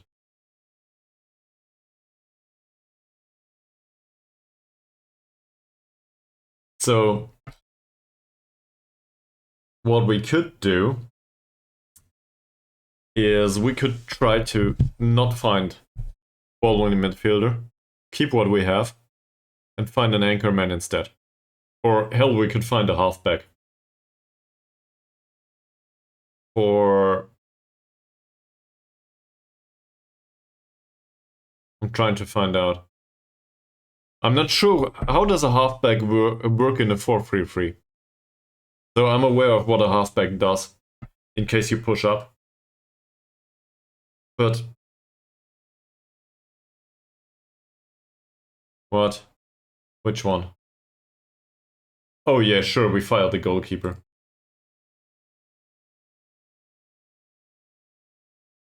Yeah, but you play a 4-1-4-1, right? With 2 shadow strikers and stuff. So in case he would play a halfback, he would drop back between the 2 central defenders, and afterwards there would be like acres of space until the 3-man central defenders come up. So that doesn't make much sense to you. You need that person in midfield because, well, it's deserted otherwise.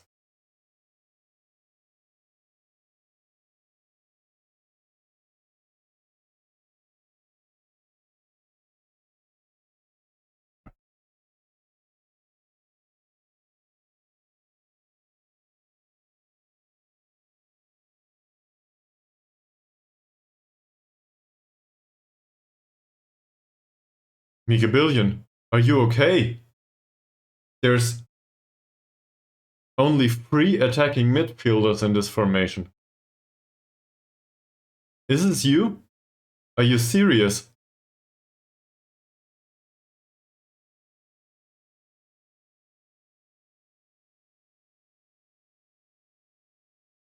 Yeah, this looks slightly asymmetric.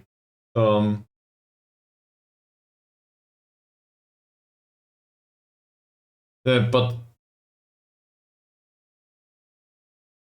again, 2 ball-playing defenders.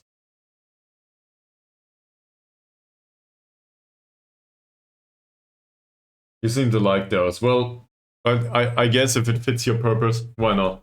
But 2 ball-playing defenders sounds like like a ton of creativity to me. If you've got a player material to pull that off. Sure.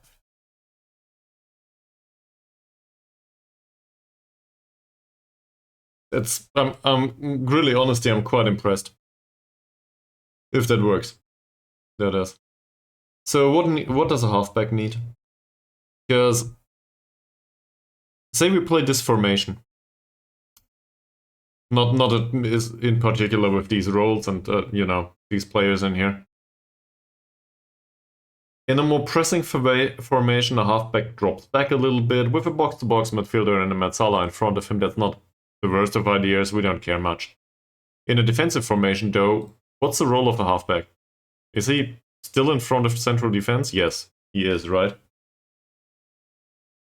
there a description to this? Sure. So what does he do? It's a role somewhere between that of an aggressive sweeper and a defensive midfielder. So he's basically a central defender on stopping duty, or a sweeper, however you want to put it, and a defensive midfielder.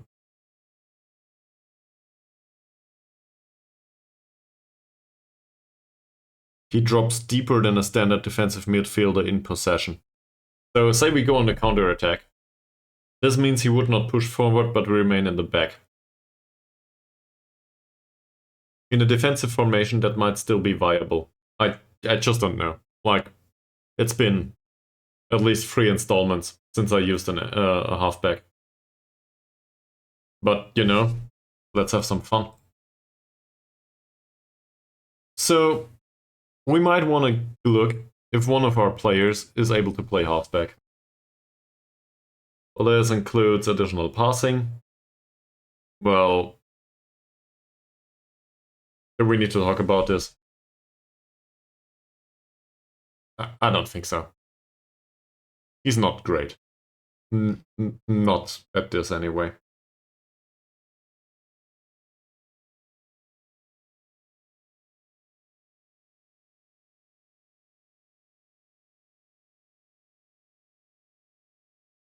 He's not called Anchorman anymore, by the way. The role's now called Anchor. Great. Because, can be a woman. Not in Football Manager, though. Football Manager, everybody's male, apparently. With the exception of some rare occasions in the staff. Do we have women's leagues already? Football Manager? Don't think so. That would be great. I would love to do that someday.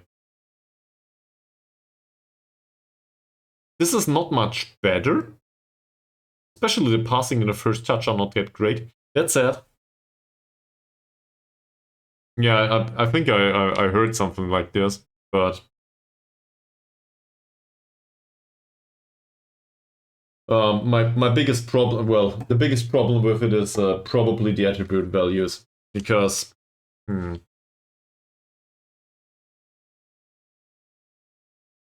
I do not know if you realized. So this is the internet after all, right? So let's be a bit absurd. I don't know if you realized, but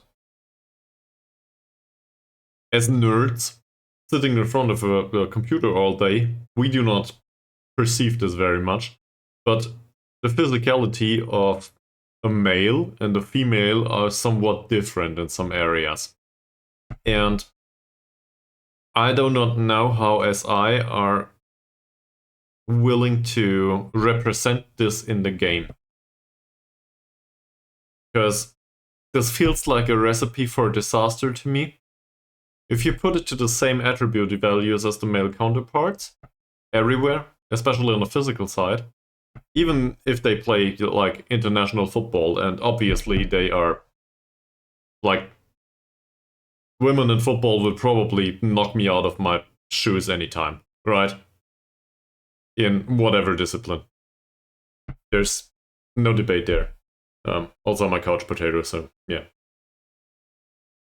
On the other hand, I do not know how to compare a woman's performances to a male's to reflect that in the game in a fair manner.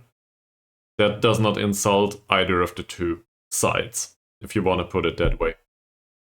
So, I think that's a politically sensitive topic to SI in particular. Not sure if this increases sales or decreases it. I held that piece of chocolate so long in my... Yeah, great. Great job, Chris. So, the question is, can he play halfback?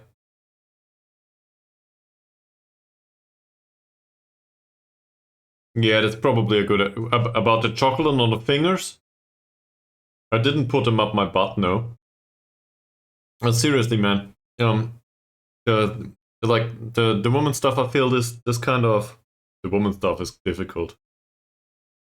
Yeah, quote me on it, please. Don't.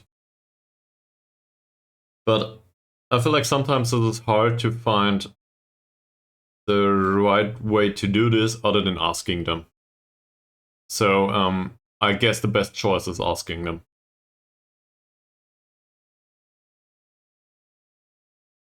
I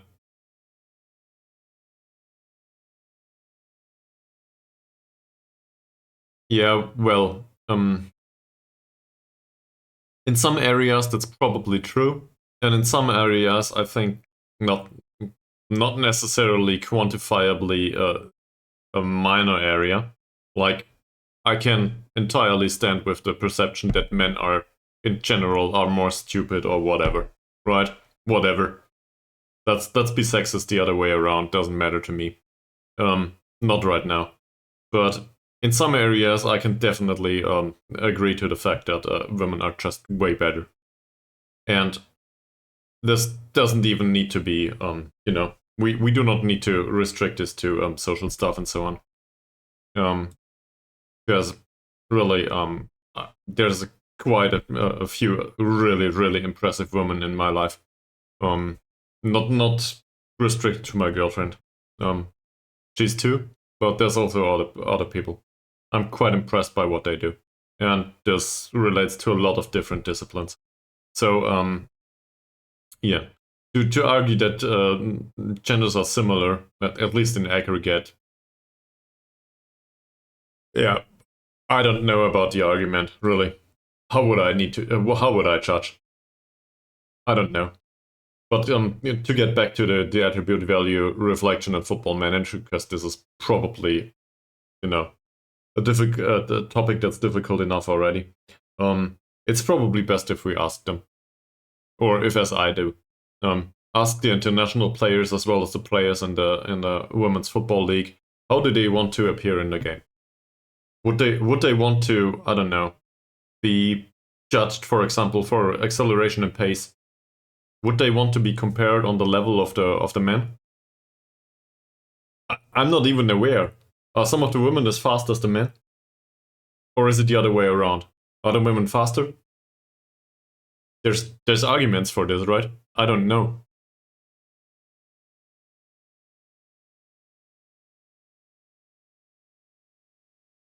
Are they? Okay. Well, on the other hand, say, for example, is it balance? What's the ability to stay on the? Yeah, balance is for staying on the feet. So I think men in general. Oh, let's stay within the proportion of men that play football for now, and ignore the women debate for a second. Footballers are not exactly known for being like buff and stuff on the top level. They are more known for, good glutes overall. Because this helps in football if you run all day. So an argument can be made that additional glutes and a lower is it what's Schwerpunkt in English? To have your weight lower down towards the pitch, however it's called. By the way, Simon Owen comes in. An argument can be made that this might be an advantage.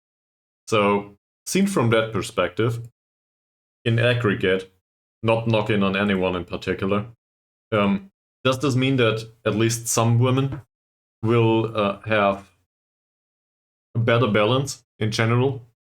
Because, women tend to be a little bit smaller than men. And we also have this in football and as well as in Football Manager. Balance for smaller players usually is higher. It's rather hard to balance your body if you are 2 meters 10. Right? That kind of glutes is really hard to accomplish. So seen from that perspective, should women's attributes be advantaged in this area? In general, or at least in some circumstances? It should be a reflection of reality after all, right? Yeah, I don't have a clue either. I'm just talking out of my ass here, really. So, but all of these questions, I think, as I need to answer, in a rather careful manner, because somebody will cry wolf for sure. That's with all of these debates. It's kind of sad because I would like to manage a women's football team. Why not? Football Manager. Why not? That would be great. In particular, if attribute values are different, because then it makes for another experience. So, again, assuming here, I'm not saying it has to be this way. Assuming balance, for example, is an attribute that is in aggregate better in women, but football is a bit slower, for example. Why ever that is, right? This might result in another style that is preferred within women's football. It would be a great experience in Football Manager to encounter that in aggregate. Like, just a different style. Due to the attributes. That would be nice. I would love that.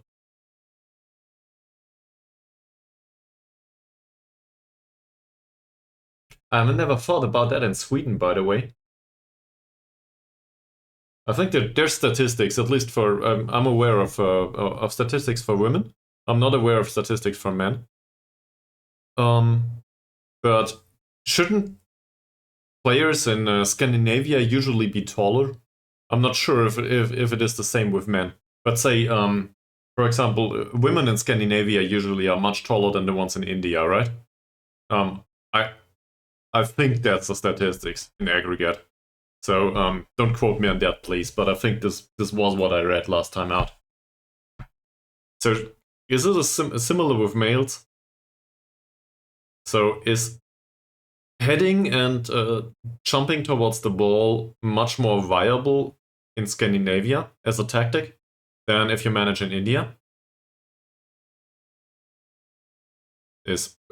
Are players in the Netherlands like really tall or really small? Because Van Dijk comes to mind. Okay.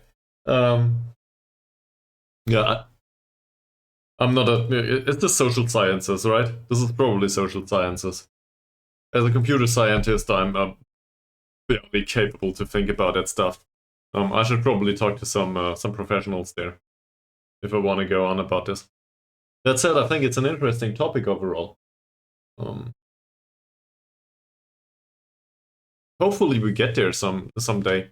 Because thank you very much for googling. Yeah, that's really great. Thank you very much. Now I only need to translate this in non-freedom units because the way it is phrased right now, this is understandable to at least one watcher, and otherwise everyone else be like, "What kind of units are these? What is this?" There's some Sharon Olive will be like, "This is entirely understandable. This is all fine," and we'll be like, "What? Freedom units? Nobody uses these."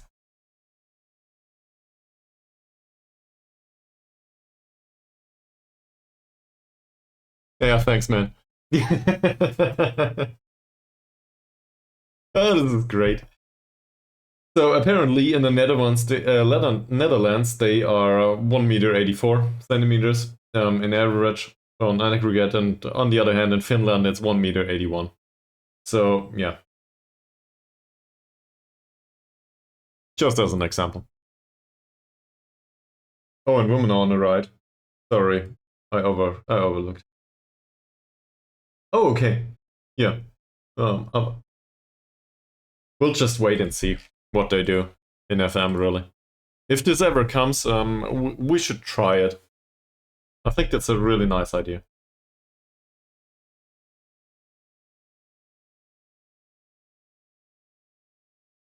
But please don't include internationals only. International football in Football Manager has been atrociously bad forever.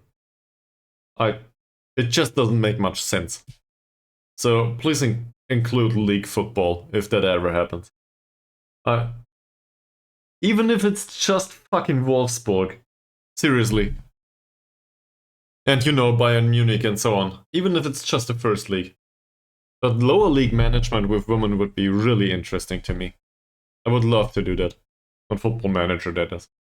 And then I need to learn about women's football in real life. That would be really great.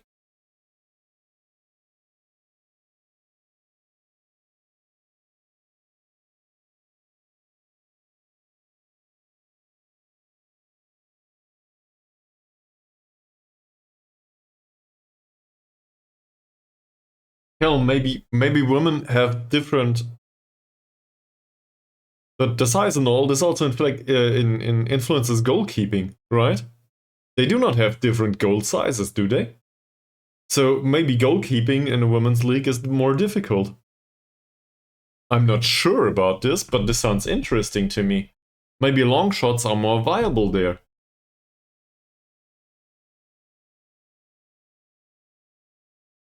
The more I think about it, the more I want to see this. Seriously, this sounds like a really nice feature. One that will probably not go down well with a certain part of the population, but one that is interesting. So he didn't want to come for some reason.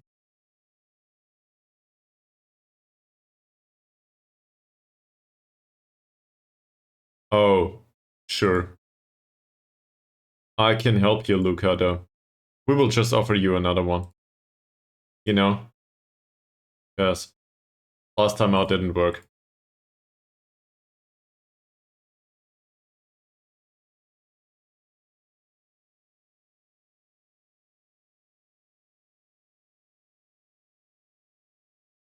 This is the way you want to introduce yourself to the stream.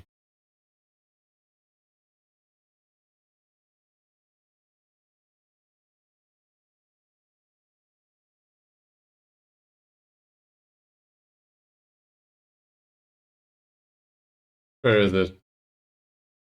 Here it is.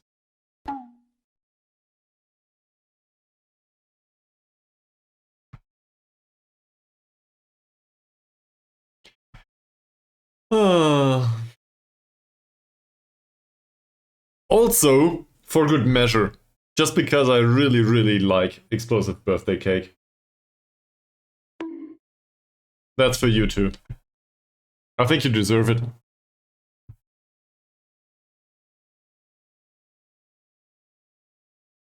I love these stickers.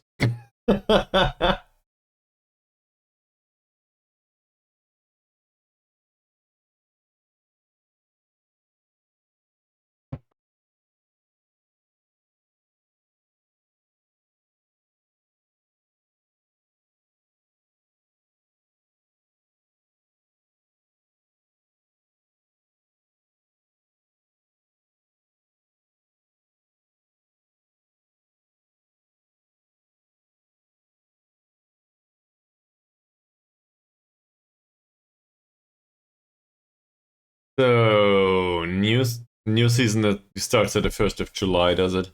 It's not in June. Well, let's reflect on this. We have 2 strikers. Yates and Holt. 2 target men, that's the way we want to play. We fired Elena. That's great. Shadow strikers. We have Jones, and we have Gibson. Gibson also is a Metzaler. In what friendly? The only friendly thing about this right now is, you know, our friendship, if you want to put it that way. So, there's no friendlies to be... Oh, it's in 32 days. Yeah. If we get there today, I would be really, you know... That will probably not happen today. So, we can talk about it. For the attack information, for example, given that we might use a defensive midfielder, the vacation will not process much faster though. That's just the hardware. We need to get through this. No, but I'm not entirely opposed to a 4-1-4-1. In fact, I like a 4-1-4-1, especially in a defensive shape. But we can also do this in an attacking shape, why not? On the other hand, one Shadow Strike on the 4-2-3-1 was what I was going for.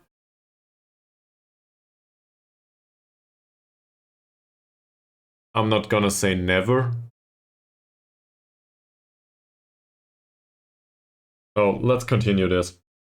We have Jones as a primary Shadow Striker and Gibson as a secondary. Some of the other players that play on the wings might, or even Lewis, might be able to come in to play as a Shadow Striker with, you know, not great chances to score, but at least they are accomplished in it. We have inverted wingers. On the right side, this is Mohamed Toker, as well as a young guy. And then we have a striker that is a model citizen, that is really pacey, that comes in and will play there. He doesn't know it yet, but he will play there. On the left side, there's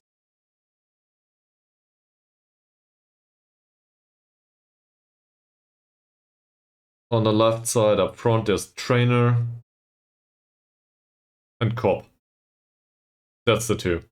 We also have Tumulty and, well, Rooney's down in the U19, but Tumulty is still up here. And Ishak is the one on the right side as third option. Sure, he doesn't know how to play there yet, but he's 17, so I don't care. That's fine with me. We do not have a secondary option for Metzala, in case we need one, but Jones can drop back, just as he does here. He's not great at it, but I guess he will do. Box-to-box midfielder, there's no secondary option. We have Lewis and nobody else that's really great. That said, U19 contains so many midfielders, somebody here will be able to play box-to-box. If worst comes to it, we'll just play John Gilmore or somebody else. Who cares? We will find somebody.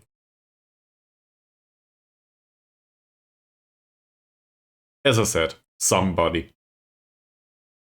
So I'm not willing to sign another box-to-box midfielder, I don't think that's needed.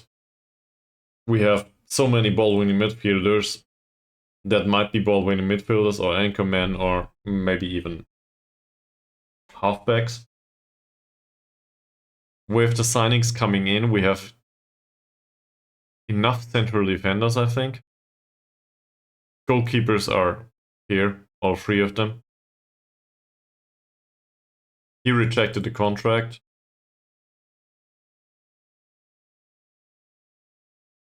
Didn't we offer a new one?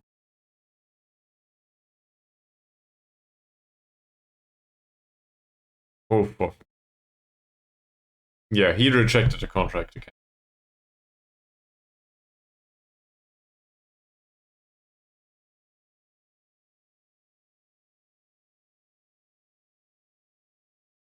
Why?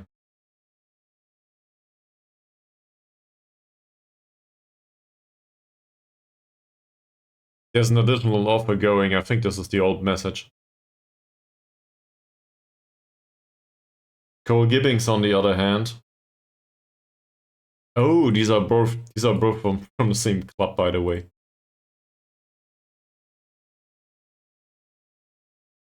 Sure, let him be regular starter. I think that's fine.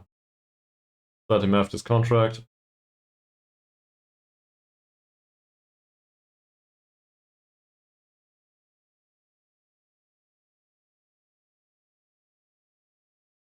We scouted him for a week and this is what we get.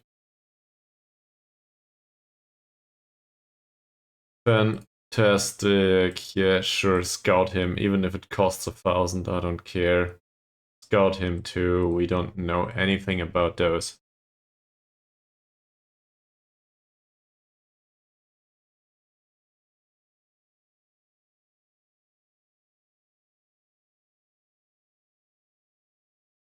So in central defense, we really need this guy. And we also need a left back. Given that Doherty is the only player there, we kept Wiles. But Wiles needs to go. He needs a replacement. It's hard to find a replacement for the left back. It feels. Goalkeeper we got covered, so that leaves us with right back. Right back is... The name escapes me right now. The unambitious guy. The young one. I think we have Adair there. Adair is an 18-year-old that is spirited. And we have Roberts, who for some absurd reason has the best stats of them all, but is a 33-year-old. Former captain of the club. That settles right back. So basically we need a central defender. And afterwards it's really a question of, do we find somebody that's much better? Or like an improvement to the squad overall? And if that's not true, we just need to up dynamics really.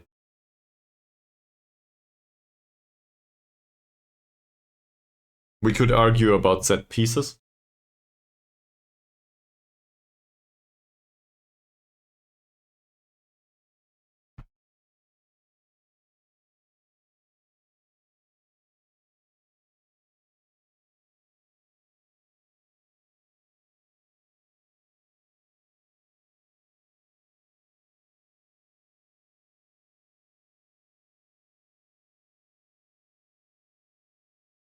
That would be an idea. Okay. So Luca Latona comes in. That's a fullback. So that's done. Now if only we can get the other ones too. The other one too. Gibbings. Then Bytown, or however it's pronounced, can see us as, the rivals for the remainder of their careers. Until they go down.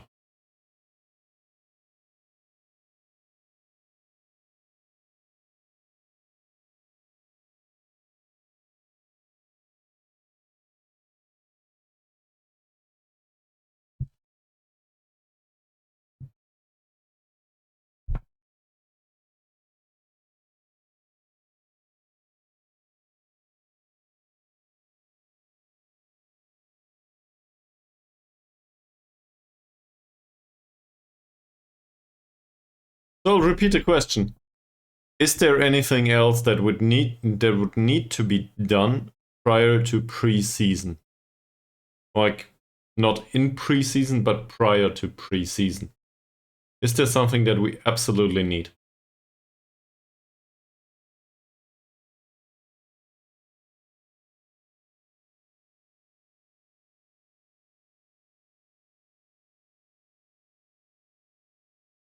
Preseason is about preparation for the coaching for the players. So the better the I'm just trying to reflect on things. So any input is appreciated. Seriously. Maybe we can think of something together. I guess.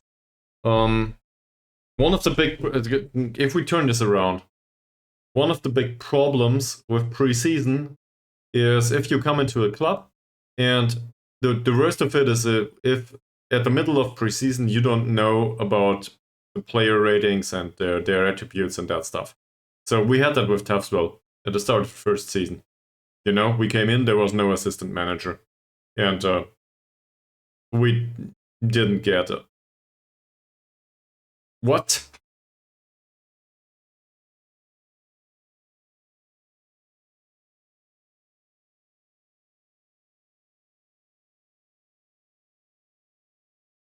That's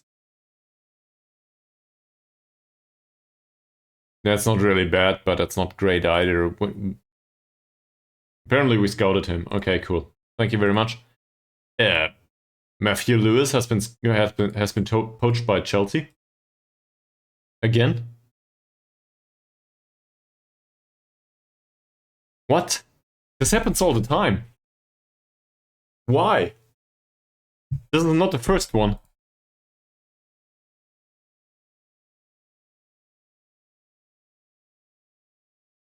We can even sell the clauses.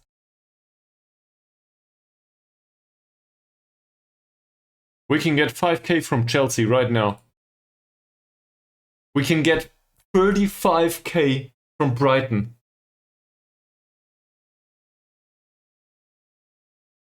And 10k from Newcastle.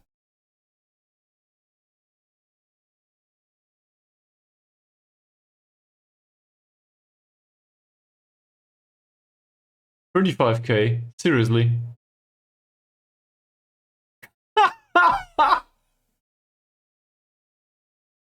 Look at the quality of player they poach from our youth academy. Are you kidding me?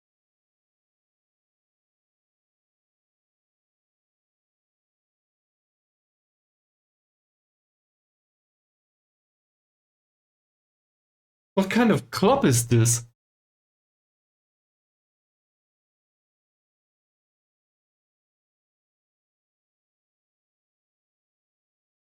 Okay. Yeah, he would be one of the options in midfield, obviously. That said, we signed him for the personality. Who made an offer? Tata Steel and Newport City. These are both. They don't even play in a league. He's a youngster. He's considered to be a youngster. He can remain youngster. He's a captain and a youth team right now. We try to teach him to be box-to-box midfielder. That will take some time. Otherwise, though, he kind of reminds me of Lewis, so I guess this means he can be box-to-box midfielder, given that he has similar weaknesses. Let's try to offer him a contract too.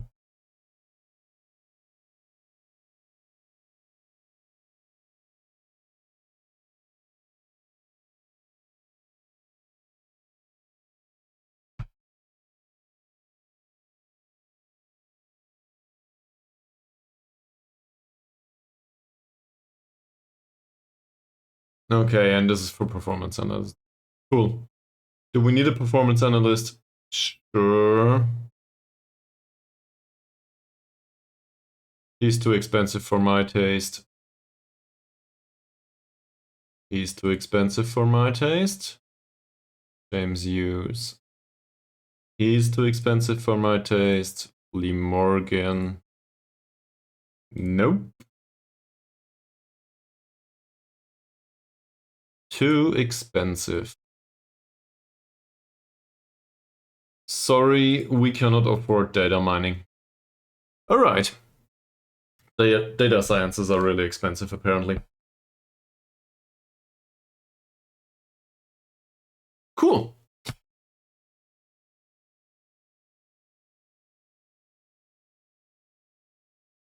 So, there we go. That's the last signing. Fantastic. I think that covers it. So now we have enough central defenders, we have enough players on both fullback positions, we have enough players in goalkeeping, we have enough players in defensive midfield for sure. The box-to-box midfielder could do with an improvement. The Metzala could do with an improvement, but that's, you know, not entirely needed specifically. Shadow Striker is fine. Target men are fine. Wingers, well, inverted wingers in our case are fine. So I guess that covers the squad for now. And now we can poach for improvements on the top. Because it doesn't feel like we have that many problems in depth. I always mispronounced it. Fine. All of this goes through the 1st of July. You know what that means? It means we sit around for an additional month. Yeah. I will probably start the next stream with this. But I don't want to wrap up this stream with yet another hour of sitting around and staring at a screen. Because at least I want to do something. So next time we will probably look at stuff. But for today I will wrap it up. I will probably stream Friday. Tomorrow I don't feel like there's no really not an opportunity to do this speech. Yeah. So tomorrow I don't have time for streaming. So it will be Friday. It will be Friday at 6 p.m. if it all goes according to plan, and this is all on the schedule. I try to, you know, do a schedule now, and also do that on Twitch, so you can look up the schedule. Otherwise, yeah, feel free to contact me in case you're interested, just like Charonella did today. And overall, thank you very much for watching, and have fun on the next stream, hopefully. Have a good night. See you all soon.